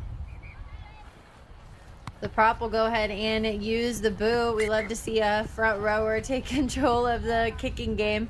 She finds it into touch, and Minnesota, something that we saw a lot in that first half, now find themselves deep within the 22, and they're putting a lot of pressure on Wisconsin here early on in this game. Hold for my hand. Blue. Back line. Hold for me.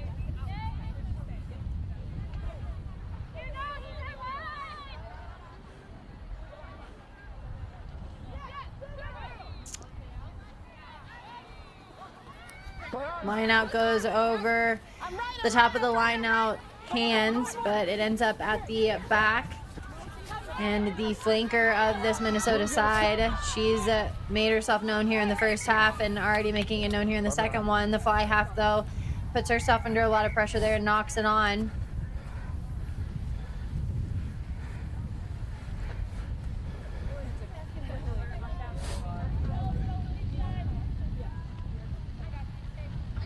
And it looks like our Rain, Mother Nature, loves to watch rugby as well here as she makes another appearance. Looks like it's raining down a lot harder here in the second half.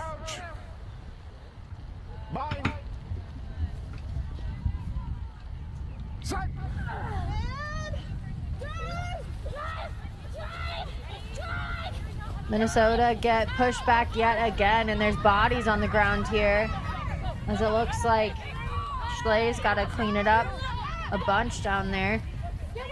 Using the forwards now, they get it off of the base, and the number 11, she's extremely isolated there. Duran gets tossed to ground, and about 3-4 counter ruckers there get Minnesota another try after getting very well rewarded with a beautiful textbook counter ruck.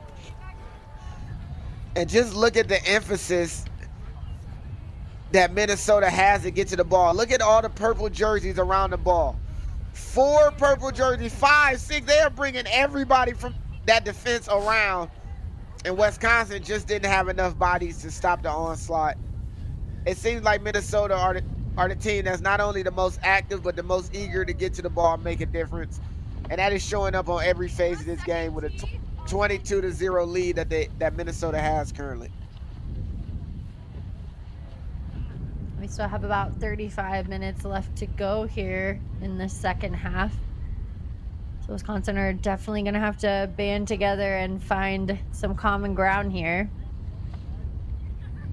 But if you can take a look back at those trees, the wind, the rain, these players have really seen it all today.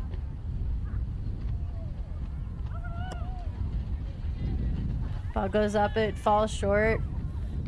So we'll still stay at 22-0. Minnesota on top, the team in purple.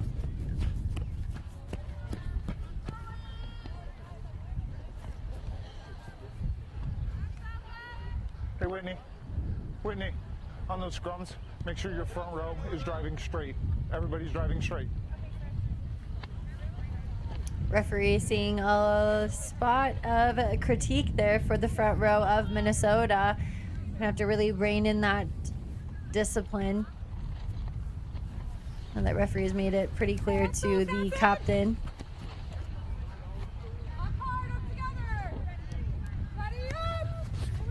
Westaby goes to boot. It does hit the 10 perfectly. And so they end up with it. This is a fire underneath Wisconsin, and an irrational decision there, trying to chip over the top, gets the number 8 with the ball in hand and off of the turnover. Luckily, right back and waiting for it is Hanley.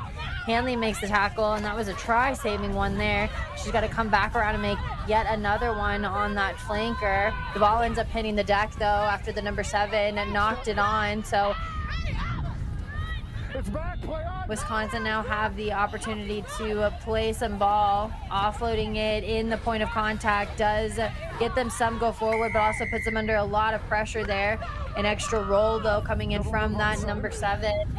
Westfall gets it within Minnesota's hands, and that's not something that you want against a team that's leading 22-0 here. They do well to work it into the hands and also work it into the hands of the sideline. The ball goes out of bounds there. And so we'll have a throw-in for Wisconsin. Well, blue line out. And this is a good chance for Wisconsin to really fix some of the things that they've been messing up on. We've seen a lot of hustle from them after that last try, getting back after that line break. Really trusting their fullback to finish that tackle. It's a receiver. But Wisconsin has so much more work to do in this matchup. And I know they don't think that this is a good way to represent themselves. We are inside the 22. Using the 3-man line out, they have to really reach forward because the ball just is not able to go straight down that tunnel. These conditions are rough out here, team. So Minnesota are going to have the scrum, and you have to wonder if it's just going to be a sequel to what happened in the first half. After we played a lot of rugby down in the end of Wisconsin. Looks like some substitutes are starting to roll in. The number 16, who we don't have a roster for Minnesota, coming for you, Coach Danes and Whitwell. Crouch. Bind. Side. Ball gets bobbled just a skosh there as the number 8, who had that massive line break there, tries to get some more meters. Hanley, though, meets her well. The cover tackles from Hanley are good, but they're just not enough to keep the defensive structure good. Quick hands will do it, and the number 18 dives down for a try. Looks like referee is going to call it held up. And that was a solid defensive effort that came in for Wisconsin. And there might be a player or two who feel like they were done wrong. It'll be so still goal line drop. Goal line drop. On you, blue.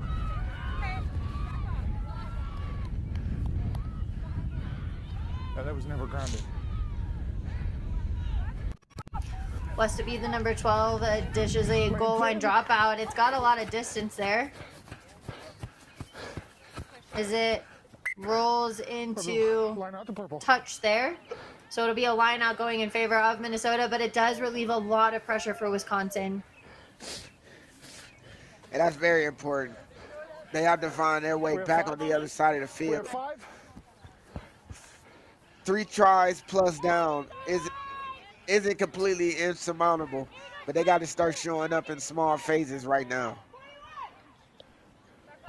And they're in desperate need of some points on the board here, as it seems to be all Minnesota. Minnesota do well to win their line out with that center pod going straight up, and it finds its way in the hands of the centers now, who get a little bit of a half gap there, and the speed looks good. Hanley stays strong in that last bit.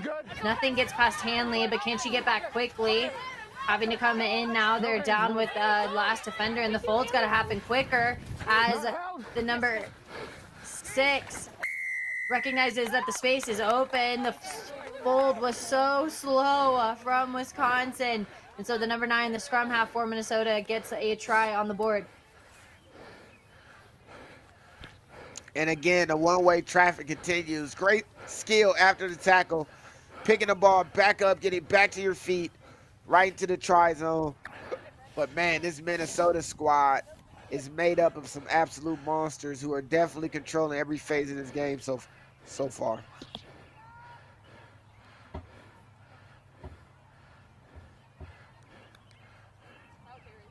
Number 10 will be set for the conversion.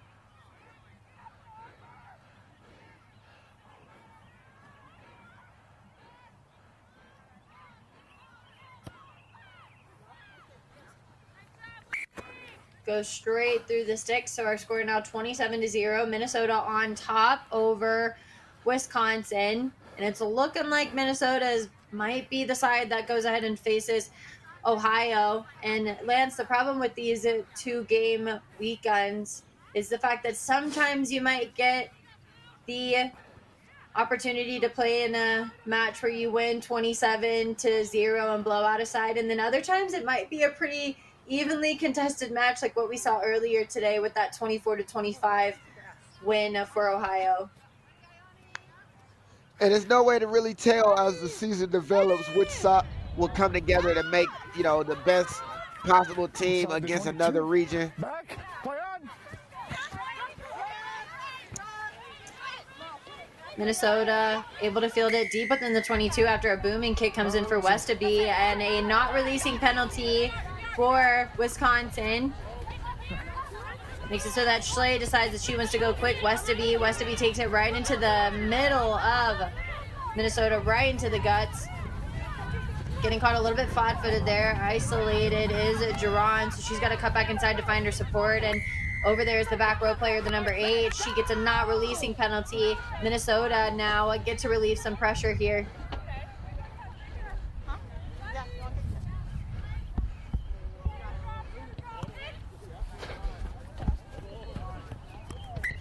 Going straight to boot is Minnesota. They still have about 70 meters that they have to work to get out of this end. Wait, 5.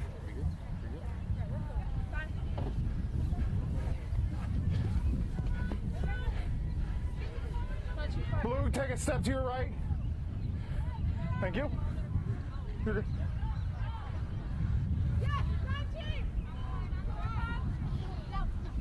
Going straight up in the air is Minnesota. The call is not straight, so there will be an option. Oh, I'm sorry. Would you like to scrum or line out, Blue? What's the line out? Line out to Blue.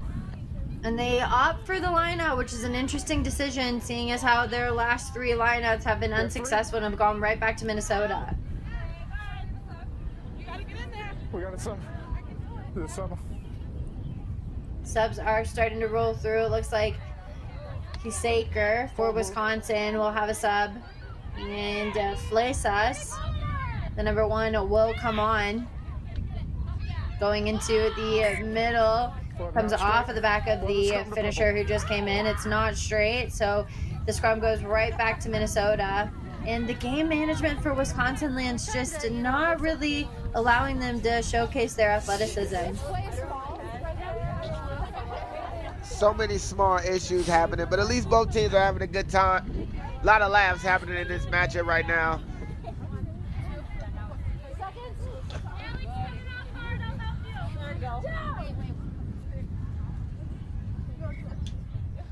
Crouch. Bind. Set. Scrum now underway. And Minnesota doing what they do best. They hold strong. It bumps off the knee of the fly half. It just gets right through the hands there. So now Wisconsin will have a scrum. And it just seems like deja vu here.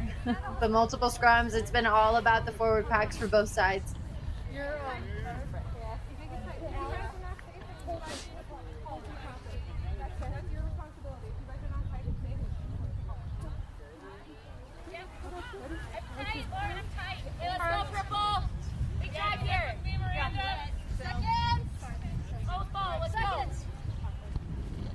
Crouch. Bind. Wisconsin now have the room to attack. They get pushed back though by Minnesota. Minnesota continue to push on. The Vikings conquering that scrum there. Straight out. They go straight to the boot and it goes straight out. So it'll be a line now or a scrum. Be a line out from directly where she kicked it. So we'll come back and it'll be a Wisconsin throw-in. We have 3.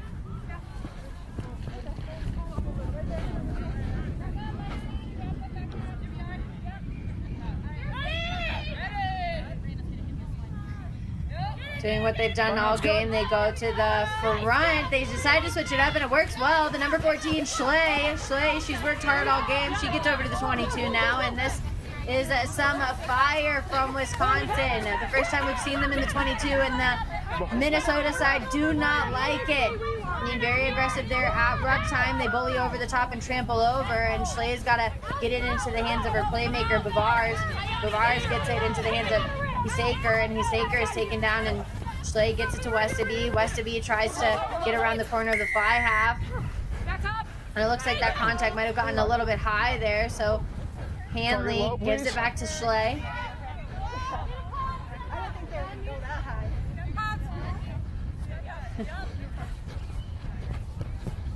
Schlee calls for the pods, gives it to the 8-man Pinkman. Pinkman instantly gets tackled high by the number 16.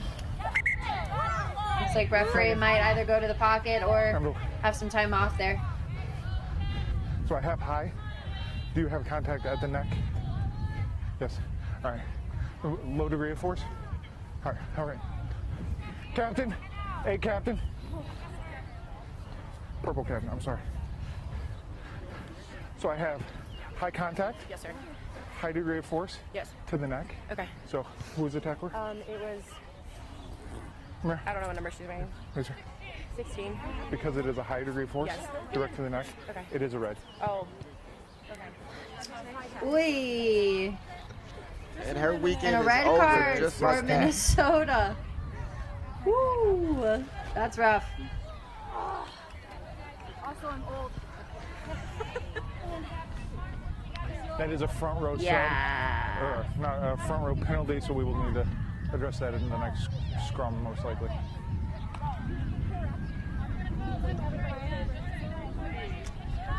Yeah, this is not league, so she makes that contact with the head and the shoulder. So, on my and whistle, so please. because of that dangerous It'll be on my contact whistle. and no mitigation to Thanks for the drop it, fair call there. So it'll be a red card for the number 16 in Minnesota. Her weekend of play is over. She won't play for the rest of the match, even if Minnesota do punch their ticket in. But now they'll play the rest of the time down 14-15. They lost a front row player. Could this be what Wisconsin need to get the party started? The ball is stuck underneath the ruck there as the number 17 is slow to get out for Minnesota. Schlee gives a dummy. Schlee gets it down. And with a man down in Minnesota, Wisconsin finally gets some first points on the board, 5-27.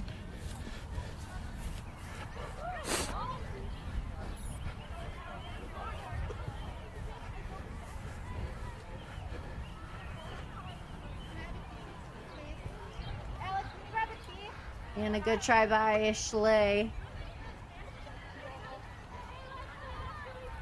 With West to be set for the kick.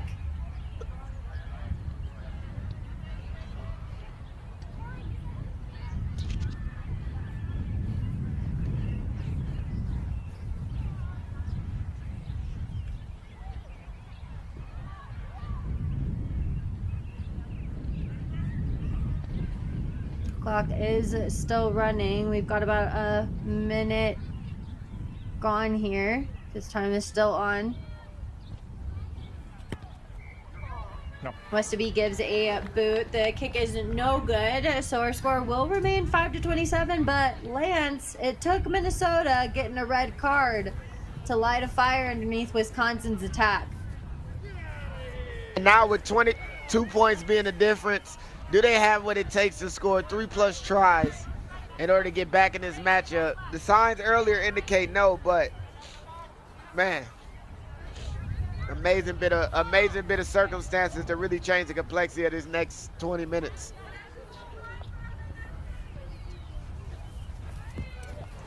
Ohio already punched their ticket in from earlier today, so whoever wins this match will be going to the Thunderbird Cup Championship tomorrow. We'll be talking shop about that tomorrow as well. Kick goes up and it's low, and Wisconsin do well to gather it. Schlee gives it to a forward who knocks it on and then will kick it.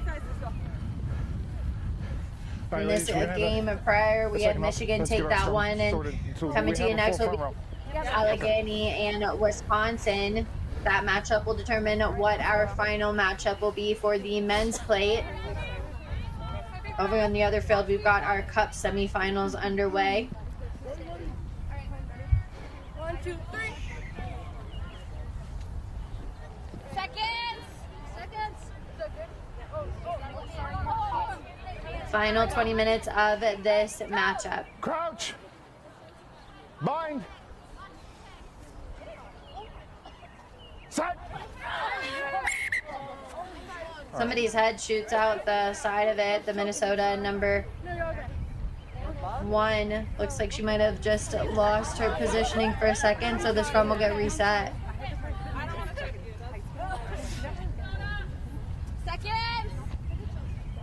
Seconds. Crouch. Bind. Set. And drive. Behind the ball. Scrum please. goes underway Thank you. here, and Minnesota come up victorious in it. They use a behind the back pass, and it goes in the hands of the number 11, who connects well with the number 21. They've got to protect the ball, though. It looks like their scrum half is in, so the inside center has to come in and clean it up there. One of their primary playmakers, the fly half, now having to step in. We'll see how they fit back into their pattern. Ladies. Looks like somebody else might have gotten called for a high tackle as well. Time off, please. All right. Have a quick word with both your teams, right? We talked pre-game. Target the lower abdomen. Have a quick word, both of them. And both teams are going to have a conversation about that body height. Yeah, the referee, you got to emphasize the safety. Giving a red card already is very important to really establishing what is necessary for every referee to guarantee, and that is a safe, highly contested game. Right. Good. And our fly half, she quick taps and then gives it to the forwards. The strip, though, comes in from Schley, and she gets it to Westerby. Westerby decides to fling a pass out to the number 11, and she loses it. Such risky stuff happening down here within the 22.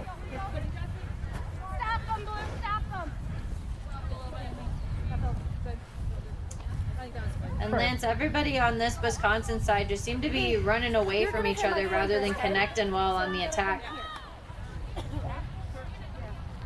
Not enough time to really find a common thread. Usually when things go bad and the game isn't working out for you, you can lean on a system that everybody understands and everybody's worked on. When that's not established, you have multiple people, especially in this situation, being an all-star level game, everybody's the better player on their original teams. So if players slowly go rogue, it just erodes the team fabric slowly but surely. And the back row player who has been super helpful in getting the go forward meters that they need and make them into the 5 now, Minnesota. We got a knock on the but she loses it, a knock on. So Wisconsin will have the scrum at the 5 at 95 meters. And we've got about 17 minutes left to go here in this second half for the Thunderbird semifinal.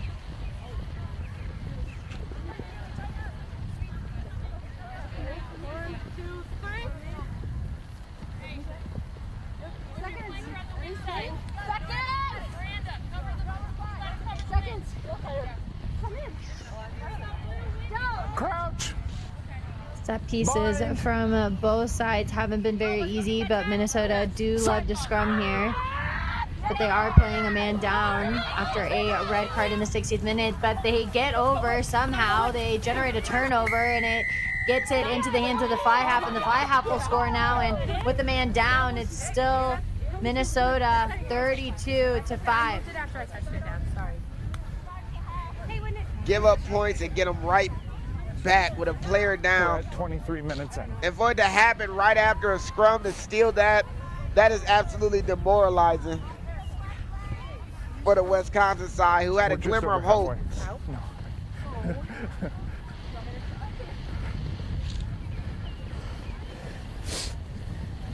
Unfortunately unable to extend the kicking tee, asked the referee for help. Referee had to, sorry, I can't be a part of this. I can't help any team. I can't. Who's going back to the win? Had to back away. He said, no help here, sorry. Sorry. Boot goes up, and it will be in vain there without the tee. She's just not able to slot it through the stick. So 32-5, Minnesota's still leading, We're and at 23, we've got about 15 minutes 23 minutes left. So you just said 23 minutes. So we've got about 17 minutes left here in this second half. We're at 24 minutes. We're 24 in. Okay. Yeah, even I got confused on what the numbers looked like, so I'm glad that we figured that out. 24 minutes in, 16 minutes left to go.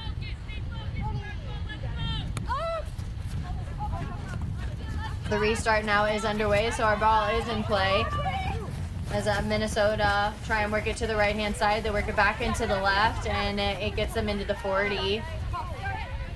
They've got options on either side if they decide to use them. Looks like there's almost a player down for Wisconsin. Kick goes up, and it goes straight out of bounds. That's twice now that the ball has gone straight out. And the idea of kicking to get the penalties is there, but just unfortunately gets its way out of bounds. We have 3. Purple needs 1 in the hooker spot. Purple, I need 1 in the hooker spot. So you're going for the 10.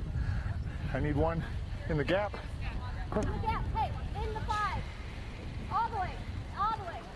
One more step. Good. Getting set for the On your line out is Minnesota. It goes right through the hands, just not able to gather it. Even with anything sticky on their hands, I feel like it probably wouldn't help. Blue scrum. Hey, I already tried to be purple earlier, just a second ago, so. So the scrum will happen yet again. It's been all scrums all day here for this match because if you can't tell, this rain is coming down. Crouch. Bind. Set.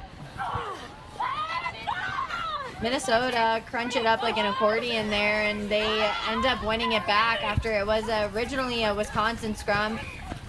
And with this rain coming down, you got to wonder if they're going to be able to keep hold of the ball. Westerby is able to get her hand in there and gets it away. And trying to get into that space was Minnesota, but they'll come back for the knock. And it'll be a Wisconsin put in, but Lance, even with a red card, a man down in the front row, Minnesota still are just dominating at scrum time. Yeah, you would think that that player advantage will start to really kick in as we get into the later parts of this matchup. The fatigue, Minnesota having to work just a little bit extra player to player to cover that missing space, but Wisconsin's really having trouble with everything that Minnesota's been putting together. It's been a hard showing for Wisconsin. Bind. Set.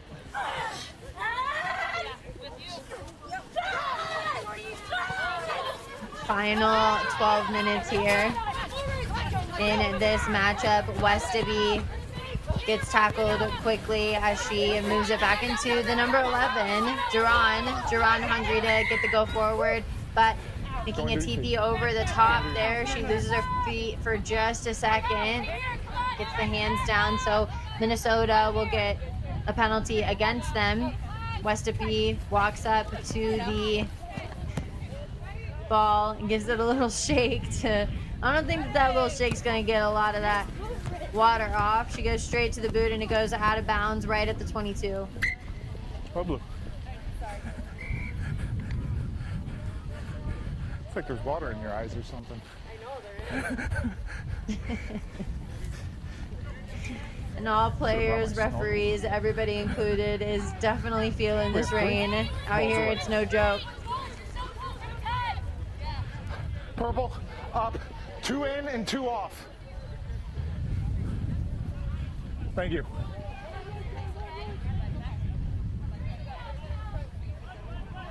Wisconsin now with this throw in, going back to their 3-man lineup. We'll see if they can hit it. It looks like Minnesota did go up a skosh early there. They go into the 5, and the foot is nearly out of bounds, but they keep the ball in. Just have not had hands on it in the ruck there, as the number 7 gets well over. Releases well there, so she gets a couple more extra meters there. Minnesota slow to roll out of there. So Schley goes ahead and gives a quick tap. Brown's 1. Can she get another one to her name? She gets tossed down and now waits for her forwards to come across after she works her way in. It's a lot of mess going on there, especially with the rain there. Schley comes up, connects with the number 22, it looks like. And what it would mean to get some more points on the board, it looks like they do. The number 6, Rosh gets another 5 on the board for Wisconsin.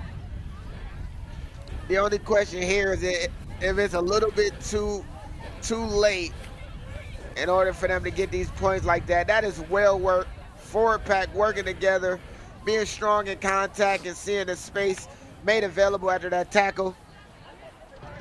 But I just fear it might be just a drip too late with how this first half and bits of the second half have gone. But Wisconsin is not done yet. They're going to continue to fight, and that's something we love to see. And tomorrow, before we have our final, we will have the consolation match between the two sides who did not punch their way into the final for the 3rd and 4th place match. Westaby will get set and ready for this kick.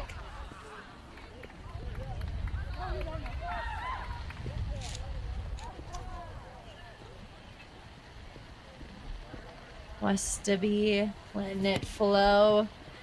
Gives it a good drive, but it goes to the left here, so our score still stays at 10:32. There's 10 minutes left.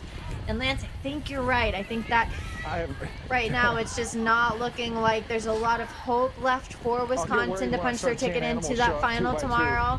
But I will say that it's all about how you want to kind of end this stretch. These are the all-stars of their respective regions. They've been hand-selected. They've probably had to try out for these sides. So it's all about how you want to leave it and how you want to enjoy the game. But we are starting to see a little bit more open up for Wisconsin after a red card happened in the 60th minute for Minnesota. That player will not be allowed to play in tomorrow's match either because of a high dangerous tackle. The restart gets kicked all the way back into the 22. Was knocked forward by Minnesota whenever they went into contest over it. So it'll be a scrum going back to Wisconsin. Right. We have a new craft, sir. Okay. Where'd she go? She's right here. Hold on. Yep, just looks keep like it some upright, substitutes are starting to roll in for both sides here. Thank you.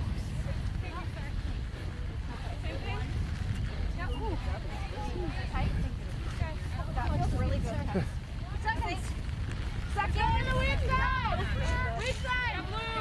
Crouch. Scrum has been the name of the game here, as it feels like we have officially reached 100 scrums in this matchup. Minnesota putting on a little bit of an early drive there. It gives them a short arm, and Schley is just ready to rock and roll there, trying to connect with her Westaby. Westaby goes to the boot, and it bounces once. It goes over the 40, and the fullback decides to give a kick of her own. It will hit a few times inbounds, and then looks like it might have almost rolled out there, but it stays in. Players continue to move as they get close to the sideline there. Wisconsin still on the attack. 12. I need you to be lower. It's up around the But shoulder. with a high tackle coming in from Minnesota, it'll give a penalty to Wisconsin.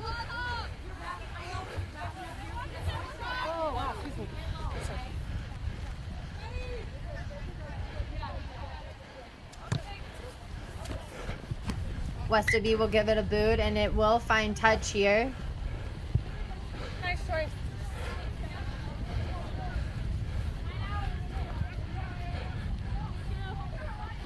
Line out now will go towards Wisconsin, but we've seen Minnesota time and time again just dominate at set piece. Thank you. Purple, take a step to your left. Purple line. Thank you. Trying to work their way in front of the shoulder is Wisconsin. They go to the front pod. Not straight. What do you have? Looks like the call is not straight, so we'll have a scrum for Minnesota right at the 15, about 30 meters outside of the try zone. So yes, your head? Yes. Okay. And it doesn't need to go any further than inside of the box. Your head's gonna go right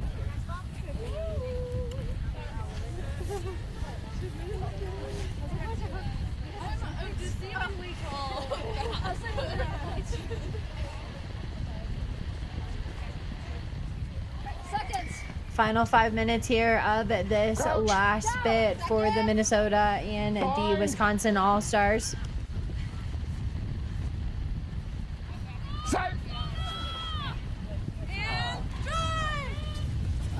Scrum goes well for Minnesota, and the fly half is able to get it from our scrum half, finding some space around the hinge and just getting tossed to ground there by Wisconsin. They almost get into that space. Was Schley. Westerby there ready to make the tackle. She's got to come across and help out Duran. Duran, though, needs a lot of help against the number 22 in Minnesota. Looks like we might have gotten caught a little bit forward there on the pass. Referee brings it back. And you know, I've got to say, I don't think we've had a scrum all game. Yeah, this might be the first scrum of the day.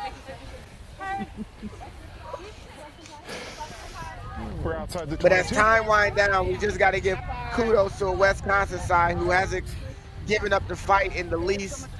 And big shout out to this Minnesota team who found cohesion at the very beginning, and their defensive intensity has really carried the day for them.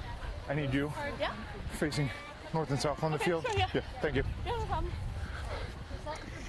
32-10, Minnesota, your team in purple, are going to see their chance at a final tomorrow against Ohio. After Ohio had to play in a grueling game, 24-25, they barely got away with that win. So tomorrow we ask that because they won, they'll come back and play again against Minnesota. That just ran a mess on Wisconsin. Wisconsin are able to get that scrum, and Westerby gets it away to the number 11, and Duran, can she break through? Does well to work away from the number 21. She gets taken to ground well over the 50, and that's the longest line break we've seen from Wisconsin. Wisconsin now making their mark here as they enter into the 40. Schley goes in and digs it out and moves it to the left-hand side. Almost goes in front of Westerby, but ends up behind. She wraps it up, and a not rolling away penalty goes against Minnesota. Schley goes ahead and decides to go herself. There's a gap that opens up massively for her. She dishes one fend against the number 21. Can she get over the line? She's short. And there's another not rolling away penalty, and now the number 16 will dot it down in the corner, 15-32. So have about 2.5 minutes left. It's not going to be enough to probably be able to get them a lot of points, but this is the stuff that we wanted to see all game from Wisconsin. So your poacher is fine. Okay. The tackler has not rolled away. Okay. It has not allowed a good set. Okay. So it's not the poacher. Okay. It's the tackler. Yep.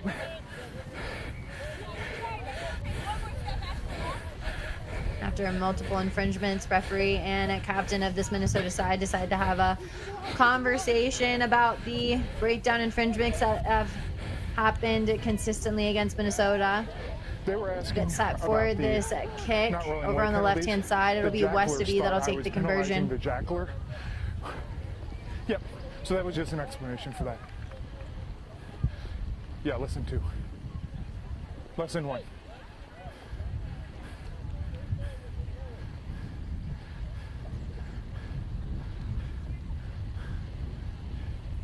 Westerby goes through her kicking routine. Goes up. Looks like it might have almost gone through. It's unsuccessful there. So 15-32. It looks like we've got about maybe 2 minutes left to go here in the second half. So it looks like Minnesota's going to take this one and run away with it. They'll play against Ohio tomorrow for the Women's Cup. We'll also be talking about the women's plate as well. There will be a consolation match played between the two sides. So tomorrow, Wisconsin doesn't get out of it that easy. They'll also have to play against Chicago, who lost against Ohio. Kick is now underway. It goes right down on the ground, and it has to be scooped up by Wisconsin.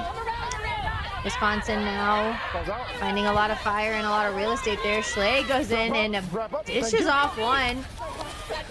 Created the space. And is really starting to rally the troops there. Westerby now has it, gives a dummy, cuts back inside and throws a wayward pass. Looks like it will be called forward. Referee's going to go ahead and give that triple whistle, which is the telltale sign that the game is over. So Minnesota are going to be your winners of this match. Tomorrow they'll play against Ohio for that cup final. Coming up next for you is going to be Allegheny versus Wisconsin. It's been a pleasure, team. Thomas Brand is going to talk you through all things rugby with Lance Kavanaugh. Thanks so much for tuning in, team. We want to appeal the red card. I don't know if we have any justification for it, but is it Megan that we talked to? Yeah. Okay. Yeah.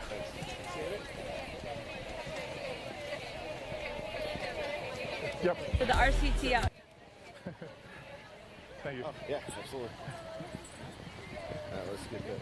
Thank you, Tony. Great work, ladies. Really was great work by you, 14. Growing up in Mississippi, my prayer was, for as long as I can remember, God, use me. Use me, use this life. I don't know what the future holds for me, but I know that there is a vision for my life that is greater than my imagination can hold. Use me, use me. What would you have me to do? And that dream, that desire, that prayer brought me somehow to television. And she's gonna learn that this life will hit you hard in the face. Wait for you to get back up just so it can kick you in the stomach. But getting the wind knocked out of you is the only way to remind your lungs how much they like the taste of air.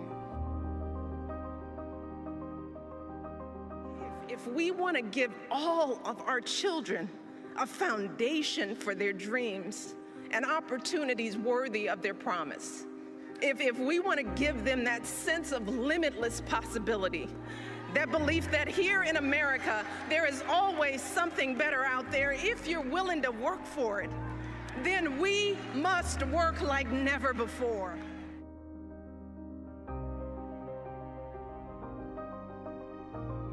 You might never fail on the scale I did, but some failure in life is inevitable. It is impossible to live without failing at something, unless you live so cautiously that you might as well not have lived at all, in which case you fail by default. Movements for peace when all seems lost. Together, I do believe it is part of the American mission to ensure that people everywhere, women and men alike, finally have the opportunity to live up to their own God-given potential.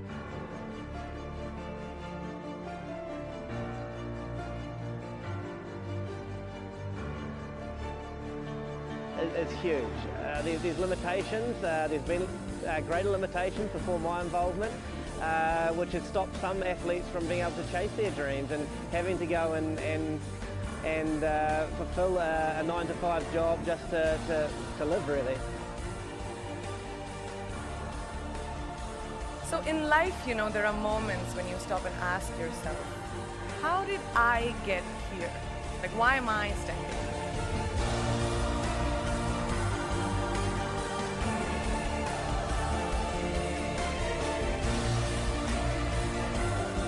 Girls have the power to change the world.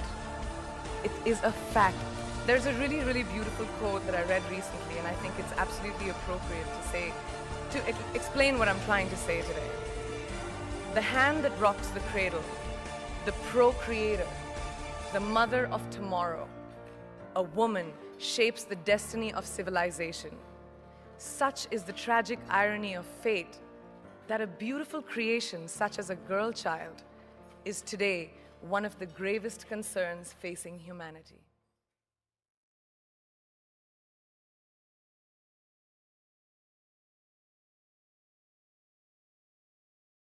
Tell me about your experience with RCT so far. Well, I think my experience can be best described as really fun and community bonding because I meet so many new people playing the sport I love. I wrestle and I play football, and there's nothing like rugby.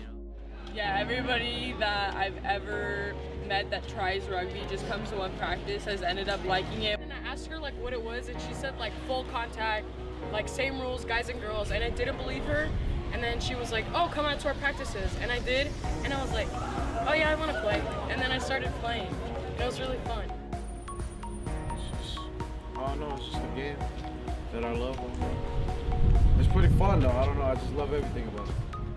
The laid-back atmosphere of it, we all be friends on the field and off the field. Just the bond and the vibe from everybody is nice and builds like a lot of character. You should play it. Play rugby. That's it.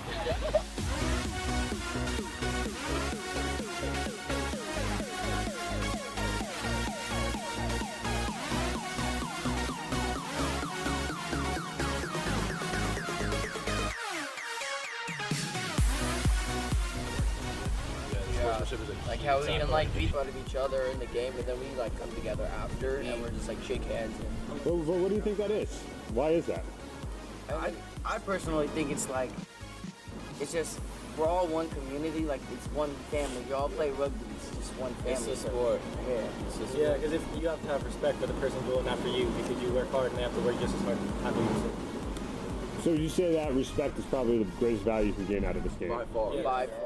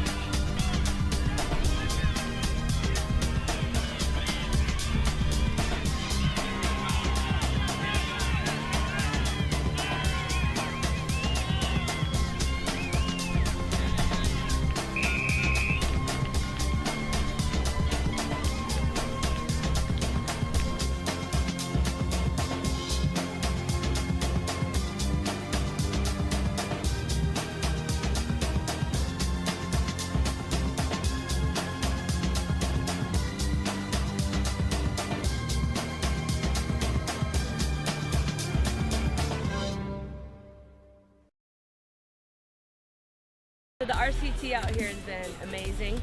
I came out here because I know that all the states out here have some great youth rugby, and I was not disappointed in any way. So saw some amazing action out here from both young men and young women, and it's looking pretty bright for our future here.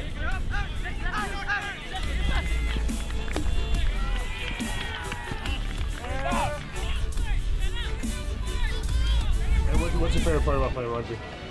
I really like the camaraderie of it, and like the game is just so physical and it's fun. But it's hard, like even though it's hard for me. Yeah. Rugby has helped me stay consistent, and as a woman, I feel really empowered being able to tackle people. It just changes lives.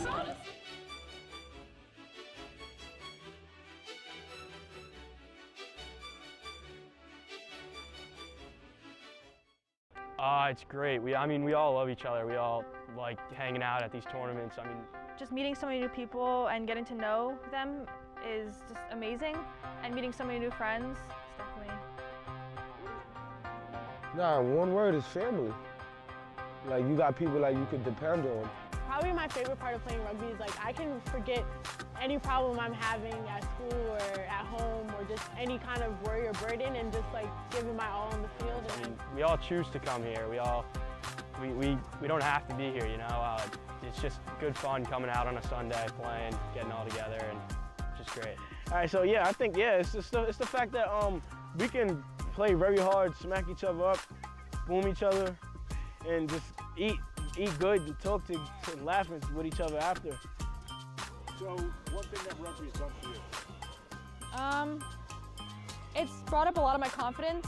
I wasn't very confident in middle school, and I knew that if I wanted to become a better player, I would have to bring up my game, which I did, and I've just become so much like a better person to myself. I see myself in such a bigger light, and I'm honestly so much happier playing rugby. I ain't gonna lie, if it wasn't for them, I don't think I would like be around here, to be honest. So I guess family. New York Rugby Club is a great community because they put you around great people such as Alex, my coach Alex, and he teaches me more about rugby, how I can make my game better every day and elevate it to the next. Nah, but like, you feel me? But like, I bet, like, you know how the hood is, so you know, like, it's crazy, like, around shooters and all that stuff. So it's just keeping me out from there, and then changing from like me got to worry about, oh, I can't walk here, instead of just changing my life and being positive and don't need to worry about anything that much. I think people really underestimate women in sports. Like in my school, rugby, especially the girls' rugby, is really strong, and I don't think a lot of people expect that that women can have the sort of strength or like sort of drive that men can have in sports. And I mean, you can see today, like, it's pretty much even. Women want to, you know, have an outlet for physical contact or something to blow off steam just as much as men do. And they're just as physical, and we're just as, I guess, you can say aggressive as men can be, and we can be just as successful on the rugby field. So I think it just helped me learn that whatever a man can do, I can do it. It's no worries. I can do exactly what they can do.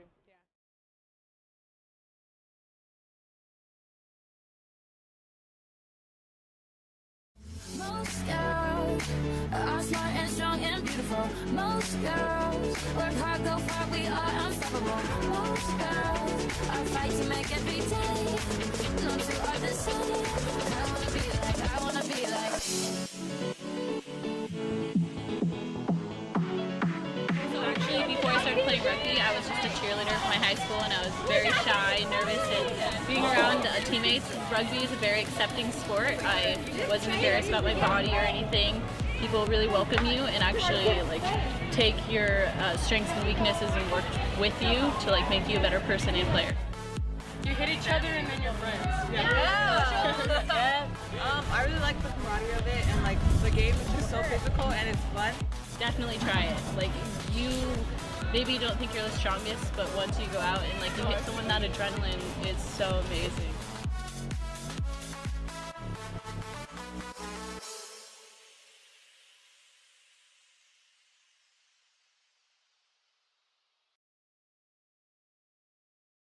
Growing up in Mississippi, my prayer was, for as long as I can remember, God, use me. use me, use this life. I don't know what the future holds for me, but I know that there is a vision for my life that is greater than my imagination can hold. Use me, use me. What would you have me to do? And that dream, that desire, that prayer brought me somehow to television. And she's gonna learn that this life will hit you hard in the face, wait for you to get back up just so it can kick you in the stomach. But getting the wind knocked out of you is the only way to remind your lungs how much they like the taste of air. If we want to give all of our children a foundation for their dreams and opportunities worthy of their promise, if we want to give them that sense of limitless possibility, that belief that here in America, there is always something better out there if you're willing to work for it, then we must work like never before.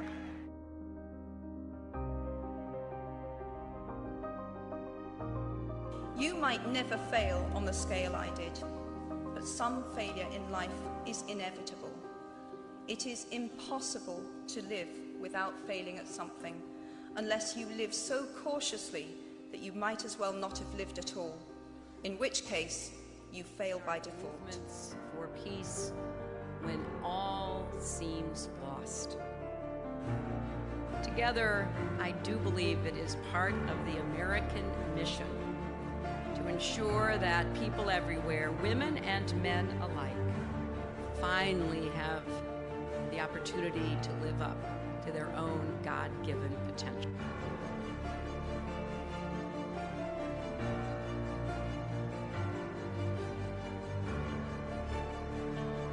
It's huge. There's limitations. There's been greater limitations before my involvement, which has stopped some athletes from being able to chase their dreams and having to go and fulfill a 9-to-5 job just to live, really. So in life, you know, there are moments when you stop and ask yourself, how did I get here? Like, why am I standing here?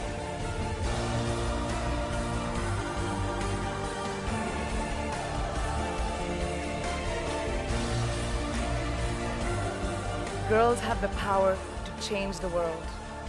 It is a fact. There's a really, really beautiful quote that I read recently, and I think it's absolutely appropriate to explain what I'm trying to say today.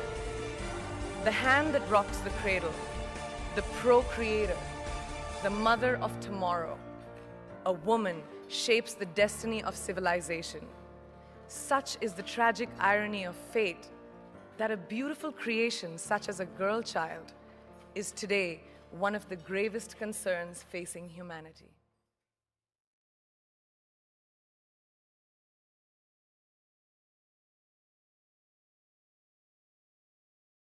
Tell me about your experience with RCT so far. Well, I think my experience can be best described as really fun and community bonding because I meet so many new people playing the sport I love. I wrestle and I play football, and there's nothing like rugby. Yeah, everybody that I've ever met that tries rugby just comes to one practice, has ended up liking it. And I asked her like what it was, and she said like full contact, like same rules, guys and girls, and I didn't believe her. And then she was like, oh, come out to our practices. And I did, and I was like, oh yeah, I want to play. And then I started playing, and it was really fun. I don't know, it's just a game that I love. It's pretty fun though, I don't know, I just love everything about it. The laid-back atmosphere of it, we all be friends on the field and off the field. Just the bond and the vibe from everybody is nice and builds like a lot of character. You should play it. Play rugby. That's it.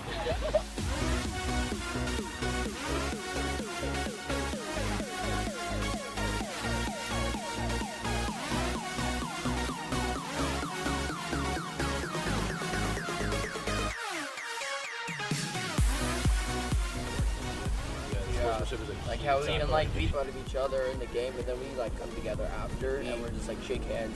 Well, what do you think that is? Why is that? I personally think it's just we're all one community, like it's one family. You all play rugby. It's just one family. It's a sport. Yeah.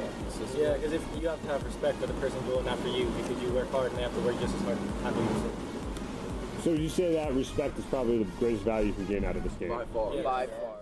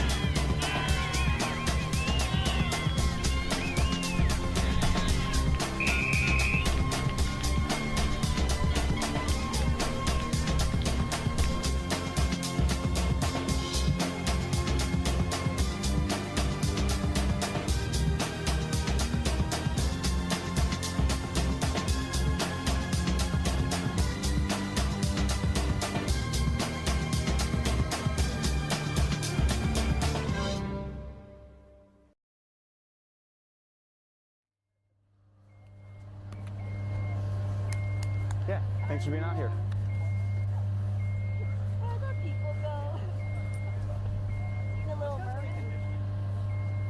Looks like it.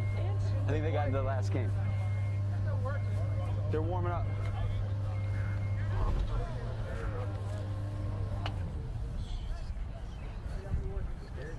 How we doing?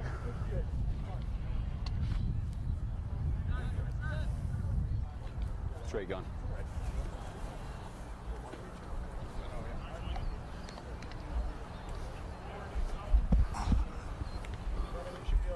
Check.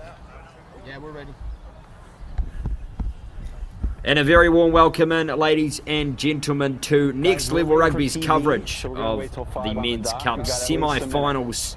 We have Wisconsin taking on Allegheny. Thomas Grant with the call. Alongside me, the legend himself from the great American Rugby, Lance Kavanaugh. Good afternoon, mate. Good afternoon. A couple games already been going on at a fever pitch. A lot of the issues with weather has really changed the complexity of some of these matches. I'm looking forward to some fun matches. I'm dropping right away. Yeah, conditions far from ideal for running rugby, but no doubt we will see a combative style of rugby. It is Wisconsin playing from right to left in the navy and gold, and it will be Allegheny in the yellow and green. Allegheny captained by Lou DeBradinis, and Wisconsin captained by Jared Skinkiss. And we are almost time to get things underway here as the referee sounds his whistle. And it will be Phil Winkler with the kick. This one a little bit short and collected here by Allegheny as they charge up towards the 10-metre mark. Here goes Fiscio. They work it out to the left, just trying to get an early feel for things. Here goes strong carry there from the number 3, Di Stefano rather. Here goes Fiscio again. Backdoor players, they try and work it through. Here goes Allegheny. Trying to move the ball early on in this match. Good tackle there from Rocco Delmedico of Wisconsin as the referee says use it to Fiscio. They work it out, they try and break through. Jake Davis, the fly half, with a half gap, and Wisconsin with the penalty. Straight on the ball. And Lance, you've got to say, Allegheny, promising signs, looking to move the ball from left to right, but that's a really good turnover there for Wisconsin.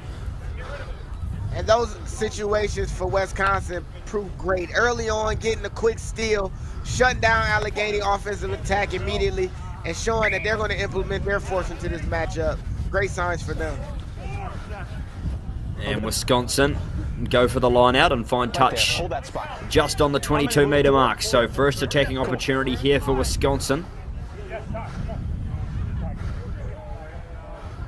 This will test the early set piece defense of Allegheny. Thank you. Just want to make sure I see you. It will be Andrew Needle, the hooker, with the throw into the line out for Wisconsin. Ready.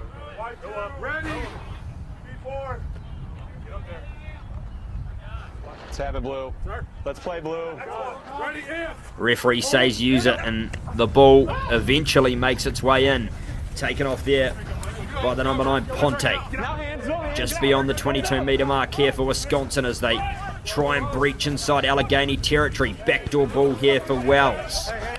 Wells wrapped up in a strong tackle, and Allegheny almost forced the turnover. Here goes Pont. Pont gets in a little bit of trouble, and Allegheny diving all over the ball trying to steal it, but play on, says the referee.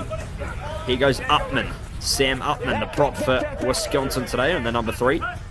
Pont. Backdoor to Skinkiss. Captain loses control of the ball, and it's gonna fall in favour of Allegheny. So Jared Skinkiss there tries to get the offload away, but just a little bit messy conditions, as you mentioned, Lance, potentially playing a factor in that one. Yeah, look at the line speed of this Allegheny defense. They're trying to bring the absolute noise immediately to Wisconsin, and it caused a great opportunity for them. But now, with a second chance on attack, let's see if they can figure out a way to really put some stress on this Wisconsin defense. Set. It'll be Allegheny to try and return serve here with the scrum. 10-metre mark. Strong shove there from Wisconsin, but they get it out. Fiscio gets it off to Davis. They try and breach there through Womack. Womack breaks through. Here goes Doug Womack. Past the halfway here. Rather, that's the vice-captain, Regini. Allegheny playing with some real tempo here. Davis. Davis dances through the gap almost. Looking promising here are the men in yellow and green, and they get the penalty. Tap and go here through Fiscio. Fiscio gets the pass, and that one's been lost forward, so probably a little bit too fortuitous there for Allegheny. But how about the break from Adam Regini, the vice-captain? It was something of gold. And that's just a snowball effect. They're going quick because they know they can break the line. Look at the run by this man. He is not going to be stopped by anyone, mauling over multiple players. And with that penalty, you can see how Allegheny want to play with a little bit of speed and a little bit of enthusiasm going forward. Entertaining opening exchanges here in the men's Tier 1 Cup semi-final. Seconds, keep him back. You got it, sir. Will be the number 9 for Wisconsin, Joe Pont. Getting ready to put this one into the scrum. Crouch. Bind. Set. Pont gets it into the scrum for Wisconsin. Summers tried to get it off the back, but Pont manages to get it. They go for the sky-high launch to Wisconsin, and it's a pretty decent kick in the end as they find touch beyond the 10-meter mark do Wisconsin. So interested to see how that territorial battle is taken on today by both teams. With these conditions, kicking game's super important, Lance. It is, and you really want to throw in a little bit of randomness, especially, and even if they have people back. Let's see if they can handle the ball under pressure. Let's see if this rain, this wind, these conditions can serve to your advantage, especially when you have a good opportunity to push your team back defensively. Allegheny get the line out. This one is a little bit messy, and Wisconsin get the runner play turnover. Kevin Summers. Pont looks for runners, finds one in the form of Kleist. Pont again, gets it back to Winkler. Winkler with the short ball, and they dance through here. The number 13, Tanaka. Pont, back for Winkler. Winkler spots a bit of space down the right. Wisconsin after it. Goal line, guys. Conrad Hillashim, almost. Goal line. Hard and mouth stuff there for Allegheny, but that's just really good heads-up play there from Phil Winkler, identifying the space in the back. I mean, if you're asking for a perfect opportunity to really test the back three, especially in these all-star situations, this back three, fullback and wingers aren't connected the same as week in, week out. Let's see what kind of pressure you can put them on. The ball dropped perfectly into the try line, but unfortunately, this goal line dropout, first of the day. First of the day indeed, and Wisconsin catch it here through Dan Pete. Pete dances into the 22. Wisconsin with a good opportunity here to strike first. Summers dummies and goes, does the number 8. No hands, 8, get out. They're there. Allegheny impeding the ruck, but play on, so they carry forward, and that one unfortunately has been lost forward as well. So it's going to be Allegheny ball, just losing control, Wisconsin.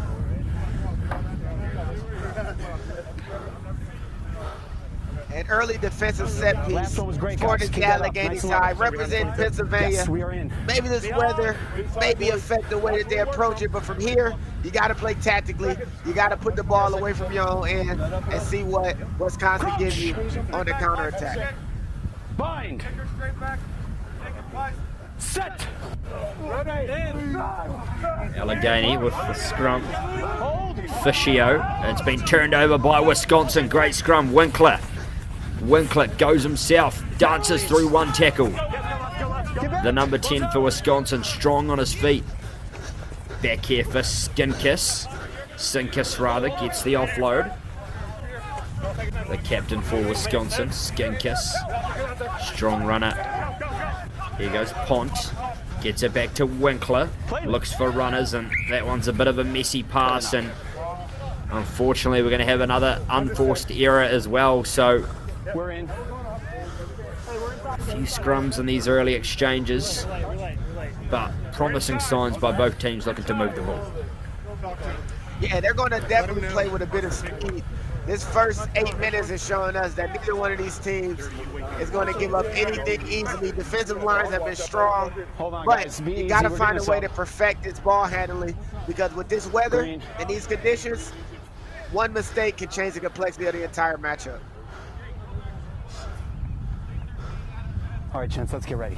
As we good see substitution back on in the field, and the referee looking to get play back underway. Just over 9 minutes gone, 0-0 at the moment. Bind. Set. And it will be Santino Fischio. Gets it to the back here. Allegheny looking to clear the ball down to Wisconsin, and they find the number 14, J.R. Williams. Williams whips it back to Pete, who puts boot to ball. Counter attack here for Allegheny. Opportunity down the left. Drawn pass is beautiful, and they almost break away with the wraparound offload. Still going as Davis. Fischio gets it off to Michelise. on the halfway meter mark here at Allegheny. Looking to spear it again. That one's gone to ground, and Wellstein has to clean it up. Beats wonders, Michael Wellstein.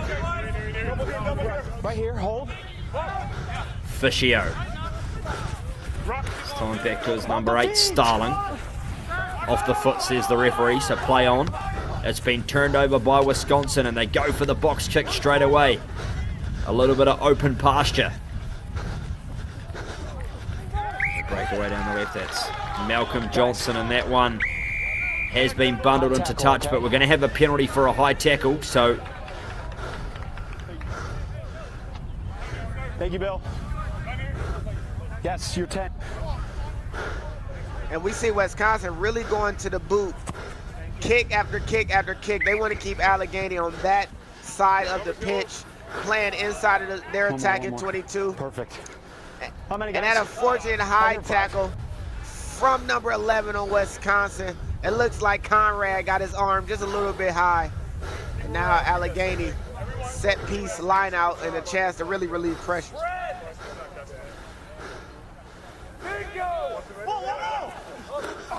Backwards.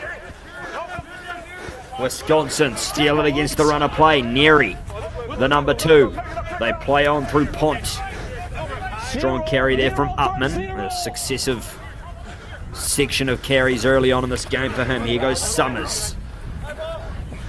Wisconsin looking to strike first in the semi-final. Pont gets it back to Winkler. Wrap around to Wells.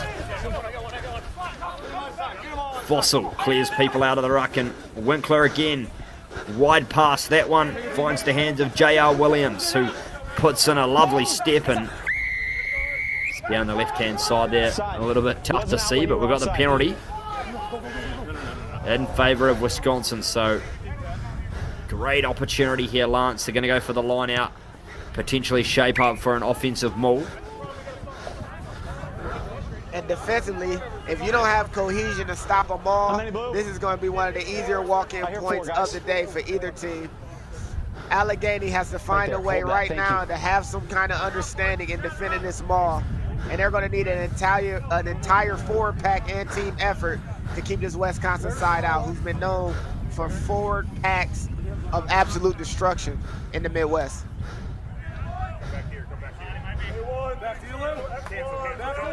Line out here in favour of Wisconsin. The line out taken cleanly by Pont, and they go on the charge through Kevin Summers. Pont gets it off to Winkler. Winkler, a little bit of space here for J.R. Williams. Williams dances through one. J.R. Williams. Fantastic footwork. And penalty falls the way of Allegheny. An isolated poach after J.R. Williams did some fantastic stuff in open space there. Right here, bud. Allegheny bend but don't break. Finding themselves deep in their own end after that penalty, but getting the turnover in the middle of the field near the sticks. And with that ball out of the park, Allegheny can breathe a small sigh of relief. And they were broken right there. That spin move by J.R. Williams, but unfortunately just didn't have the support available needed at the right time. And Sterling with the steal, getting Allegheny the ball back and saving a potential try. Hold there, 10. Hold there, 10. It will be an Allegheny line out here as they get this one cleanly through Starling. Lost forward, guys. Unfortunately been lost forward though, so it was clean for a second and then lost forward, so just their own worst enemy at the moment, Allegheny, when they get possession of the ball, just coughing it up. Opportunities to Wisconsin they need to make the most of. Land on your heels. Hey, Mal, watch that weak side. Yar? Okay. Seconds in, gents. Seconds in.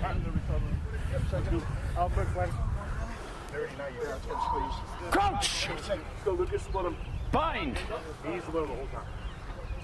Scrum down here for Wisconsin. Another set piece attacking opportunity for them. Pont. First receiver here is Ginkus. Ginkus gets it back to Randy Tanaka on the short ball. Pont finds Winkler. Cut out pass there to Hilashim. Hillashim carries himself. Pont looking for runners again. Finds one in the form there of Tom Fossil, the lock today for Wisconsin. Otherwise fine. Pont. Skinkus. Back pass to Del Medico. And penalty falls the way of Wisconsin, so hands in the ruck is the call. And can we potentially see a shot at goal here, Lance? Maybe just try and get first blood in the semi-final. Yeah, this is a great opportunity to go for points. Post. Gents, post. Yep. No tip, just because there's no force on it, or what? We went straight down. Okay. We're going to be dropping a lot of balls today. Straight down, straight down. Well, with a shot indeed, so. Yeah. Round about. I appreciate your consideration. 30 odd meters out.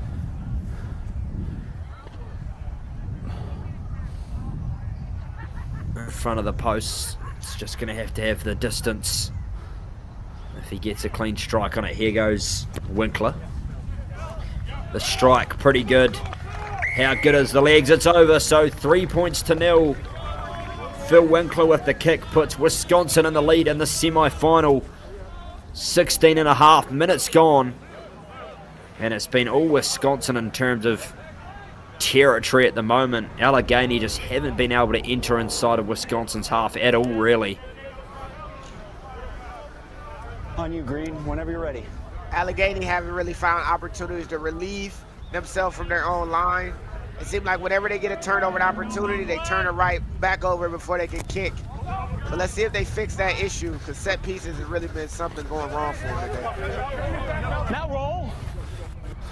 Wisconsin collect off the restart. Pont looking for runners in the form of Fossil. Tom Fossil carries strong again. Does the lock forward. Backdoor here for Wisconsin, and they eventually get a kick underway with a bit of pressure on them. Jake Davis, the 10 here for Allegheny on the counter. Back to Fischio. Fischio caught highly there.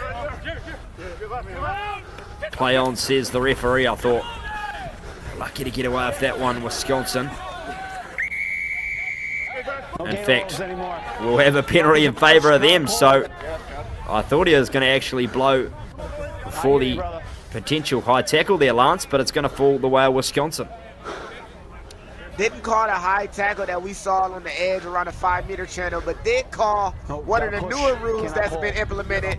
No gator rolls, and unfortunately it bites Allegheny in the back because now Wisconsin's on the front foot again for attack. And this is where we thought we seen a high tackle. It started around the upper arm, maybe didn't end around the neck, but man, that was a tight little bit of tackling right there. Yeah, always such a fine margin, and we see in today's modern game it more or less leans the way of the attacker. The head and neck area is such a protected part of rugby union. As they get the turnover, Allegheny off the line out. Fischio gets the offload away to his number 7, Michael Wellstein. And Wellstein takes it in just beyond the 22. Fischio finds runners again. It's the number 17 on the field, AC Costello, replacement. And they go for the wee chip over here, Allegheny, and they've got it back. So number 14, Sterling Wynn. Play here for Davis. Advantage, says the referee, is Ty Makalisi. Took it into contact there, and we're going to have advantage for the way of Wisconsin, so that initial advantage over. So Wisconsin, a counter-attacking opportunity, but we're going to come for a penalty, and Pont's going to tap and go. Playing here quickly through Winkler. Around about 15 metres out from the try line, and Allegheny try to get the turnover. Rocket. That was a foot. And they've done so indeed. So Allegheny just using all their get-out-of-jail cards at the moment as Fischio takes it to ground. And they get the penalty.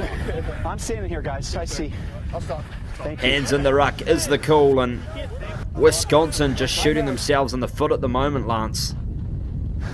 Yeah, every time they do something great, they do something that's not as prime. And if they allow this Allegheny team, who hasn't shown anything offensively that would be really threatening, to get down the field off of penalties and kick into touch, then this could be the beginning of a long day for Wisconsin. 3-point lead, but it's through from their own aggression and figuring out ways defensively to shut Allegheny down before they can get started. 2-3. Closer 9. The line out in favor of Allegheny. 3 points to 0 it still remains, and this one taken cleanly by Starling. Strong carry there by the number 3, Di Stefano. Fiscio. They play back here, a little bit of space if they can move the ball, but good tackle there by Randy Tanaka of Wisconsin, wrapping up his opposite, Doug Womack. Fiscio.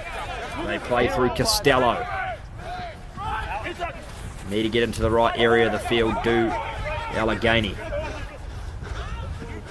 As they move to the left, a little bit of space there. Pass has gone backwards, and Wisconsin chipper forward. Could this be the first try in the semi-final? You bet it is. And it will be number 11, Conrad Hillesheim. What a turn of events. The ball handling with this weather is a major issue. And once that ball was kicked a second time, it was a run for the hills. And who won? Brother Conrad, putting it down, getting early points for Wisconsin. You can see the jubilation, the celebration. Wisconsin have been killing it defensively throughout the course of this first 20 minutes. And they finally get an actual try for their efforts. Great job by this Wisconsin side, and good heads-up play by Conrad Hillesheim. It certainly was great skills to be able to kick that ball forward and control it in these conditions, and it will be Phil Winkler looking to add to his penalty kick from earlier. And this one's been striked pretty nicely. Just goes below the post, so 8 points to 0. 22.5 minutes gone in the semi-final, and Allegheny just unable to get inside of Wisconsin's half, apart from the restarts, which Wisconsin have been pretty good at retaining so far. And don't you just love seeing a hooker with the kicking ability, Lance? That's going to be something that makes you happy. The quirky bits of rugby are always fun to watch. If a number 2 is on the back of the jersey and you're kicking to proficiency like he is, you got to be proud of what Allegheny is putting together. Absolutely. And it's a decent kick as well, and Allegheny try and apply a bit of pressure. Wisconsin with the exit. This one doesn't find good distance. So Jake Davis here. Davis dances to the right, gets the pass away there to Womack, who loses it forward. And again, it's just the same old story at the moment for Allegheny. Unable to cling on to that slippery ball at the moment. I mean, you take the handling errors out of this first half for Allegheny, this might be still a 0-0 ball game. Dropping the ball, especially under conditions that has been raining all day, the grounds is slick, the grounds is wet. You got to find a way to tighten up that parts of the game and make sure the ball goes to hand. You got to play complementary rugby, or this game could get out of hand. Absolutely is. Just over 15 minutes to play in this first half. It is Wisconsin making the most of it at the moment. They get the kick away downfield, and this one ventures into the 22 as they counter-attack Allegheny, run it back. It's a good carry there from Sterling Wynn. Fiscio, Davis, wide pass, and that one drifts forward, says the referee. The assistant referee, Johnny, on the spot as well, so right idea, just wrong execution for Allegheny. And this is something I don't plan on trying to repeat the entire match, but Allegheny handling errors are driving the first 25 minutes of this matchup. They have the players to attack. They have dangerous players when they got ball in hand. They're finding themselves with overlaps in space, but just can't get to the last bit of the play in order to clean up the handling and ball passing. Guys, I got two problems. You're not keeping your bind up, and you've got an early hook. Let's reset, okay? Drop your bind immediately. Knead it up. There you go. Marching orders from the referee there telling the front row to fix the bind up. Of course, the dark arts of scrummaging. Set. Number 9, Joe Pont, with the ball here for Wisconsin once more, and they break off the back here through number 19, Evan Albeck. Pont gets the ball back himself. 22-metre mark threatening here for Wisconsin. Almark again gets it off to Jake Cleast. Pont looks for runners. Finds one there through Justin Woodworth. Good carry from Woodworth. Pont. Again for Albeck. That's a hat-trick of carries within 60 seconds for Albeck. And strong collision there on Neary. Pont. They whip it inside. Wisconsin breakaway. Here go Wisconsin. And they are in through the second try. It was a lovely back inside ball. And it's the number 12 captain, Jared Skinkiss, with the try. And if you notice, Allegheny's defensive line is not moving off that line themselves. They are not pressing this Wisconsin team the same way they did in the beginning of the game. And if you allow a team like Wisconsin, big, strong runners, to find confidence, you might as well pack it in right now and save yourself the bruises and bumps that you're going to receive throughout the course of a game. Wisconsin finding continuity on the inside, on the outside, bouncing, going to the right side of the ruck, left side of the ruck, putting Allegheny under immense pressure. The Allegheny defense has to step up and get off that line again if they really want to put pressure on a team such as Wisconsin. And the conversion is over the post, so 15 points to 0. A relatively convincing lead at the moment for Wisconsin, and it was Calm Consolino who just did a great job of taking the ball to the line. And as you mentioned, Lance, just continuity on both sides of the ball at the moment for Wisconsin, and Allegheny really need to find some rhythm and tidy up those retention errors.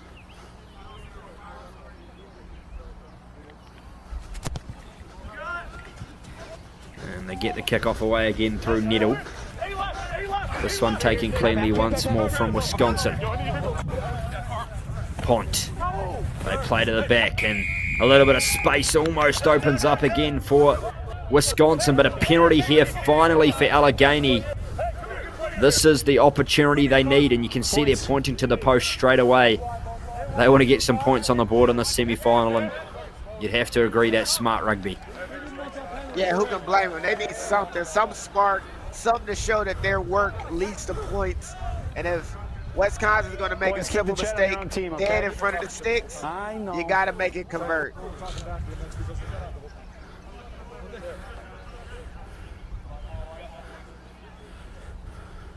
And it will be our man, the number 2, Andrew Needle, to also take up the goal-kicking duties for Allegheny. This one about 20 metres out.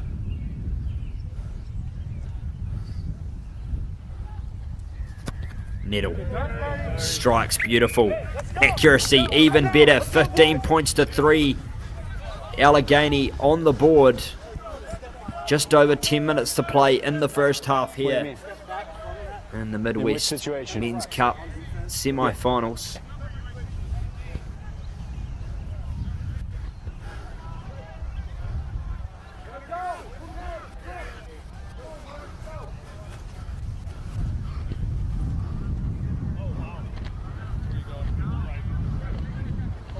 Will be number 21, Consolino, getting things back underway. We set up that try beautifully for Wisconsin just moments ago. And This one's a little bit of a low dabbing kick. The number 5, Lou Debradinis, gets it and loses control. So Wisconsin right back on the charge here.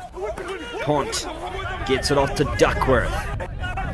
It's AJ Duckworth in the white headgear. Pont shapes to the right. That one's been knocked down illegally, says the referee. So again, distance here the same from Winkler's last kick, and they are indeed going to take the shot here, Wisconsin. So about 26 odd meters out from the post, and scoreboard pressure in finals rugby, Lance, is just super important. I just want to keep itching away at that board.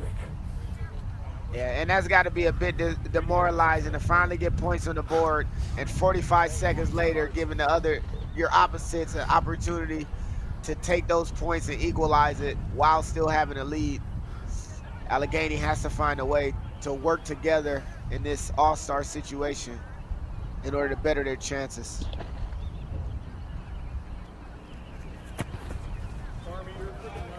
The strike is pretty good. How good's the accuracy? Just as good. So 18 points to 3. Wisconsin over Allegheny at the moment.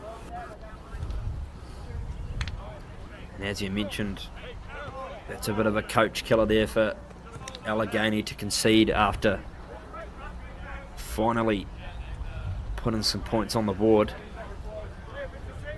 And that man who did just that, Andrew Nettle, to get things back underway. This time goes for a shorter restart and been knocked on by Wisconsin, so we're going to play on here. Allegheny hot on the charge. Mull says the referee. It's there. Ball's available.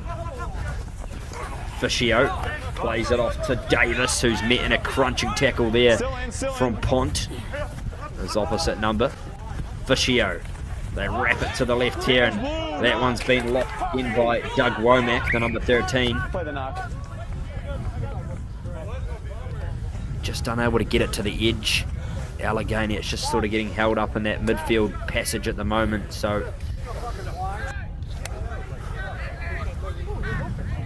tough going.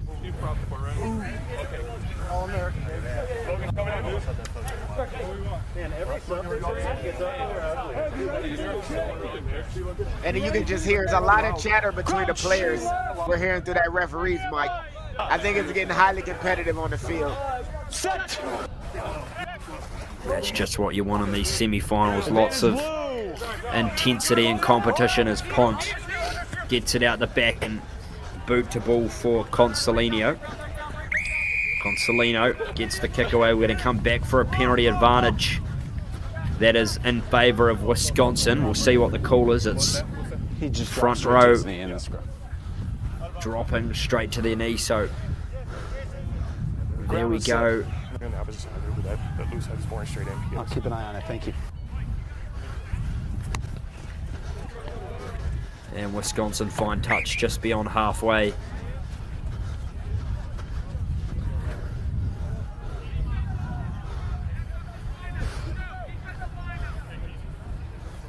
Perfect, thank you.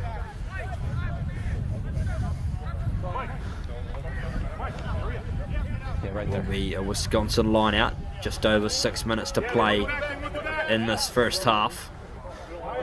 Back 10 forward, back 10. B1, E2, C3. Middle. One step green, one step. Advantage. Line out there, taken cleanly. Pont. They've got a penalty advantage again. Do Wisconsin. We're going to come back here, so discipline really an issue at the moment.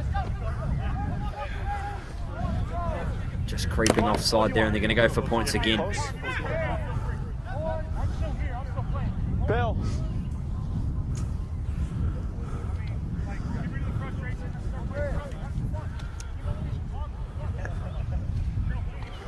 And I mean, these penalty conversions are just death by 100 cuts. The 3 points might not mean a lot, but make a mistake and you're just losing ground on the scoreboard. It can become something that becomes part of the mental game, especially in All-Stars. these guys don't play together week in, week out. These guys don't work together every day. So making sure cooler heads prevail and not to be too wound up on these 3 points at a time 30 more can mean a lot later in the game. But wow, these 3 points are like just do your thing. body shots.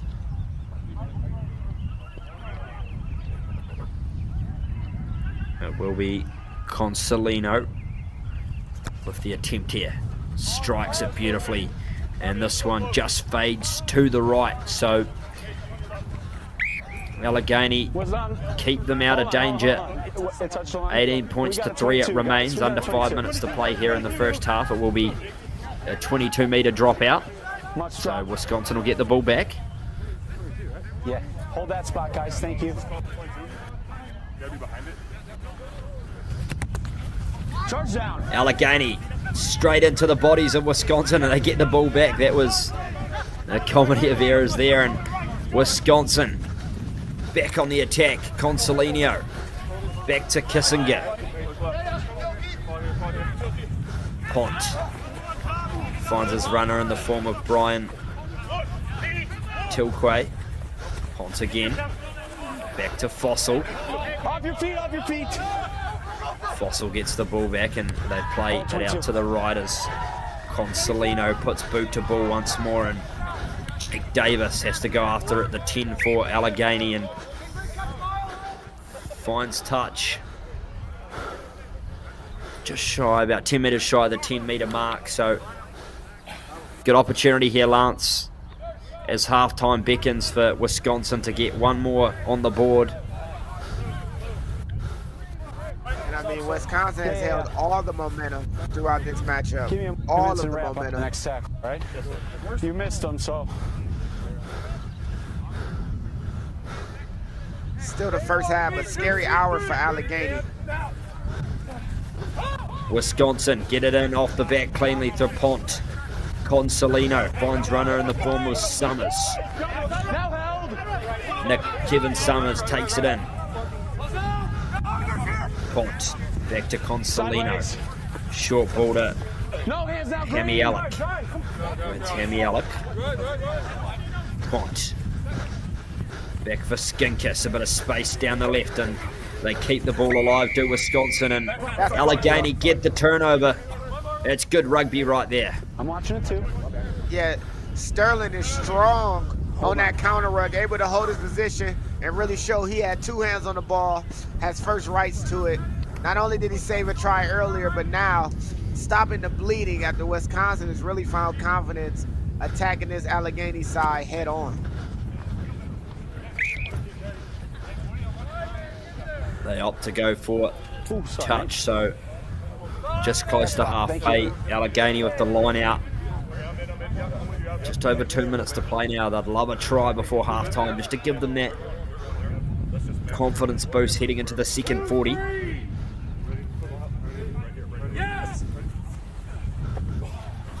The line out taken off the back, and will play on here for Allegheny. The back there, Cameron Taylor on the halfway metre mark here for Allegheny. Davis whips it out to the left, and strong tackle there on Regini. Vicio finds DeStefano. DeStefano taken up there. Vicio once more, just one-off runners at the moment. Michelise, no real variation to their game. Got to try and break through this Wisconsin defensive line, and it whips out to the centre there, Womack. Vicio back again there for DeStefano. Davis chips and goes himself. Davis collects cleanly. That's some ingenuity there from Jake Davis. Gets the pop away. Here come Allegheny. Ty Michelise. Michelise still going into the 22. Allegheny here with Needle. They rip it out to the right. A bit of space here. Allegheny, the chip and chase.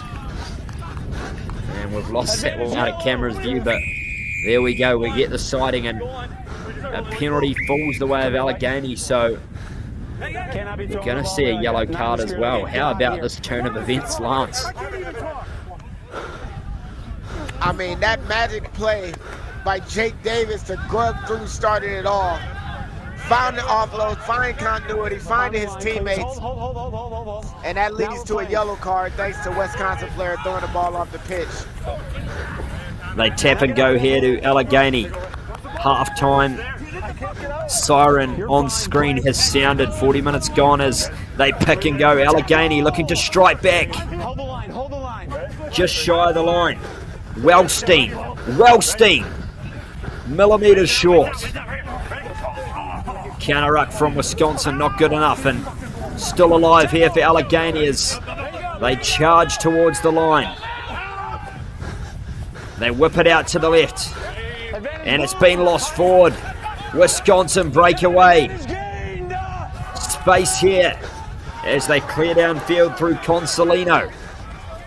And going after it, Sterling Wynn has to go back and run 60 metres to clean it up, and a breakaway here again for Allegheny. Helter-skelter rugby, and a lost forward there once more, and we're going to have an accidental offside to end the first half. That was a frantic passage of play, Lance Cavana. Yeah, and we're talking about Allegheny, who were on the doorstep to turning this whole matchup around. But unfortunately for them, and to the fortune of Wisconsin defensive line holding strong. What a great ending to this first half. And we'll see you back soon for the second 40. It is Wisconsin 18, Allegheny 3 here at the Midwest Rugby Union Men's Cup Semifinals. It is. And then we'll have to keep an eye on them in the future. Yeah. On my side, they were kind of creeping on the offside, but they were going to the other side. So it's great. We all love each other. We all like hanging out at these tournaments. I mean, just meeting so many new people and getting to know them is just amazing, and meeting so many new friends is definitely. Nah, one word is family. Like, you got people like you could depend on. Probably my favorite part of playing rugby is like I can forget any problem I'm having at school or at home, or just any kind of worry or burden, and just like giving my all on the field. And we all choose to come here. We don't have to be here, you know. It's just good fun coming out on a Sunday, playing, getting all together, and just great. All right, so yeah, I think it's the fact that we can play very hard, smack each other up, boom each other, and just eat good and talk to laugh with each other after. So, one thing that rugby's done for you? It's brought up a lot of my confidence.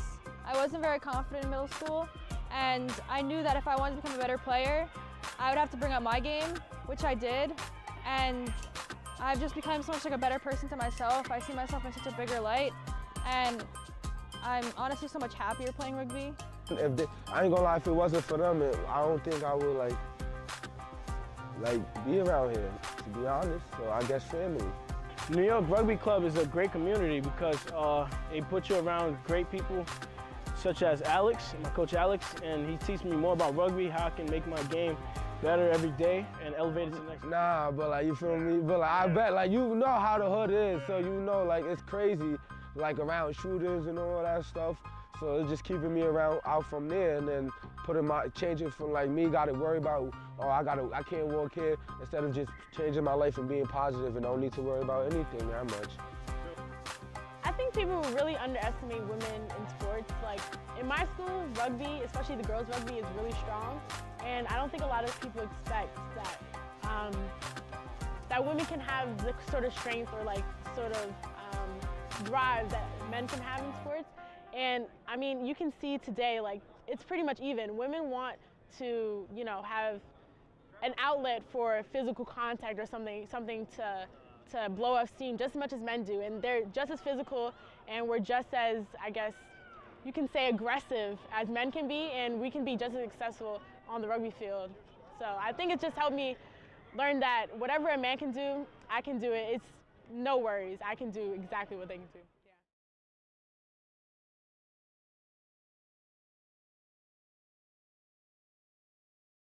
Most girls are smart and strong and beautiful. Most girls work hard, go far, we are unstoppable. Most girls are fight to make every day.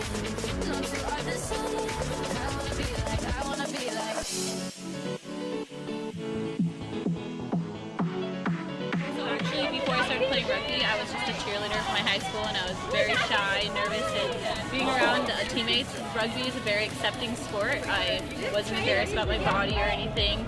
People really welcome you and actually like take your strengths and weaknesses and work with you to like make you a better person and player.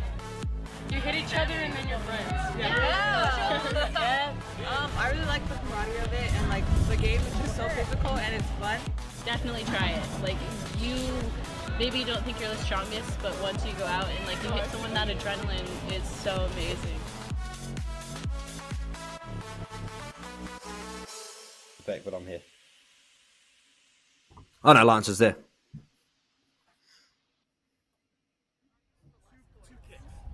Okay, I'm just telling you what they said. You got 6. How many penalties have you hit? Welcome back in, ladies and gentlemen, to the second half action of this Men's Cup semi-finals from the Midwest Rugby Union Championship weekend. Thomas Grant alongside me, Lance Kavanagh. And Lance, if you're in Allegheny shoes, what do you need to tidy up for that second 40? Yeah. 8 minutes. Yes. I got a number 4 to do all that. Blue captain. Green captain.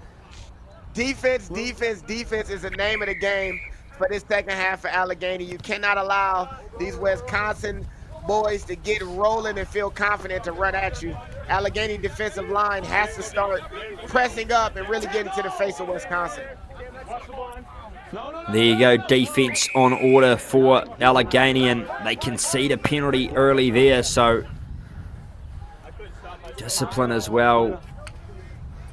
A little bit of an issue for Allegheny in the first half, and Wisconsin will get the early opportunity to send this one deep.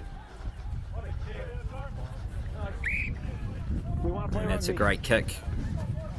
Just shy of the 22, sorry, inside the 22. That's a lovely touch finder there for Wisconsin, putting them in a magnificent opportunity.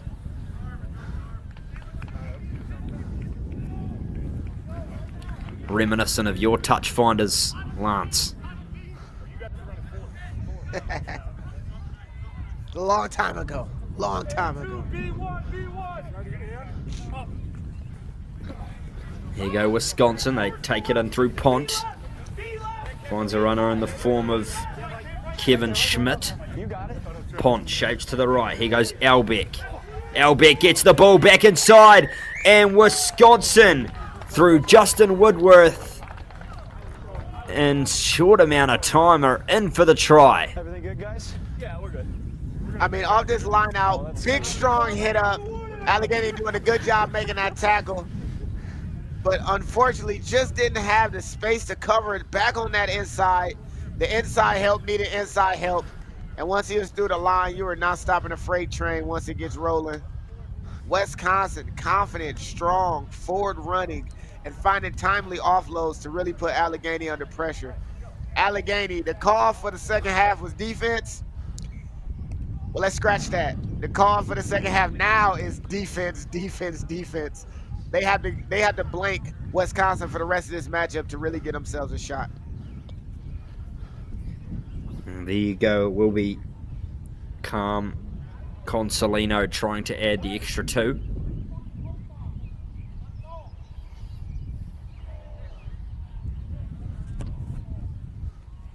Strikes it cleanly and just fades away to the right, so it will remain 23 points to 3. A 20-point deficit for Allegheny to climb back. And as you mentioned, defensively need to be sound for this next 35 and change.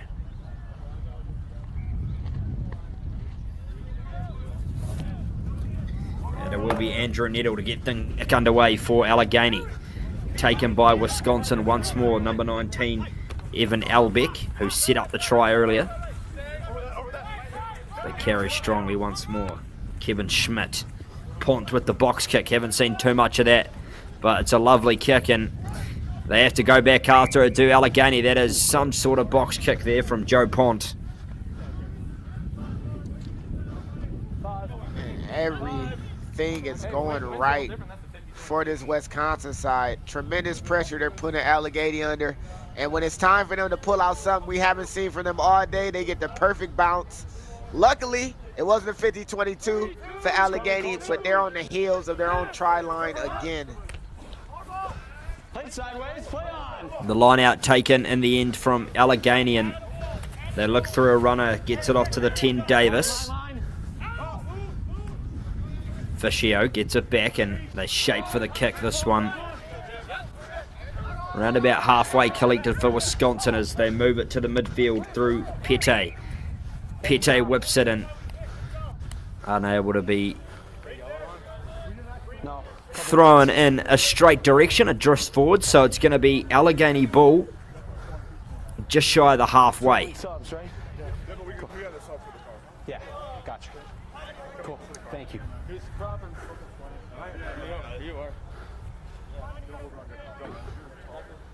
Hey, are you taking? What are you doing?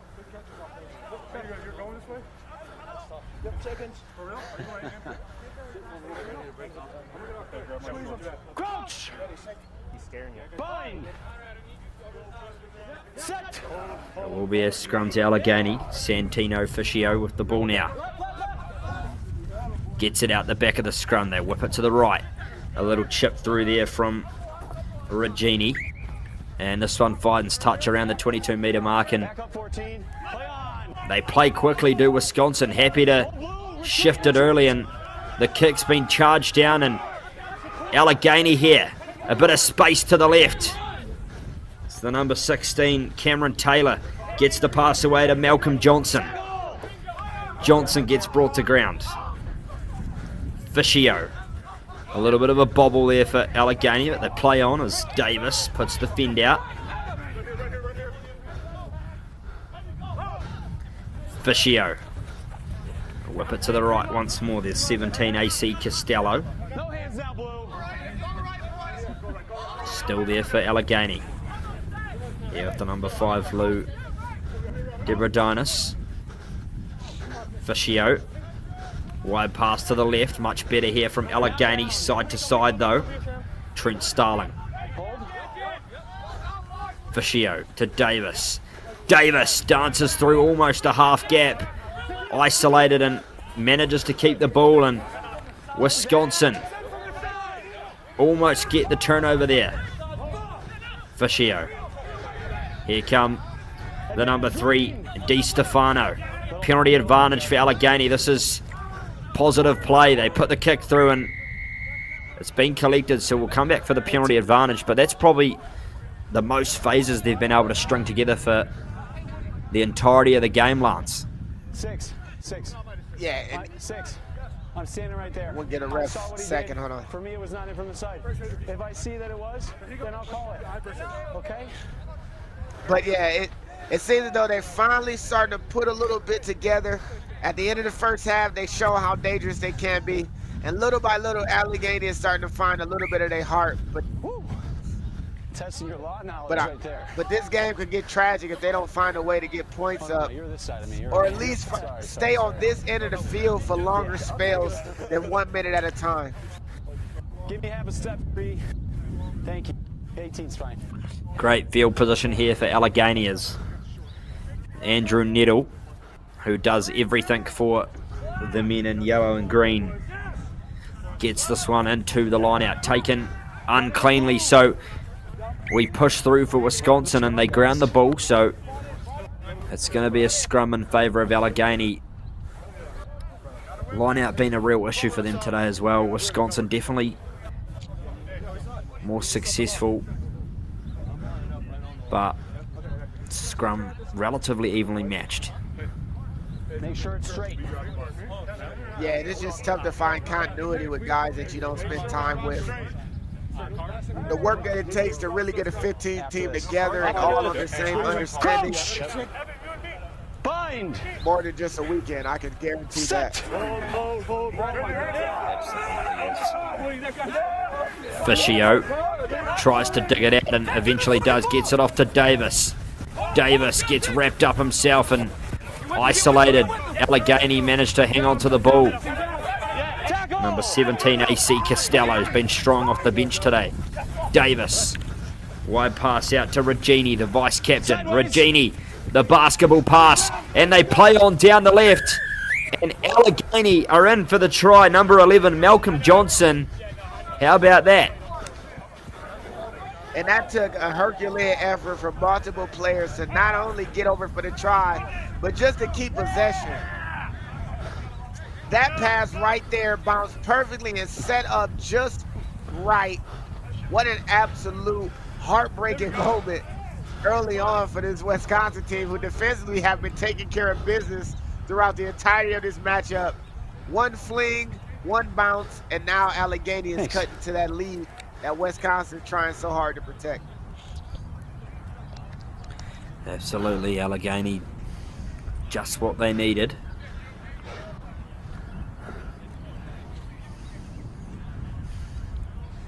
And it will be Andrew Nettle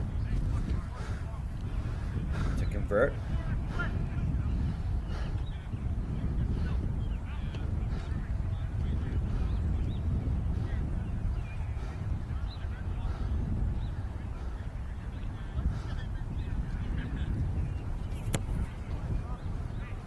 Nettle strikes it cleanly and it dances off the post and just falls in front, so I thought it was going to go in for a moment, but it just curved away, and 23 points to 8, 15-point deficit, 30 minutes to play in the semi-final.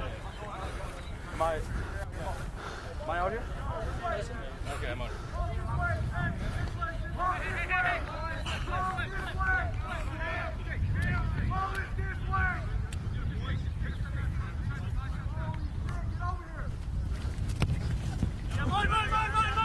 The restart back underway. Here comes Allegheny trying to break through. Number 19, Dom Charnier, onto the field for the yellow and green. Fascio. They whip it to the right. Allegheny trying to go bang bang and find a bit of space here. Advantage green! Penalty advantage.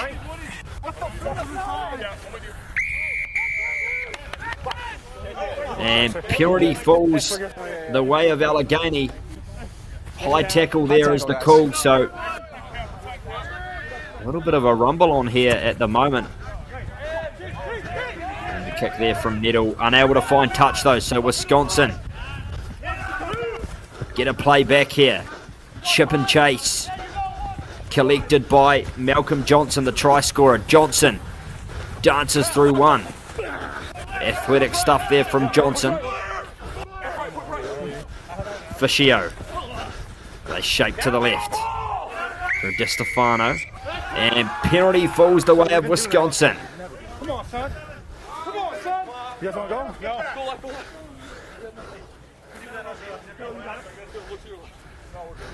And it will be a kick for touch for Consolino, but that's just textbook technique over the breakdown there, Lance. Yeah, an opportune time again. Wisconsin finds a way to take the ball away from Allegheny. And it seems like Wisconsin defense, outside of nothing short of great individual moments, borderline miracle moments by Allegheny, Wisconsin has been controlling the position of the field and also really just controlling a lot of these tackle situations. Able to get the ball back for their side. Easy work for Wisconsin as they now are close and barreling in inside of the 22. Wisconsin looking to strike back here. Still 23 plays 8, 52. Just on 53, nearly gone in the second half. And they set for the maul. Uncommitted Allegheny, so Wisconsin take it off. Pont. Shade to the left, high tackle there, says the referee, so advantage in favour of Wisconsin. Duckworth. Chip and chase for Winkler, puts over the cross kick and taken there for Allegheny, and will come back for the penalty advantage.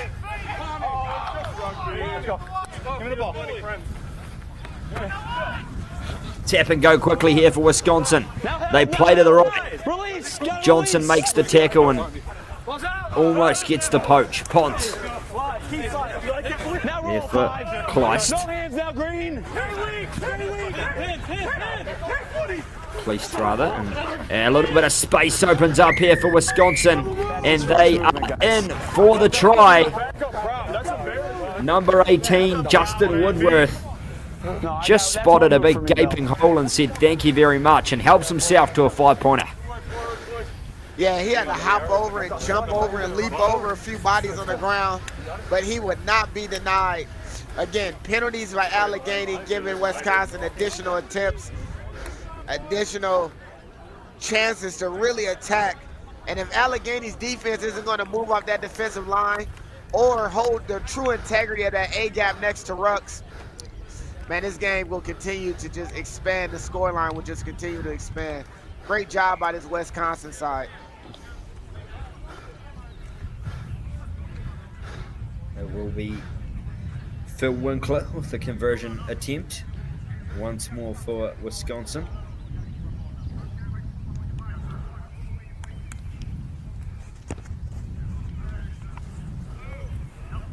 And that one shapes away to the right. So 28 plays 8. 25 to go in this men's Tier 1 Cup semi-final.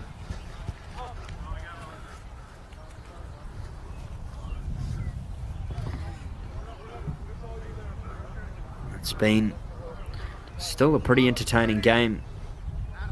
The rain looks to have settled down. Let's hope it stays that way for the next 25 minutes of this match remaining. On you, Green.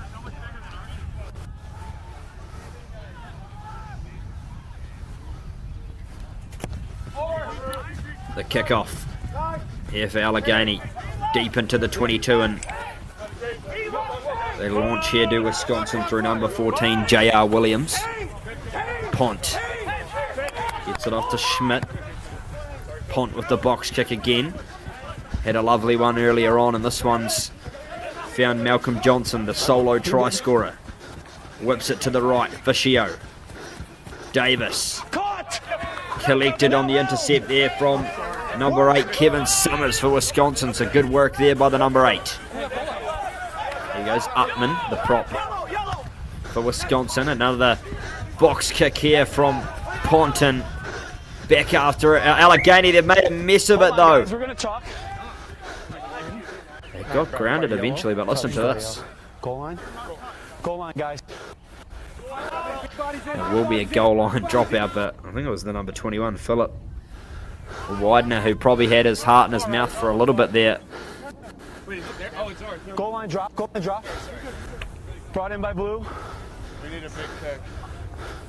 That was almost as scary of a scenario as you can imagine.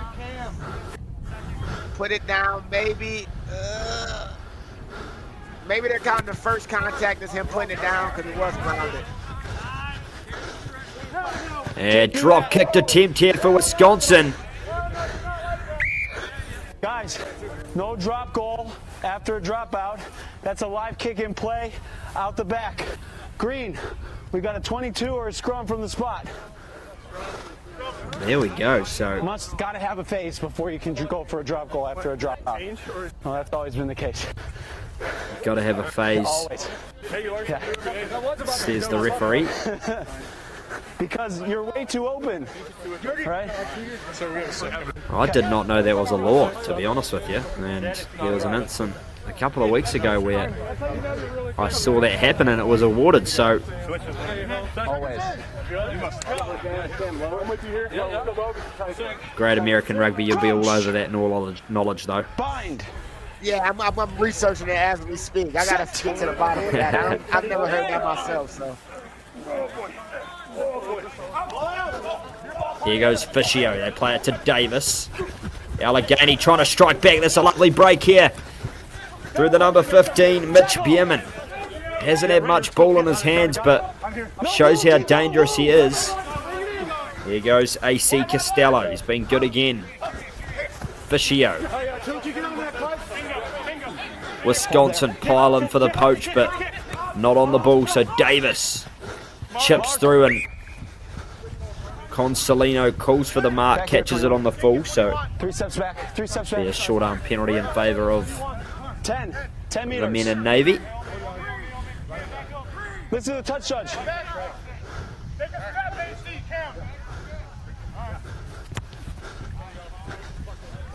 And Consolino kicks it to touch, so Allegheny will get the ball back.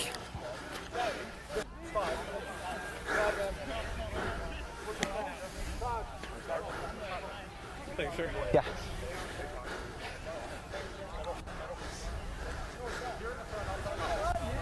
$28 points to 8. Allegheny That mark. down by 20. Need to be the next team to score if they are Yeah, you're great. any Hold chance it. Just of hold progressing it. towards the final tomorrow. This one being played, and that one straight enough, says the referee.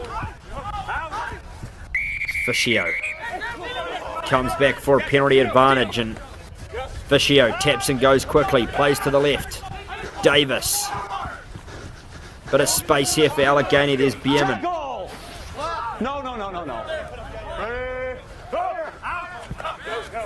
Fiscio finds a runner in the form of the number 24, Eric Kress. New man on the field, and number 23, Chris O'Connor, gets into a demolition derby and turns the ball over. And they tap and go here, do Wisconsin. Advantage blue or green. And lost forward, so we're going to come back for a scrum, but They were a 10. little bit of ping pong there, Lance. They were 10. Way back. It was an unseen angle. There were some that were and some that weren't, and the guy. Yeah. Ooh, and a big collision. Big collision in the middle of the field. I'm going to get to the bottom of this goal line dropout. I'm letting you know right now, Thomas. I'm going to figure this out by the end of the broadcast.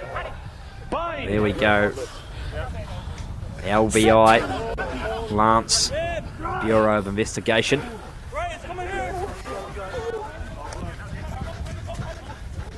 Here come Wisconsin. It's been kicked through and still there. We'll come back for the no advantage, so it'll be a scrum in favour of Wisconsin, lost forward by Allegheny. Again, you can see conditions on the field just starting to deteriorate. We've had a lot of rain today, so hopefully that stifles for the rest of the evening, and good conditions for tomorrow. 19 minutes to play, says the referee. Crouch. Bind. Set.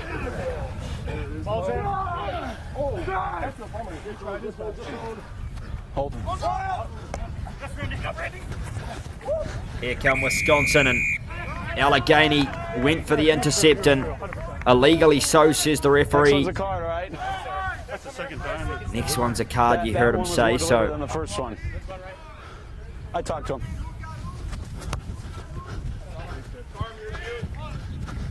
they go for touch here, do Wisconsin, and find it just on the 22-metre mark. See here on the replay. I'll get over here. It was the number 19, Dom Charnier, who just stuck his hand out there, and wasn't really a genuine attempt to catch the ball, more just a defensive prod.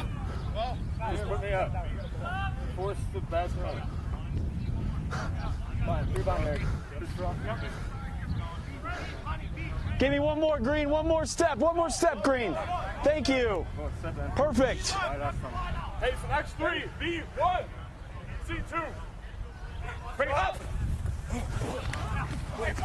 Taken in by Wisconsin, number 18, Woodworth. Try scorer from earlier on. Pont keeps the ball alive. They shape it to the right. Keeping it alive with continuity. Woodworth again. Threatening here, Wisconsin. Penalty, though, falls the way of Allegheny, so I got you. I know. just able to escape without any danger there.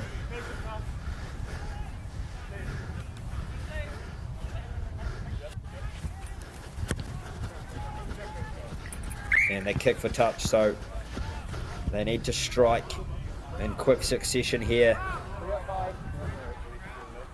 With time running out on the clock.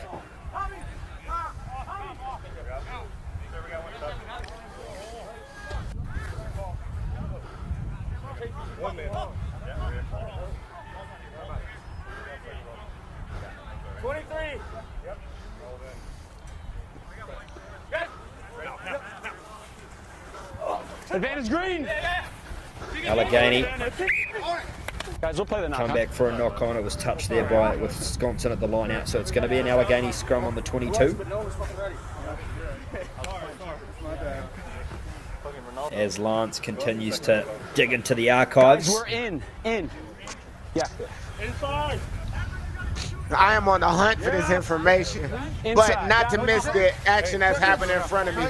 This Wisconsin side handling business. Crouch! Bind! Just over 15 minutes to play at the moment. It's Wisconsin with their name on the ticket to the grand final. Here goes Fiscio. Gets it out to Davis. Backdoor play here for Malcolm Johnson, who's quick on his feet. Penalty advantage, says the referee. High tackle. Davis. Hold on, guys. Come back for the initial advantage. Just a little bit of a seatbelt tackle there, and he wants to have a chat about discipline. Let's have a listen to this. Whoever's the new captain. Guys, we got 15 minutes left. Chatter's picking up. 3 high tackles here, all right? Talk to the teams. Let's keep it low. Let's play rugby. Yeah? Cool? Cool.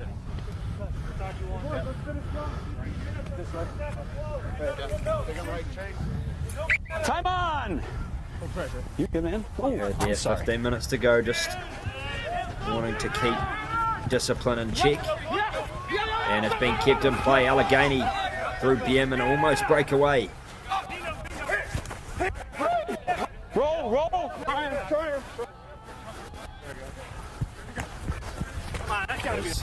Fiscio. The number 13, Doug Womack, carries strongly. Hold. Fiscio to Davis. Good tackle there made by the number 18, Woodworth. Now held! And we'll try and get that clock restarted for you. It should be in about 13 or so minutes to go. Release now! Back here for Pont. For Cleast. Good defense here from Allegheny. Pont again, back to Woodworth. You can hear the collisions through your television speakers. Kevin Summers.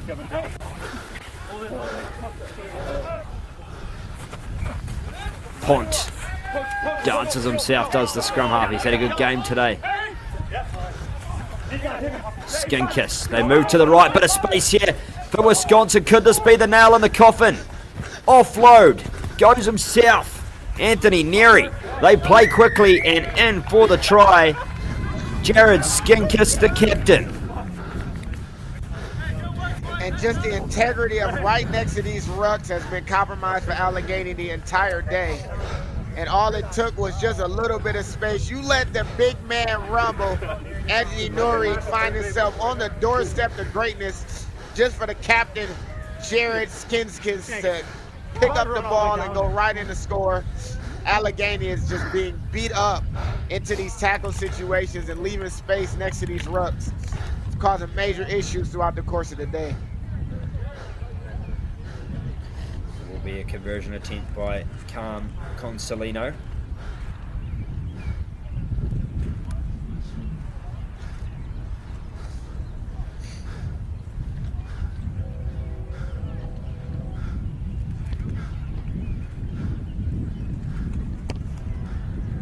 Shot, Carm. Conversion is a good one, so 35 points to 8. 12 minutes to go in this semi-final.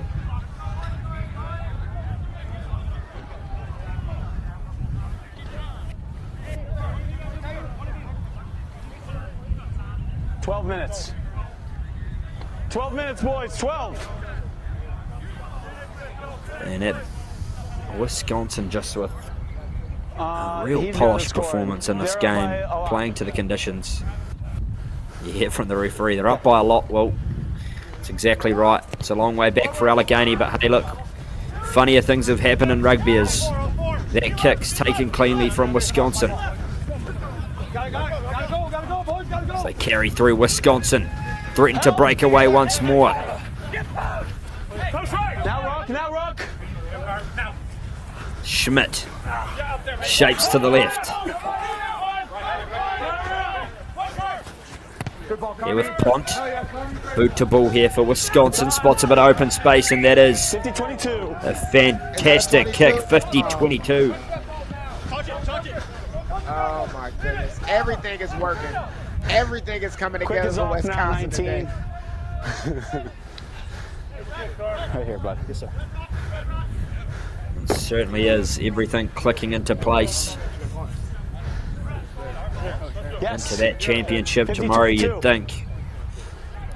Another opportunity here to extend their lead once more.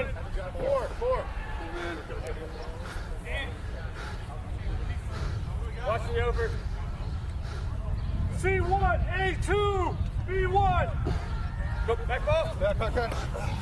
The line out, taken cleanly. They get it off the top there to Winkler, who's in at scrum half now. Carry off to number 7, Kleist. Winkler whips it out to Summers. Wide pass is a thing of beauty, and number 1, Lucas Klaumer, gets the try for Wisconsin to make it 40 points to 8. And now we're just talking about the hinges being blown off the door. Wisconsin too much, too often. You got big boys throwing double skip passes to props. There is no hope for any of us dealing with that attacking line coming at you. Amazing display for Wisconsin today, and they are, quite frankly and quite easily, the pick to take this whole thing going into tomorrow's championship. Certainly are the heavy favourites, and it will be Consolino with the conversion.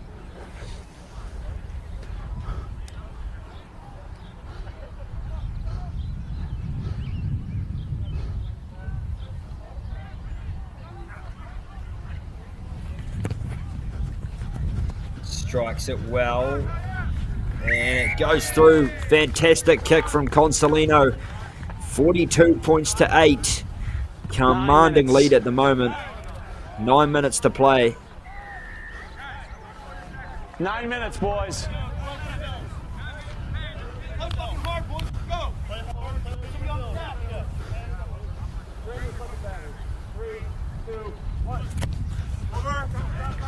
Restart gets underway here for Allegheny. They'll love another try though. Backwards, says the referee. This time lost forward, so Allegheny with the ball. No hands, Blue, leave it.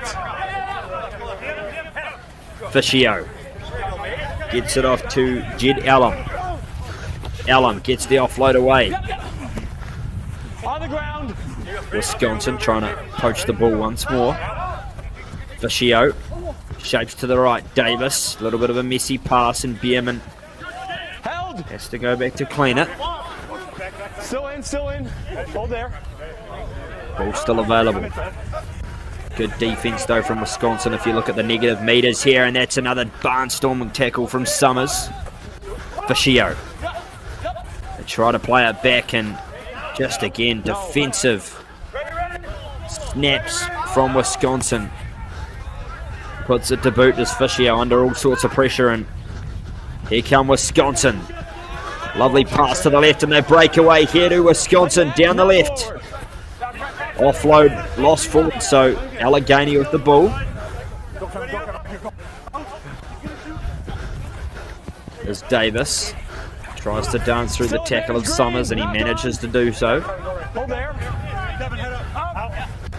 Fischio off to Bierman. Bierman finds Womack. Still on it. No, still on it. And they play it back here. Davis goes through Advantage yellow, new. with the trademark chip that he's used quite a lot today.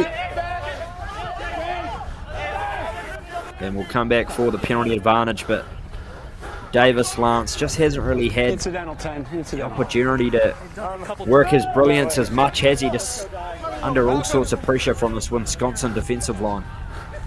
Yeah, at the end of the first half, he put together a magic bit of play.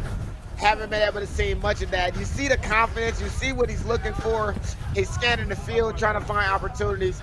But his Wisconsin defensive line has been on absolute go mode from the beginning of this game. And I mean, it's hard if as a 10, you want to play with a little bit of flash, but the structure isn't so foundationally set. Hard to really go into the things and wing it when you need to. But man, Allegheny is fighting to the bitter end, but just coming across a Wisconsin team who are unmoving and unwavering in their defensive prowess. And Wisconsin tapped this one back at the line out, so it's going to be their ball is Winkler. They dance here through Neary. The hookers looked dangerous with ball in hand today. Winkler, play to the right through Woodworth. Already got one try to his name in a proper open pasture. It's a beautiful sight here for Wisconsin. And the offload is clean enough, so play on, says the referee.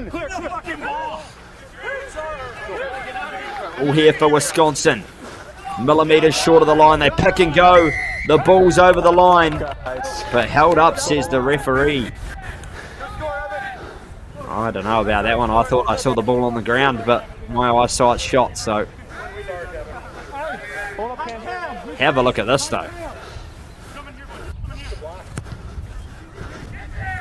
Let the big man eat, pushing away the scrum half as he tries to go for his legs. They play on here through Consolino. Yeah, he said it, Lance. Let the big man eat, and Wisconsin have done a ton of that today. Here goes the number 7, Cleast, and that's a crunching tackle on him. Some tired bodies out there today have to back it up tomorrow, and they look to break away again. Here goes Wisconsin. The number 6, Mason Wells. Never onside. Penalty falls the way of Wisconsin, never onside, says the referee. They tap and go here. They're 10, they're 10. They play to the right, the number 10, Phil Winkler, who's been great all day for them. Ball's still there and it pops backwards.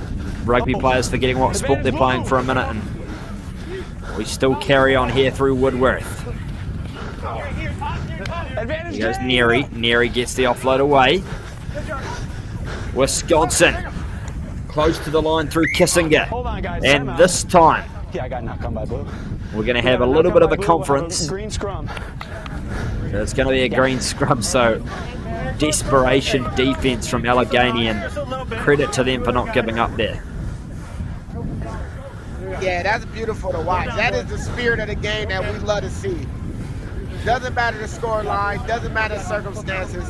Fighting until the game is absolutely over. It's something that we all can appreciate.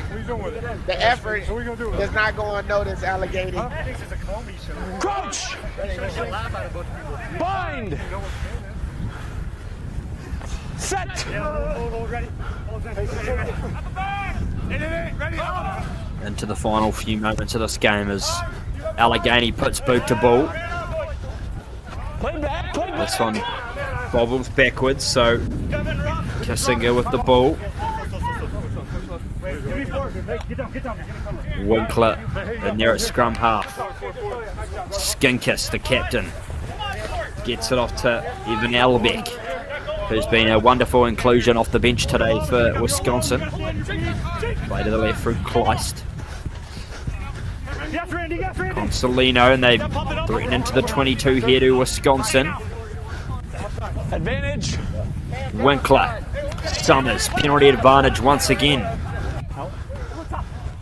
Winkler to the left, wide pass. Here goes the try scorer Hillashim. And we'll come back for the penalty advantage. Come here, scrum cap.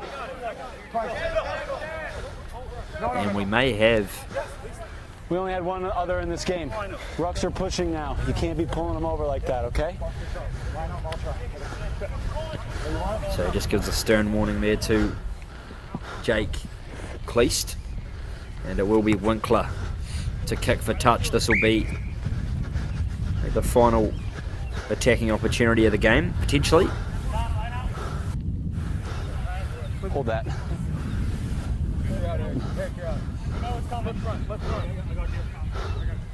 you guys doing 4?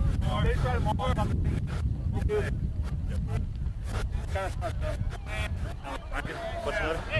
Hold the line, please. Hold the line.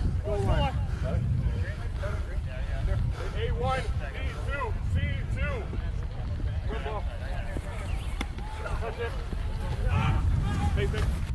Off the top here, Winkler finds a runner in the form of Schmidt.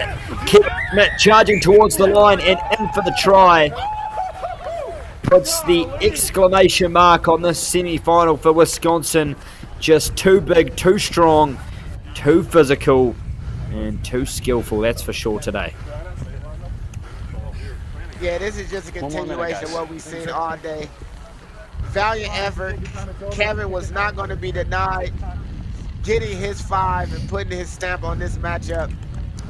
Allegheny still fighting hard, but this Wisconsin defense, no matter what, so let's just have it. And Wisconsin attack has been absolutely prime. And they are rolling going into tomorrow's championship cup for this Thunderbird Cup championship.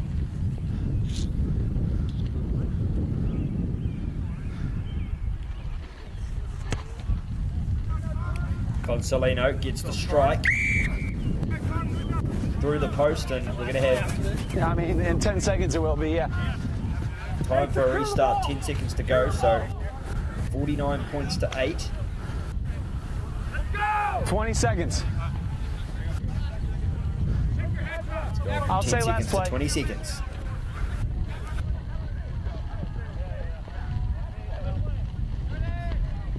.49-8 Wisconsin. Kickoff is a deep one from Allegheny, and that one has gone too deep. And that will be all we have time for in this game. Wisconsin will progress 49 points to 8. It has been a convincing performance, and Lance Kavanagh, final thoughts on that one. Well, Wisconsin definitely are going to have a great matchup tomorrow against a Michigan side who took care of business earlier today. I look forward to seeing how that matchup goes. But Thomas, great calling this game with you. Congratulations to Wisconsin and good fight to Allegheny. All right. Always a pleasure, and thank you, ladies and gentlemen, for tuning in on the Midwest Rugby Union Championships. It is Wisconsin through to the final tomorrow.